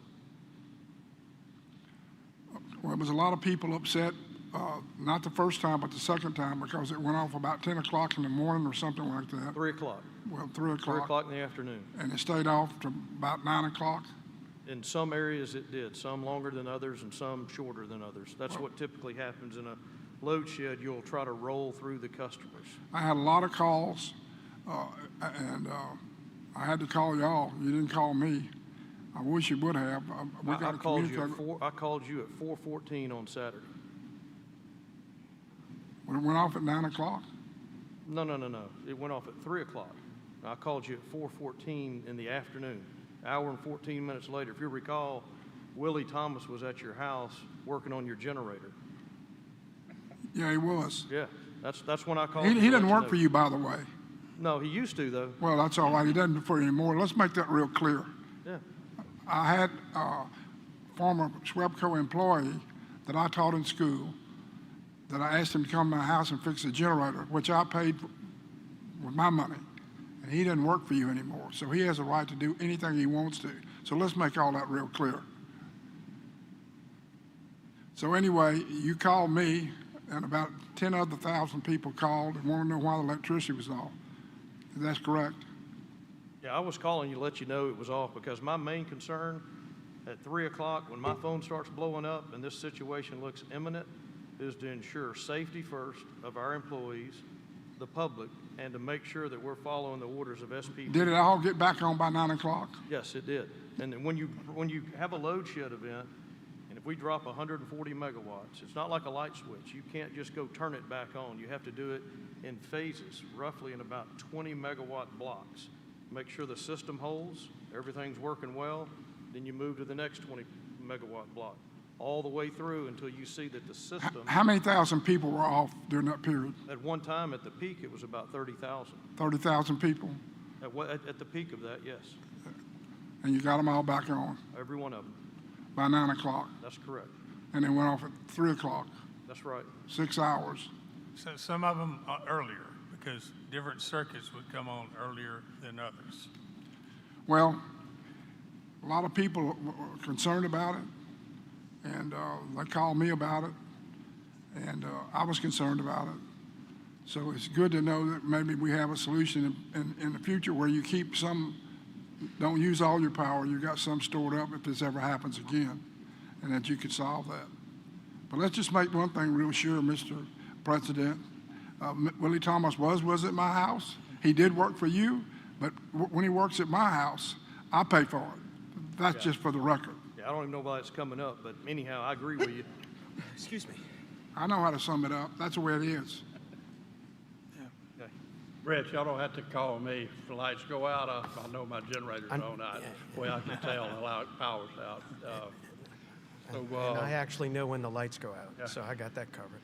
So you do not control your generators. The RTO tells you when they run and don't run, right? That's correct. Okay. What is an RTO? It's a regional transmission organization that Okay. we were told to join by the federal government, and we did so. What do they do?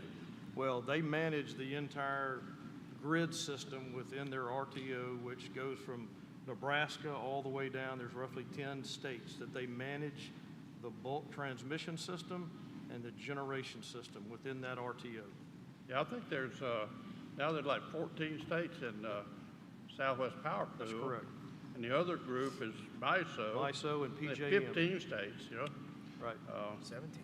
Now, I understand the Shreveport area, the SPP footprint, is called a load pocket.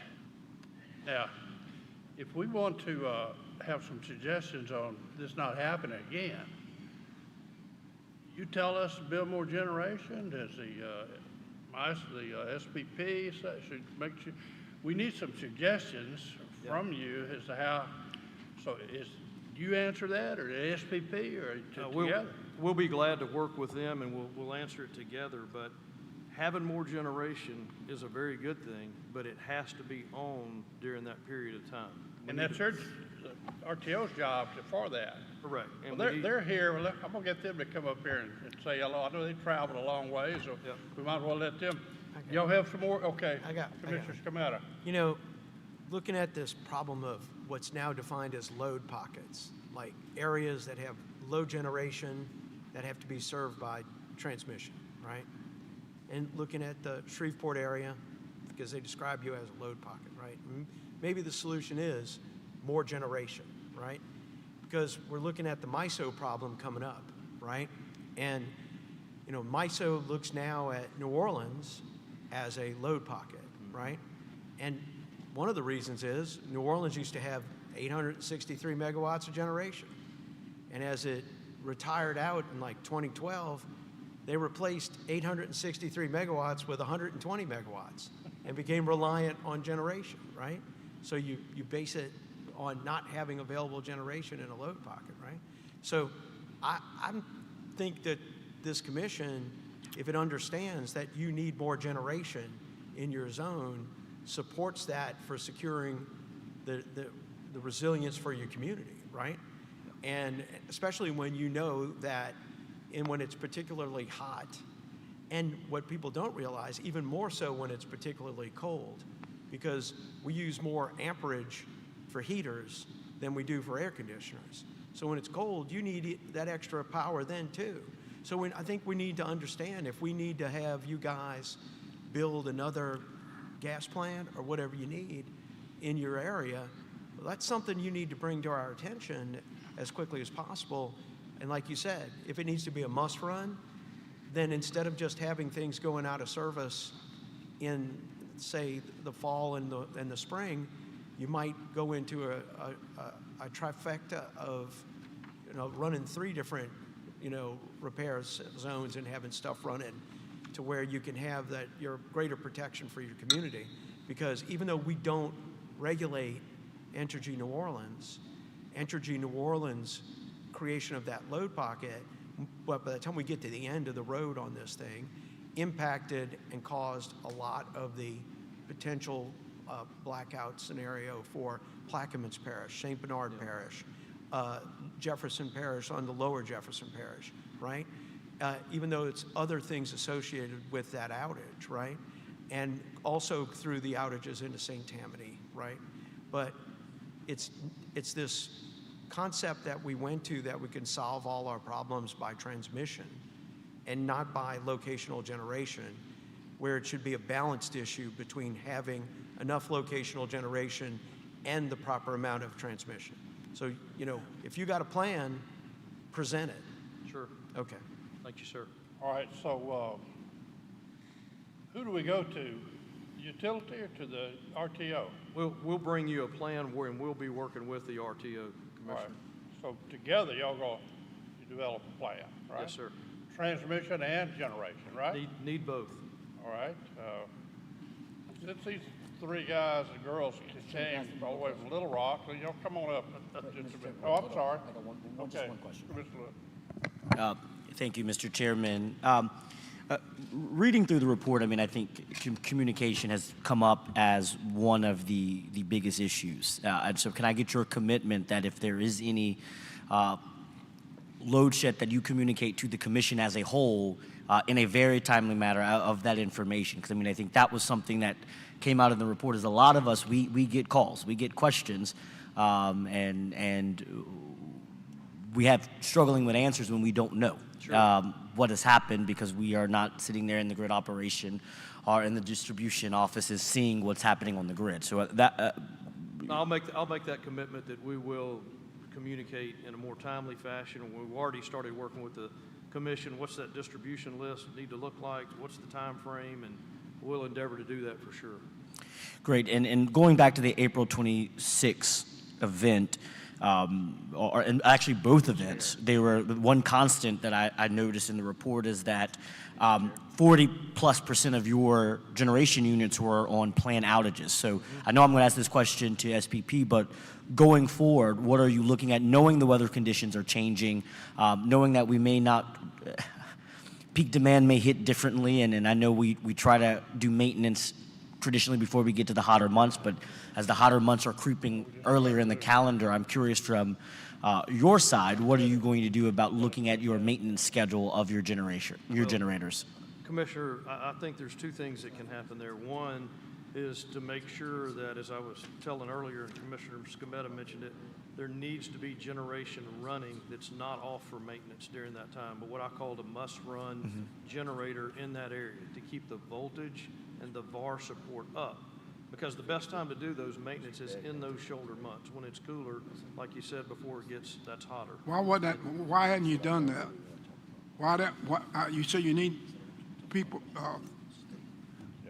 running. The reason that was not done is SPP dictates to us. Have you ever talked to them about letting us keep some of this power going? Yes, we have. We've been doing that for the last several months. We've been working very after the accident. Yeah, very close together. Yes. Yeah. So that's one thing, Commissioner Lewis. The other is, as I said early on, that SPP, and of course I'll let them speak for themselves.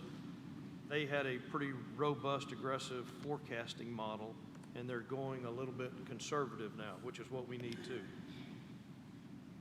Great, thank you. Those are my two questions for SWEPCO. All right, y'all.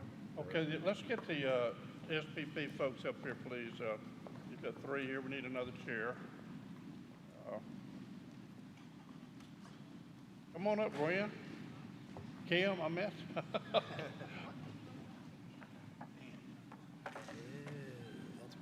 Why is Andy coming up here? Oh, that's right. I'm sorry. You need four, yeah. I forgot. Okay, well. You got to represent. Thank y'all for risking your life on the highway to come to, I guess y'all drove down here from Little Rock, or y'all flew down? You land at Plaquemine Airport? Have y'all flying and driving? Let me ask a question. All right, y'all tell us who you are here. Wait a minute, just a second. Let them tell us who they are, okay? Go ahead.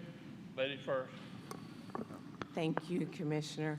Kim O'Gwen, Senior Director of Regulatory Policies at Southwest Power Pool. Antoine Lucas, Chief Operating Officer at Southwest Power Pool. Paul Sesky, Executive Vice President and General Counsel of Southwest Power Pool. Andy Ezel, Counsel to Southwest Power Pool. Hey, Commissioner Campbell. Yeah, you know, I used to be on y'all's board, and I quit. One day, and I quit, and I gave it to Mr. This man right here. He took my place. That guy. This guy. But anyway, the reason I quit, I thought I saw a lot of waste up there. A lot of waste. I came to that meeting up there, and it was a palatial palace that y'all have. Carpet this deep. It is a Taj Mahal. If you ever go, you ought to go look at it. I know. And anyway, I wondered why y'all had such extravagant quarters when you spending the people's money. Have y'all done anything to improve that? Or are you still living in the same place and still having the same deal? Or what's the deal? Have you told them to cool it down a little bit? Or did my speech do any good, or you just take the money and go on and run? SPP is in the same building we've been in since 2013, whenever we moved into that building after renting for 65 years. Sorry, 65 years. Are you the one that told me that you used some, were you the one answering the questions that day? There were several of us there. I'm not Well, sure. I asked you a question. You said, well, this is awfully palatial and the people are paying for it. And what do you think? You said, well, we used Arkansas wood or something. Did you the guy that told me that? That was not me. Well, that was your excuse. We cut some wood here and we used it. But it's a shame, and I'll say it again, I say it to y'all here. When you have a palatial place like y'all have and you charge the people for it, that's a hell of a note. And this is not just, I have been to the Waldorf Astoria. Your place is nicer than that hotel, nicer. Now, if y'all think that's okay, we just disagree. And I resigned that day. And I had a lot of people call me and tell me, thank you for saying what you said. I appreciate it. And I think it's a shame that y'all have a place to work. It looks like you got to have a guard to get in. And what killed me, but it probably wasn't you.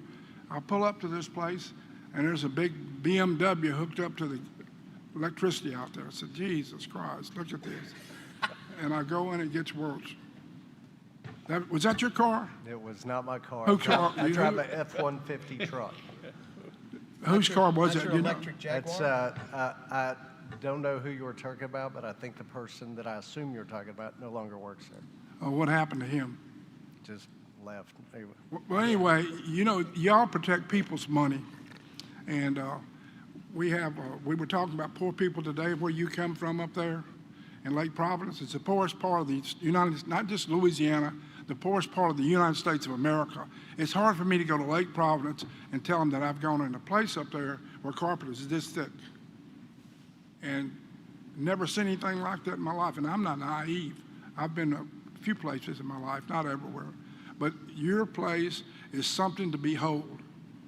And you got these directors up there all making $100,000 a pop. That's true, isn't it? Yeah, some of our employees do. $100,000 a pop. And all of a sudden, people want to know why their utility bills are high. That's high. That's why they're high, because that you guys, maybe about, y'all put up with that stuff. I don't know how you do it. I don't know how, what goes off in y'all's mind? You say, well, look, I'm going to build a building here for utility people. What goes off in your mind? Say, why are we going to have something this nice? Who would think of something that? Look at this building here. It's pretty plain. But we had a meeting here today, just as good as any other building, but it's plain. I've just wondered how that works. I went in SWEPCO's building in Shreveport. It's pretty plain. You know, that's a big corporation.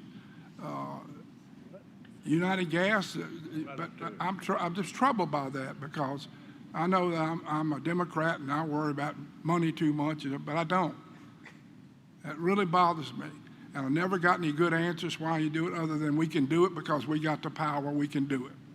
So you do have the power and you can do it, but it's damn sure bad taste. I'll tell you that. If the people in Lake Providence, where you come from, would come up to that building and look in that building and see those people saying, these are people sending you the bills, they'd vomit. They would not like it worth a darn. And I don't like it. And I represent those people up at Lake Providence, where you come from. By the way, it's a nice town, a lot of nice people, a lot of poor people. The poorest place in the United States of America, one of them is Lake Providence, Louisiana. And you've been represented by people that walk on carpets a foot deep. So, I mean, that's just the way I feel about it. I felt about that 3 years ago, and I still feel about it today, because it hadn't changed. It hadn't changed. And I wish y'all would watch after the money a little closer. It bothered me to see all these directors up there, General so-and-so, Admiral so-and-so, Captain so-and-so, all on your board of directors. What does he make? 100,000. He makes 100,000. He makes 100,000. And these guys are retired admirals or something, like it's some kind of great deal to have an admiral on your board for $100,000 a year. Are those people really justified for $100,000 a year? Admiral so-and-so? captain general so-and-so. That's the damnedest thing I've ever seen. Look like it just boom, boom, boom. Maybe if you're a general, you've been working for the Army or the Navy or the Air Force, if you're a general, and you made all this money, and you come back and you get another big job off the government, another 100,000. Are those people qualified? You're going to tell me today they're qualified to be on your board? Can you tell me that is General so-and-so, Admiral so-and-so, that they know that much about electricity, they ought to be on your board? Yeah, so I'll walk through how our board members are selected. With a committee of 11 people, 9 are the member utilities and stakeholder members. They do a national search. And they came up with a general. At the conclusion of the national search, come on, man. There was a vote of the membership. We currently have over 100 members. At the time he was elected, it was less, and he was elected unanimously. But you couldn't, you had the admiral, he stood out after all of them. He was the guy you He's needed a retired to. admiral with an incredible service to our country, including. I didn't say it wasn't service to the country. I'm talking about service to the people. I'm not talking about the American people. I'm talking about the people who flip on the switch and buy the electricity. Was he the right choice for those people? Now, he might have been in the right place at Annapolis, and I respect him. He was a general or admiral, whatever he was. But he might have been a great choice for those people. But was he the right choice for you guys? Or did we just have somebody's admiral? Did you have a general too, don't you? No, no general, no captains, just, he's now retired. He was on the board about. Who'd you 18 replace years. him with?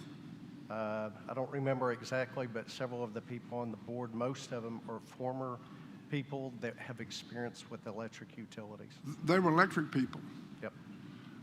Not that gentleman we're talking about, wasn't electric people. That's all I got to say. It's just tough to.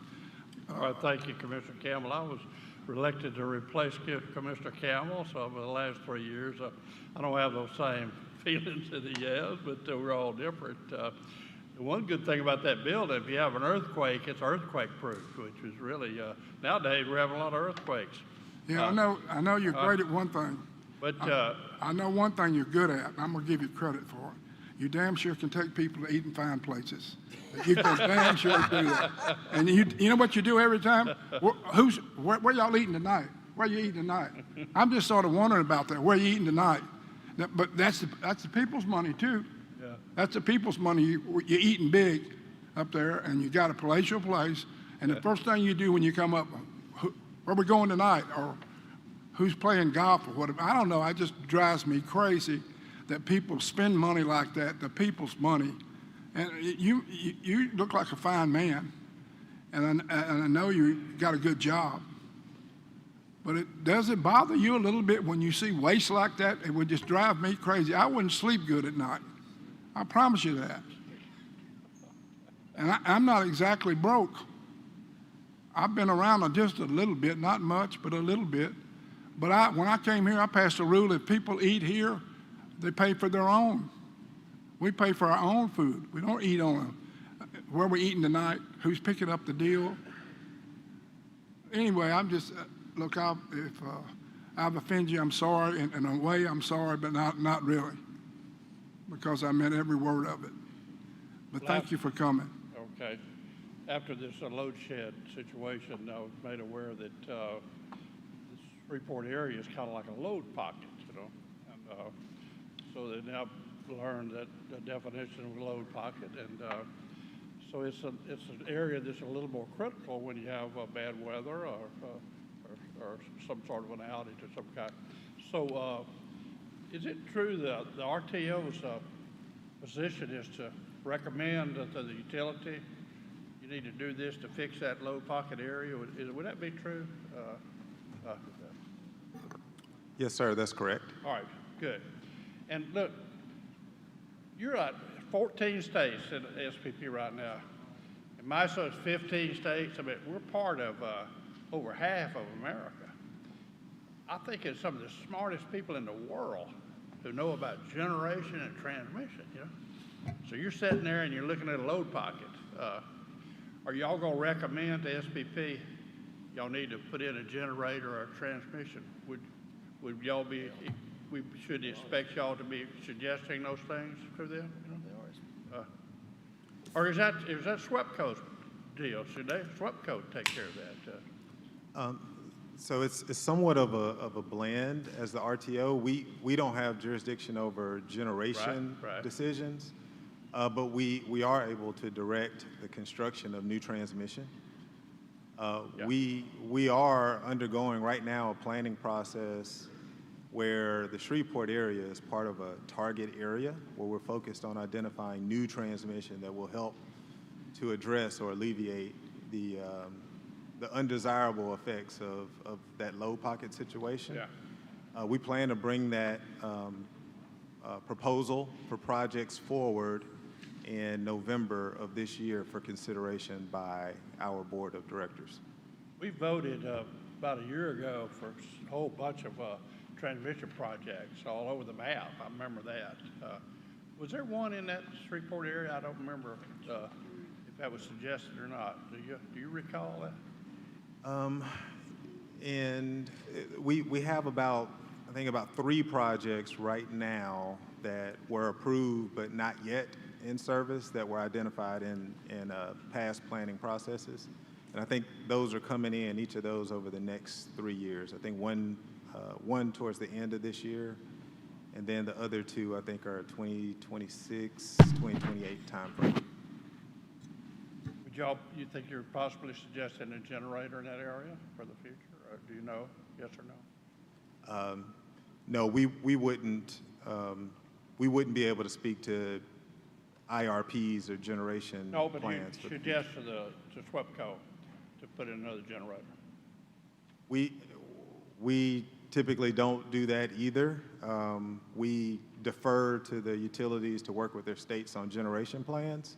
But we have developed a process, an expedited resource addition service process, or the ERIS process, that would help fast track any new generation that SWEPCO identifies that they may need for resource adequacy. All right.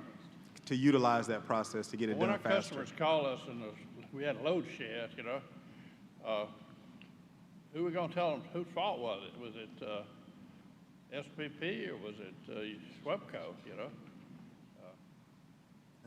I think each one of these events, the circumstances tend to differ. But I think we learned a lot from each of these events. We have a number of plans, improvements that we feel like we're making to our overall processes that we included in our report. And I hope you all agree that those are solutions that should help avoid these types of scenarios in the future. When y'all do the next day planning, y'all work with the weatherman. The weather has a little bit to do with it because of the windmills, the solar panels. Isn't that right? Yeah. Okay. That's correct. One of the things that I think Brett mentioned earlier is just us making more considerations about how we can have more. We have more headroom, more room for changes between forecast and real-time circumstances to allow us to be able to ride through those events while maintaining reliability. That's the crux of most of the changes that we are implementing. Now, you heard Bobby and Brett say it was y'all's fault, the load shed. Y'all heard that? Y'all were sitting right back there. Y'all agree with that? Maybe that might be a lawyer's decision to answer, one of the lawyers, Yeah, I don't. So, Commissioner, I'm not going to point to anyone and say that it's anyone's fault. I will say that we try to forecast what we expect to happen, and those forecasts touch a number of things. There's the demand, there's the transmission facilities that are available, there's generation, there's what energy is being transferred by our neighbors. All of those factors impact the situation or circumstance. For this particular one, we did have somewhat of a perfect storm of challenges in each one of those areas. The generating resources that would have been available to us had long lead times, which didn't allow us to be able to access those as quickly as the reliability situation was deteriorating. And that really left us with not many tools to solve the problem, which led us kind of to that last resort, which is load shed. And even for load shed, that is only to prevent outages that would be larger and of a longer duration, because if we have uncontrolled outages, it damages the system equipment. Oh, yeah. And once that equipment is damaged, Can't do that. you can't do anything about it until you're able to repair it. And that's what makes that action one that we do everything we can to avoid, but if we get in that circumstance, we have to pull the trigger. Hey, Commissioner Lewis?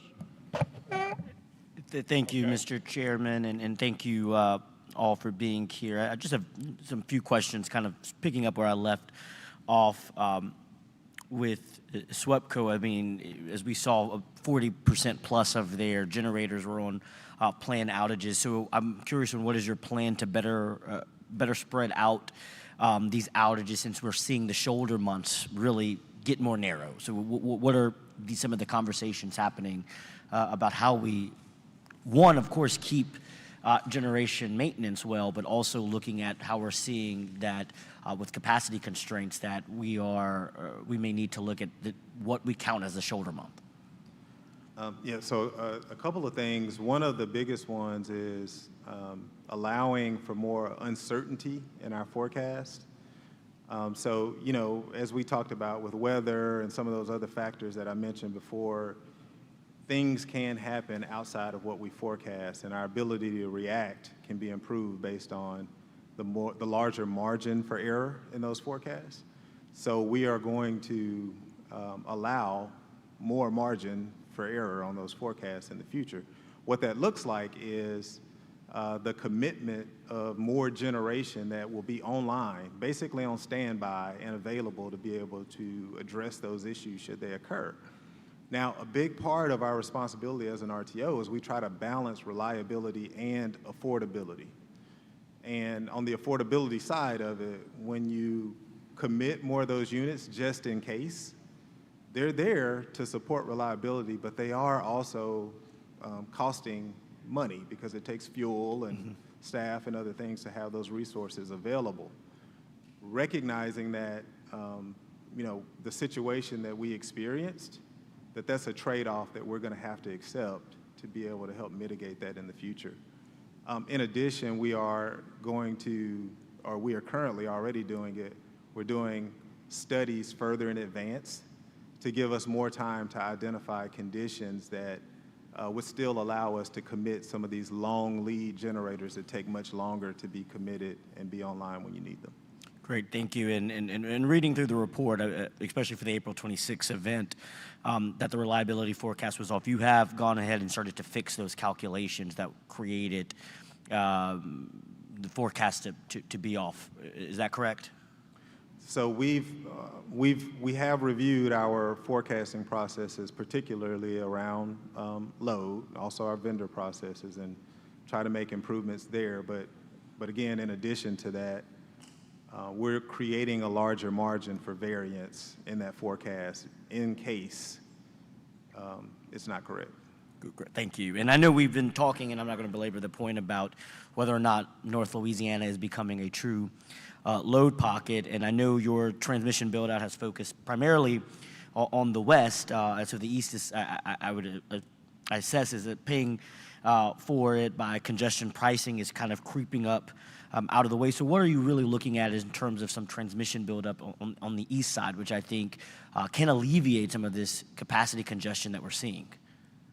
Yeah, so in our current plan, and I call it a plan because ultimately it does have to be approved by our board of directors, we're looking at very large, significant new transmission lines that will directly connect into the Shreveport area. And those lines are intended to create more import capability for megawatts, but then also to provide more megavars that'll support voltage in the area, which will also help give us more room to deal with some of the negative impacts of a load pocket. Now, again, I say those are the projects that we're looking at today. We will resolve the needs. The certainty on which projects resolve those needs is yet to be determined, as our stakeholders and our board will have a say in the process of determining how best to solve those issues.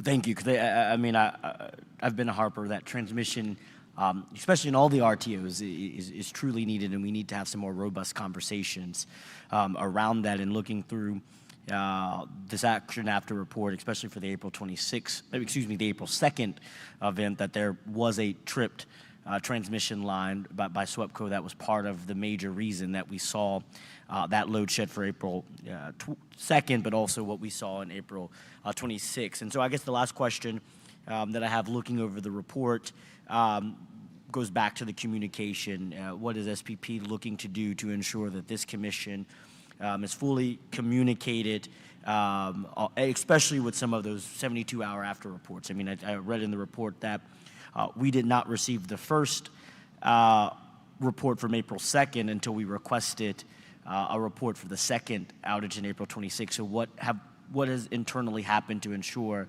our staff is not having to request those 72-hour after action reports? Yes, certainly. Well, we appreciate that question, and we are working not only with your staff, but also internally with SPP staff to find out what's the best way to communicate to the commission and who to communicate to. For example, I called Mike Francis within 24 hours, but obviously, as you pointed out from an earlier question, broader notifications best. And so when we find out who the commission wants to know and when and how, we'll do that. Also, some type of a report level within the 72 hours. Obviously, these are complex activities and a lot of analysis that has to be done, but clearly we can get you something in 72 hours. May not be the final complete report, but at least what we know at that time. No, thank you for that commitment. And as I said, as I read through these, I will say that I don't believe there were egregious actions taken that caused this load shed, but there are definitely areas of improvement that can happen. And I hope between our orders, your work, we start to address this problem and get it better. But thank you for attending in your response to all of our staff's data requests and the report that you submitted. Okay, Commissioner Campbell. Money. You know, I'm just sort of interested in money.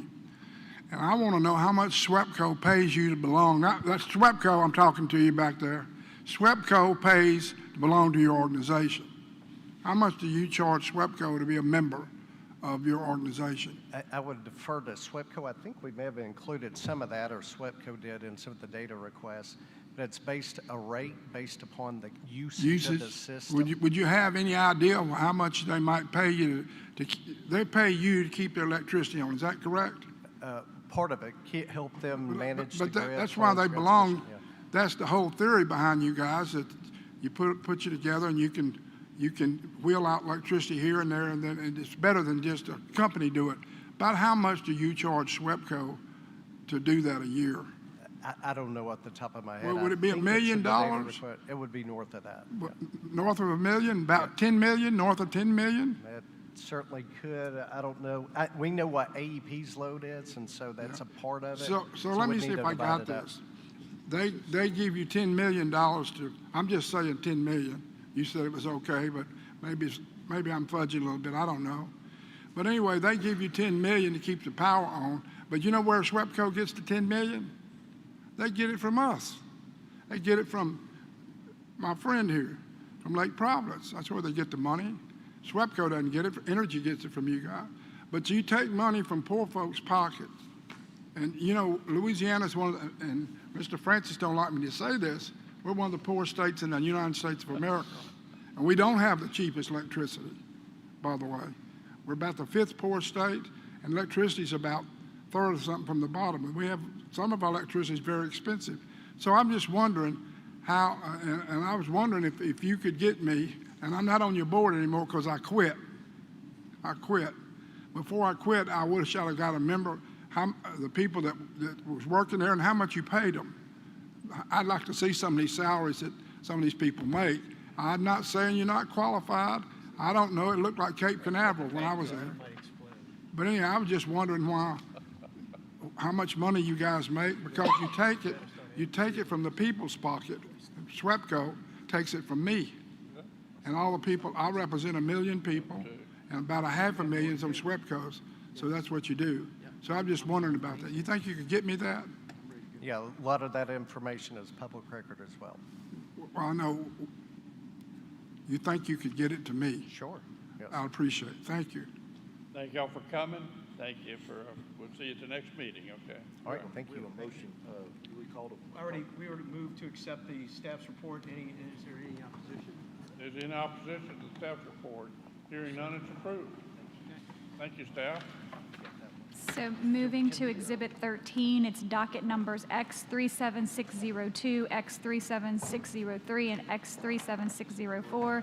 This is the Commission's audit of the purchase gas adjustment filings for CenterPoint Energy Arkla and CenterPoint Energy Intex for January 2023 through March 30th of 2025, and the audit of the Natural Gas Division of Entergy Louisiana for the period of January 2023 through June 30th of 2025. Is the discussion and possible vote to hire an outside consultant. We received 5 bids on this one. The first is United Professionals Company of $50,000 in fees, $1,000 in expenses. Henderson Ridge Consulting of $79,600 in fees and $1,800 in expenses. Exeter and Associates of $87,000 in fees and $4,000 in expenses. GDS Associates of $140,000 in fees and $6,468 in expenses.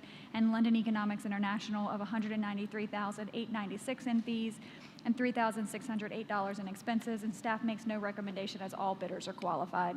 Motion to accept Henderson Ridge Consulting number 2. Second. Got a second from Commissioner Lewis. Is there any objection or discussion? Hearing none, Henderson Ridge received the job. Exhibit number 14 is our reports, resolutions, and ratifications. We do have a report from AT&T regarding its process for relocating assets. That will be first. AT&T, all right.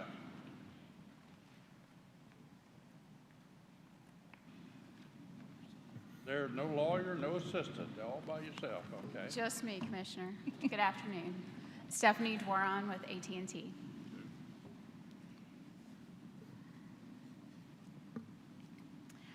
So Commissioner Kusan asked me to please give a bit of a readout about how communications companies work alongside the power companies to look at replacing poles and moving our attachments from the old pole to the new pole, making sure that the old pole gets pulled at the end of the process.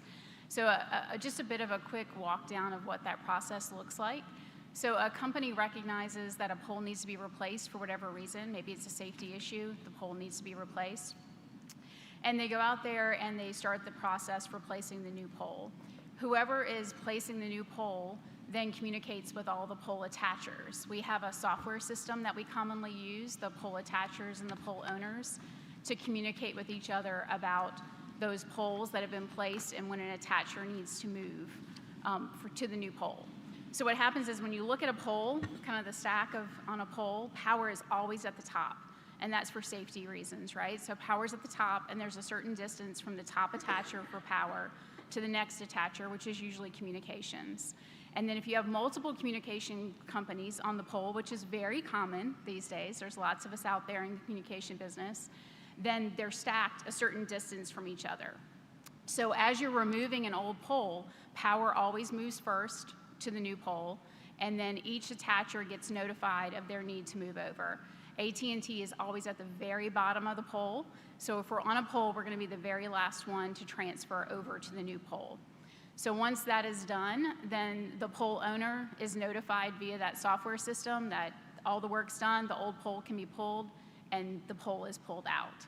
So that is the traditional process that we follow to be able to make sure that those old poles are completely removed and all the attachers know that they need to move, whether we're an attacher or if we happen to be the pole owner. Let me say something real quick, Foster, Mr. Chairman. your mic wasn't on, Commissioner. Let me, if you don't mind, Mr. Chairman. Commissioner Kusan. Thank you. Hang on. First, AT&T is making a presentation today, and Stephanie Dwaron does an incredible job for AT&T. There's somewhat of a guinea pig today because I've asked her to kind of describe how the whole entire system works. Obviously, AT&T is not the only attacher. They're not the only owner. As a matter of fact, Stephanie and my office had a very productive meeting this week regarding some constituent issues, but we brought Entergy into the meeting so they can describe, as one of the primary pole owners, how they see their part in the process with what AT&T is describing here. AT&T is also a pole owner, but has historically reduced their pole ownership just because of the way that the system has worked over the years. Is that correct? That's a fair statement. Yes, sir, And Commissioner. we have worked tirelessly together with AT&T to address some of our constituent concerns, which have all been satisfied at this point. So I want to commend AT&T for that. But as part of that exercise, for my own edification and for you all who may not have heard it in a while, I just asked her to come and give this overview.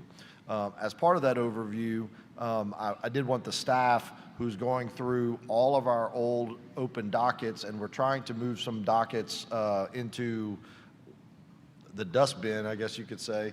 I wanted to make sure that, we didn't open up a new docket that we didn't need to open up, and that we closed any dockets that may have to deal with these issues that we no longer needed. So I did want the staff to kind of tell us where we are on any open dockets regarding relocation of assets, pole ownership, attachers, and then I want to come back to the stubs that we've been dealing with, which is, I think that's a common term maybe in the utility world, but it's something that a lot of people don't realize.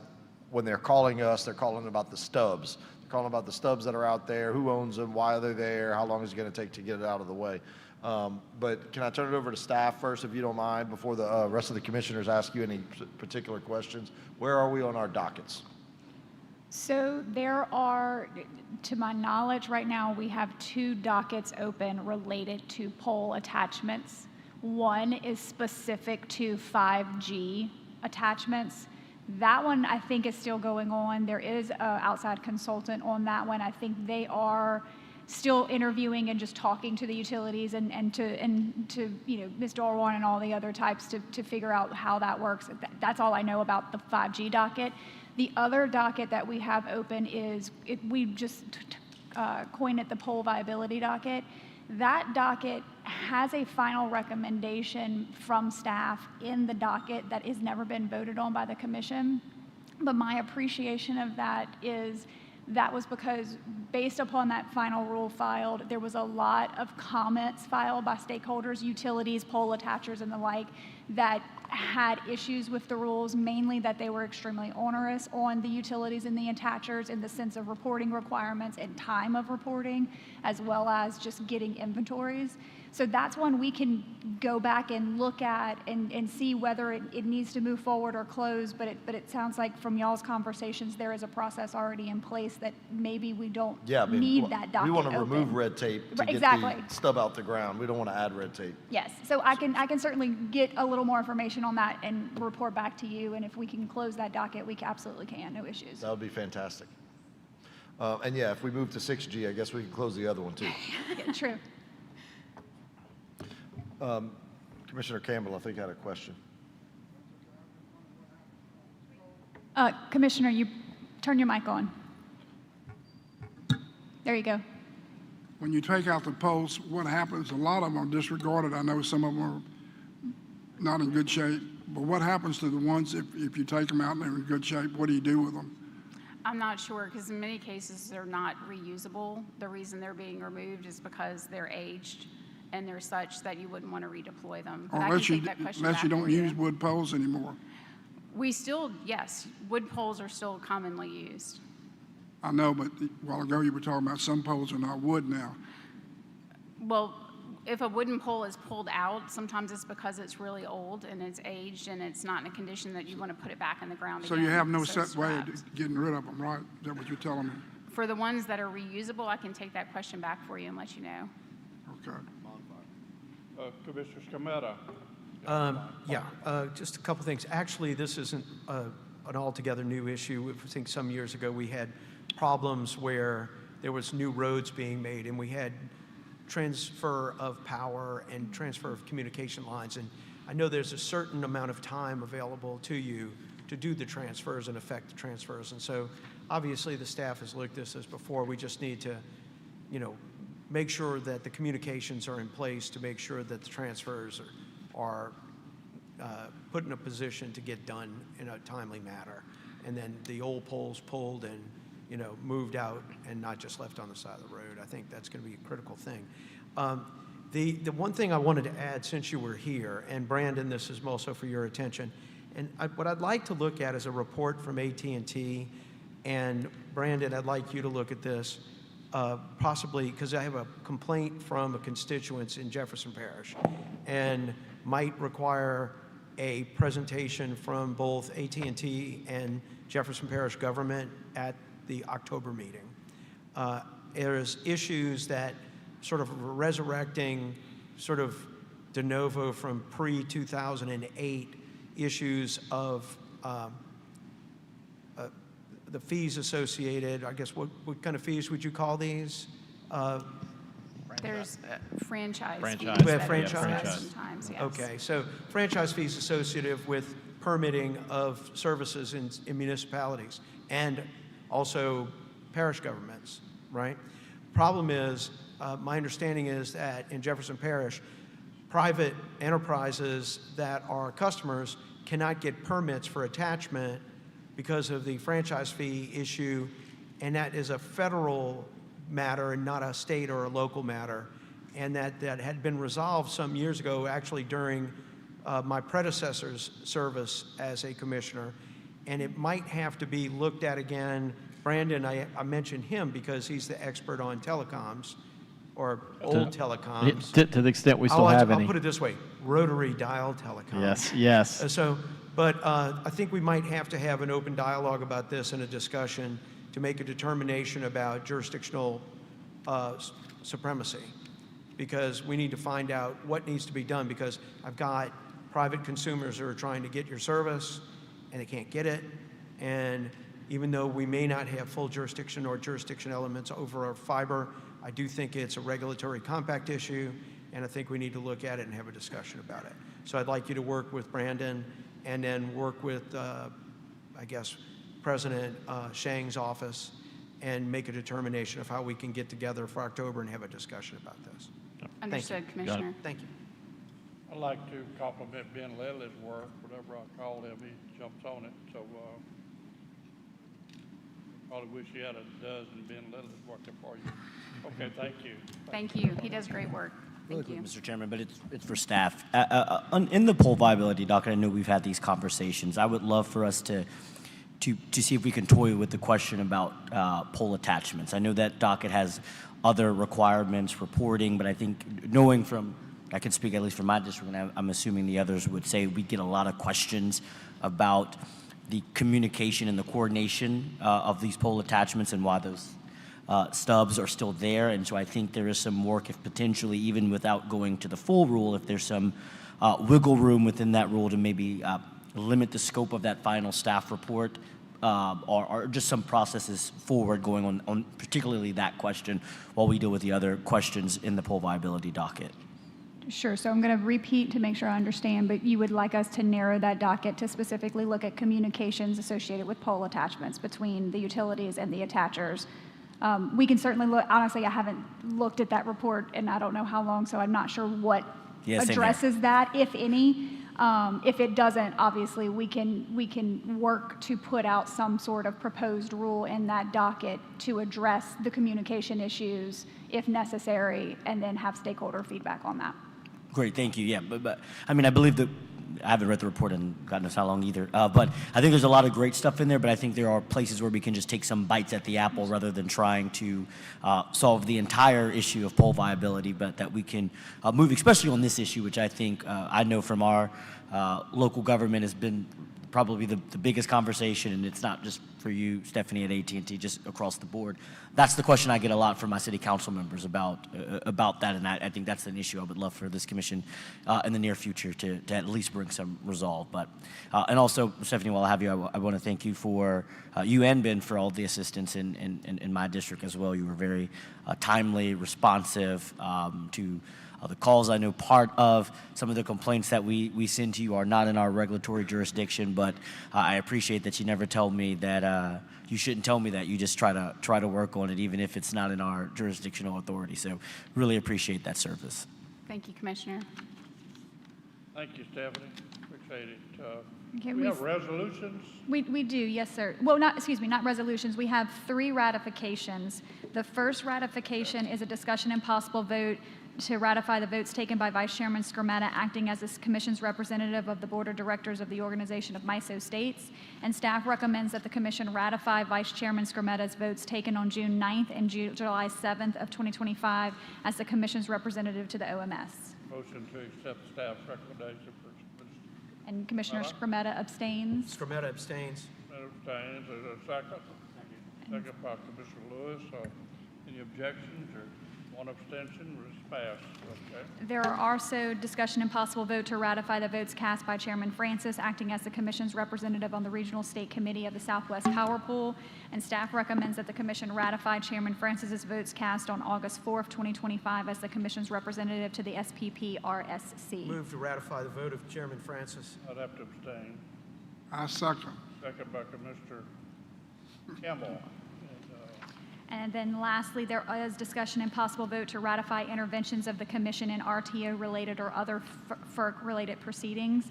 Staff recommends that the Commission ratify the following dockets. Move to ratify the interventions of the RTO-related issues at the Federal Energy Regulatory Proceedings. Second by Francis. Mr. Chairman, if I may really quickly, there's only one in this proceeding that I would need to object to, so if we could modify. Move to roll call vote. Do we have a roll call vote? How do you vote, Commissioner Lewis? But you, Well, yeah, I think he wants to clarify, there's just one of the ratification. There's like about 20 dockets, there's only one. Would you want to just separate that one out? Yeah, I think that's what we should do. That's what I was asking to You do. want to separate that out for a roll call vote? Yeah. Sure. Yeah, So staff recommends that the Commission ratify the intervention in docket number, hold on, I have 2 together, I apologize. In docket number EL 25-109. Move to ratify the staff's intervention in docket as stated by the staff attorney.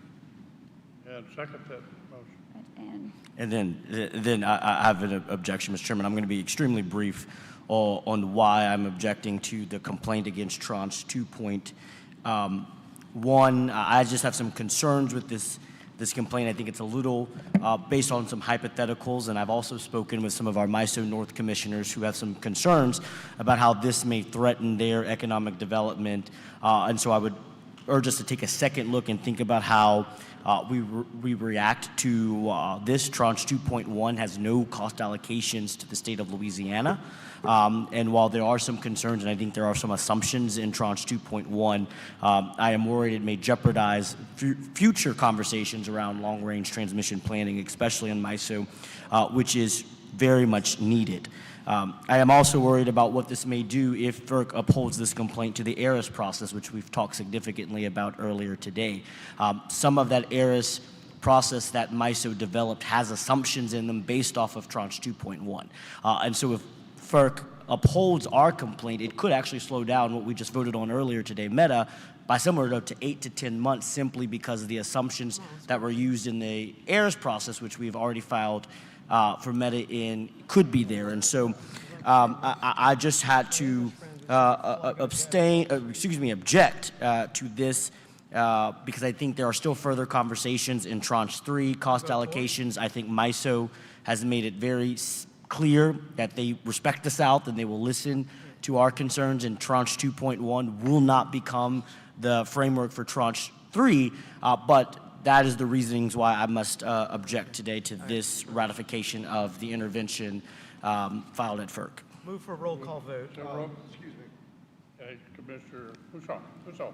With respect to Commissioner Lewis, and I understand this puts everyone in a difficult position, I need to understand what the staff's position is on what he just said about, delaying on the, if the result of this delays some of the META deal or the Entergy deal. I'd just like to know if that's less likely or more likely to actually happen. Like I said, I respect his opinion, but I'd like to hear from Noel others. Darcy, our special counsel, who filed the interventions coming up. Thank you. Oh, good. Noel Darcy.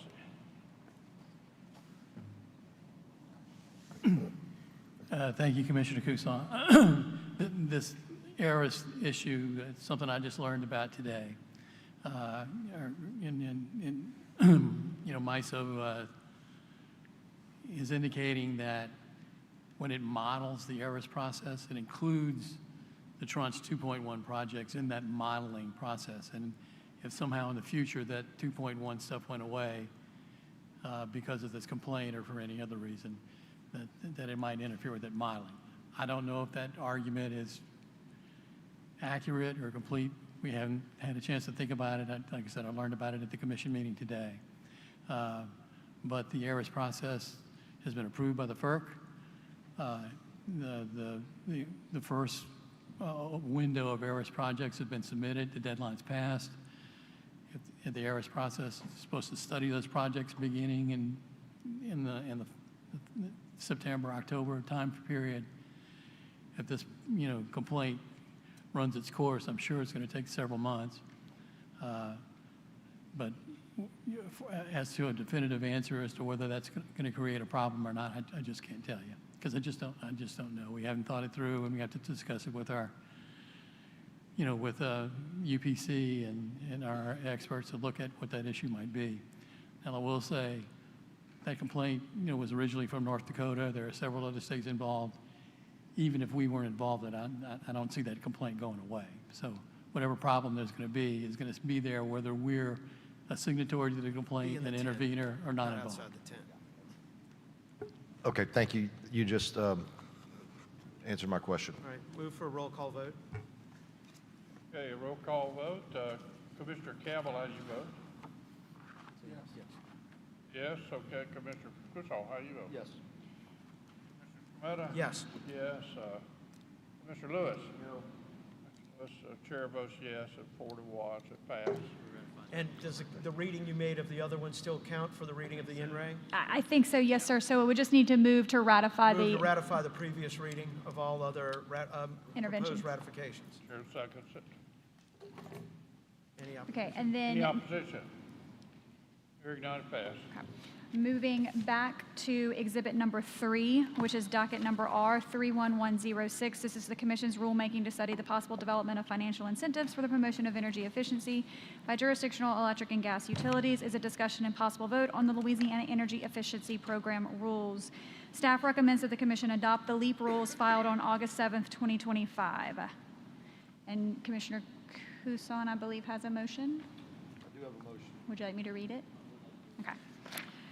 Considering that there are some industrial customers that have relied on not participating at this rulemaking, as this rulemaking has evolved, but they have industrial operations that are served below 69 kV, and they are not covered by an opt-out from the inception of the Quick Start program many years ago, I move that the definition of industrial customer in Section 3 of the proposed rules be revised to read as follows. Electric. Any entity receiving electric power at 69 kilovolts or higher, or any industrial customer account that elected to opt out during the Commission's Quick Start program, or any industrial customer that provides its electric utility provider with a written notice of opt-out following Commission approval of these rules and not later than October 1st of 2025.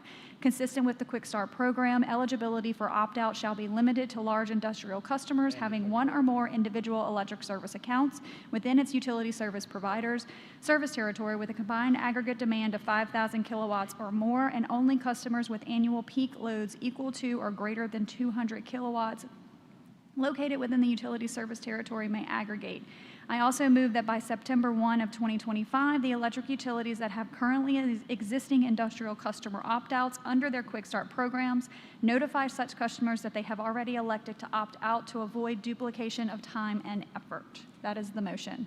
I'll go ahead and second it, but I also want commentary from CLECO on one particular issue because I might want to modify or offer a substitute motion. There's one particular issue in the body of the energy efficiency program that is affecting CLECO that I still have questions about. Okay, and we also have one card from Elena Delara with the Alliance for Affordable Energy, but we'll hear from CLECO first, and then we Yeah, can that's bring fine, her up. because we're still not clarified on what the motion's going to be. Yes, that's perfect. Mr. Kleehammer, you and I have discussed the issue about the recovery issues and how CLECO is being treated somewhat differently than the other investor-owned utilities. And I'd like to hear your analysis of this and tell me where you would like to be on this and inclusion in this program. Thank you. Mark Kleehammer on behalf of CLECO Power. First and foremost, I would like to say that CLECO strongly supports the Louisiana Energy Efficiency Program, LEAP rules. We believe in energy efficiency. We think it is beneficial to our customers when it is done appropriately. We have voluntarily participated in EE programs for over a decade, since the inception of the programs in the state. We have seen that probably the biggest challenge for the energy efficiency program to date has been the starts and the stops and the changes based upon various stakeholders' points of view, and are pleased to see that there is a path forward with some certainty and some structure on a new program. Having said that, we are disappointed in one aspect of this rule, which is the treatment of the lost fixed cost contribution, or LCFC. Again, as a whole, we're very supportive of the rules. The way the LCFC was written up in the final rules would cap LCFC at the midpoint of an earnings band. For CLECO, we're relatively unique in the fact that we don't have an earnings band. We have no downside protection. So for instance, for the last 5 years, on average, we earned about 7.8%, which is very different than our target of 9.7. Last year was below that. So that's the unique issue that we have. The staff has tried to fix the LCFC issue in one way, in allowing CLECO to accumulate the LCFC year over year over year, because we don't change rates in a formula rate plan the way others do. But it does not recognize the asymmetric band that we have, which means if we over-earn, we give money back. If we under-earn, nothing happens. So what do you suggest as a solution to allow this to move forward with inclusion of use, so it's not effectively becoming a discriminatory practice against your company versus other companies? Well, our arguments have all along been that it would be appropriate if you were going to cap LCFC at the top of any company's band, that it's allowed, because then it does exactly what it's designed to do, which is give back the lost contribution to fixed costs. Who's our attorney on this? Okay, Catherine? Yes, sir. Do you see this as a way of modifying the submitted program to accommodate them on the way they are looking at doing this with the LCFC, to where it can treat all the companies equally, including CLECO? To incorporate, So without looking, basically to incorporate language that can satisfy them, so it would be able to move forward under, with the obvious motion that Commissioner Kusan has made, but with the modification that would make no differential between how the accounting is done between CLECO and, say, Entergy and SWEPCO. so off the top of my head, I would want to look at it. Could see arguments being made that if we treated CLECO differently in this perspective, where we allowed them to earn at the top of their band but not let the other utilities earn to the top of their band, that would be discriminatory to the other utilities. I'm sorry, I can't quite hear you. I'm sorry. That's okay. So without looking at actual financials, and off the top of my head, if we allowed what Mr. Kleehammer is suggesting for CLECO, which is allow CLECO to earn LCFC until the top of the band, but we kept the rest of the utilities at the midpoint, the other utilities could argue that that's discriminatory against them. So if the motion was to be made, in my opinion, would need to be made to all utilities participating in the program. Okay. So restate that last part so it's clear to me how you would say that. So the rule says that the utilities can earn the LCFC up to the midpoint of their band.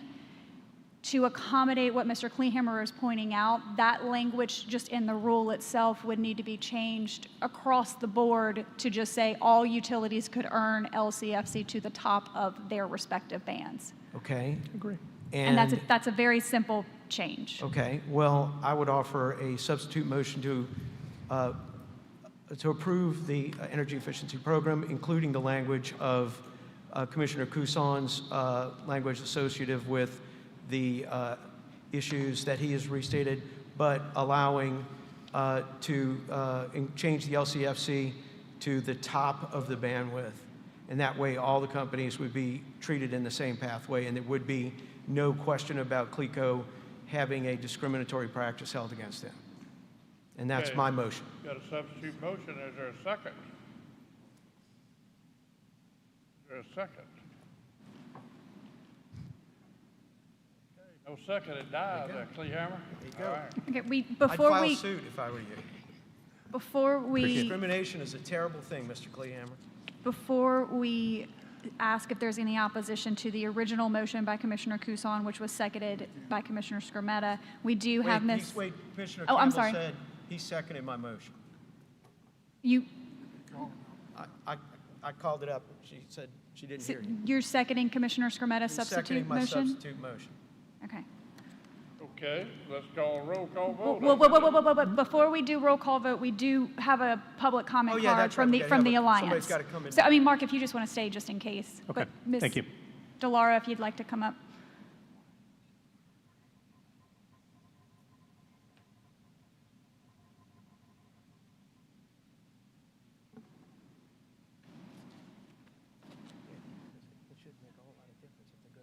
Good afternoon, Commissioners. My name's Elena Delara, and I am representing the Alliance for Affordable Energy. As you all know, our job here is to make sure that families across the state are able to pay their light bill. I want to just start off by thanking y'all and the Commission staff for the diligence that y'all have put in to make sure that the energy efficiency rules are as strong as possible to really protect residents. The Alliance does support the initial rules that were proposed, especially at a time when the cost of electricity is rising double the rate of inflation. It is really important, as we heard from the testimony today, that we are doing things to really protect people. And so I want to give y'all a big thanks for the work that y'all are doing to do that. The Alliance would like to highlight a couple of parts of the rules that we do like, including the low-income carve-out. That's something that is really important, as well as the measured savings. It's really important that we know how much money we're actually saving, as opposed to just estimating our savings. And so, there has been a motion on the table, a new addition. The Alliance looks forward to working in the working group to make sure that ratepayers, particularly residents and small commercial customers, are getting the best bang for our buck. Thank you. Thank you. Thank you.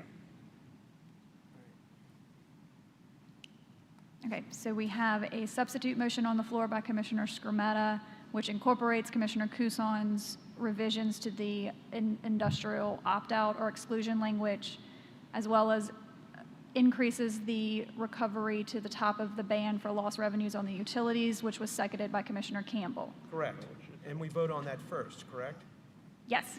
Okay, and we have opposition, I guess, so we'll need a roll call vote. We'll need a roll call vote on my substitute. Okay, roll call vote on the substitute motion. Commissioner Campbell, how you vote? I want to ask Mr. Kleehammer a question. Use Yes, your sir. microphone, Commissioner. A little bit lower on that button. There you go. Does this satisfy you?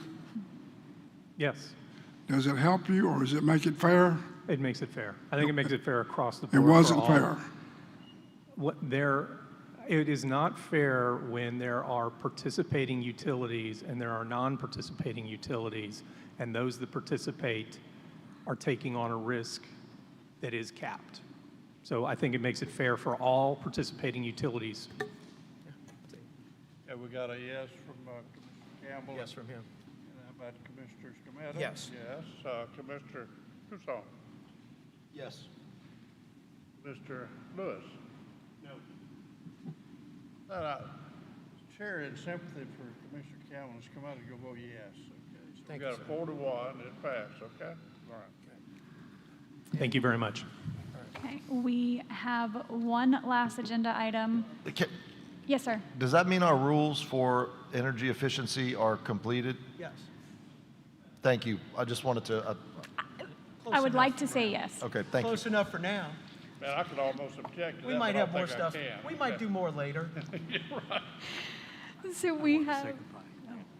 we do have one more agenda item. It is undocketed. It is a possible executive session to discuss allegations of misconduct. We need a motion to enter into the executive session, and we will just go to a side room instead of everyone else. But I need a motion first Move to go into executive session. and a second, please. Second. Thank you. Let's go get this over with. We're going to go in a room.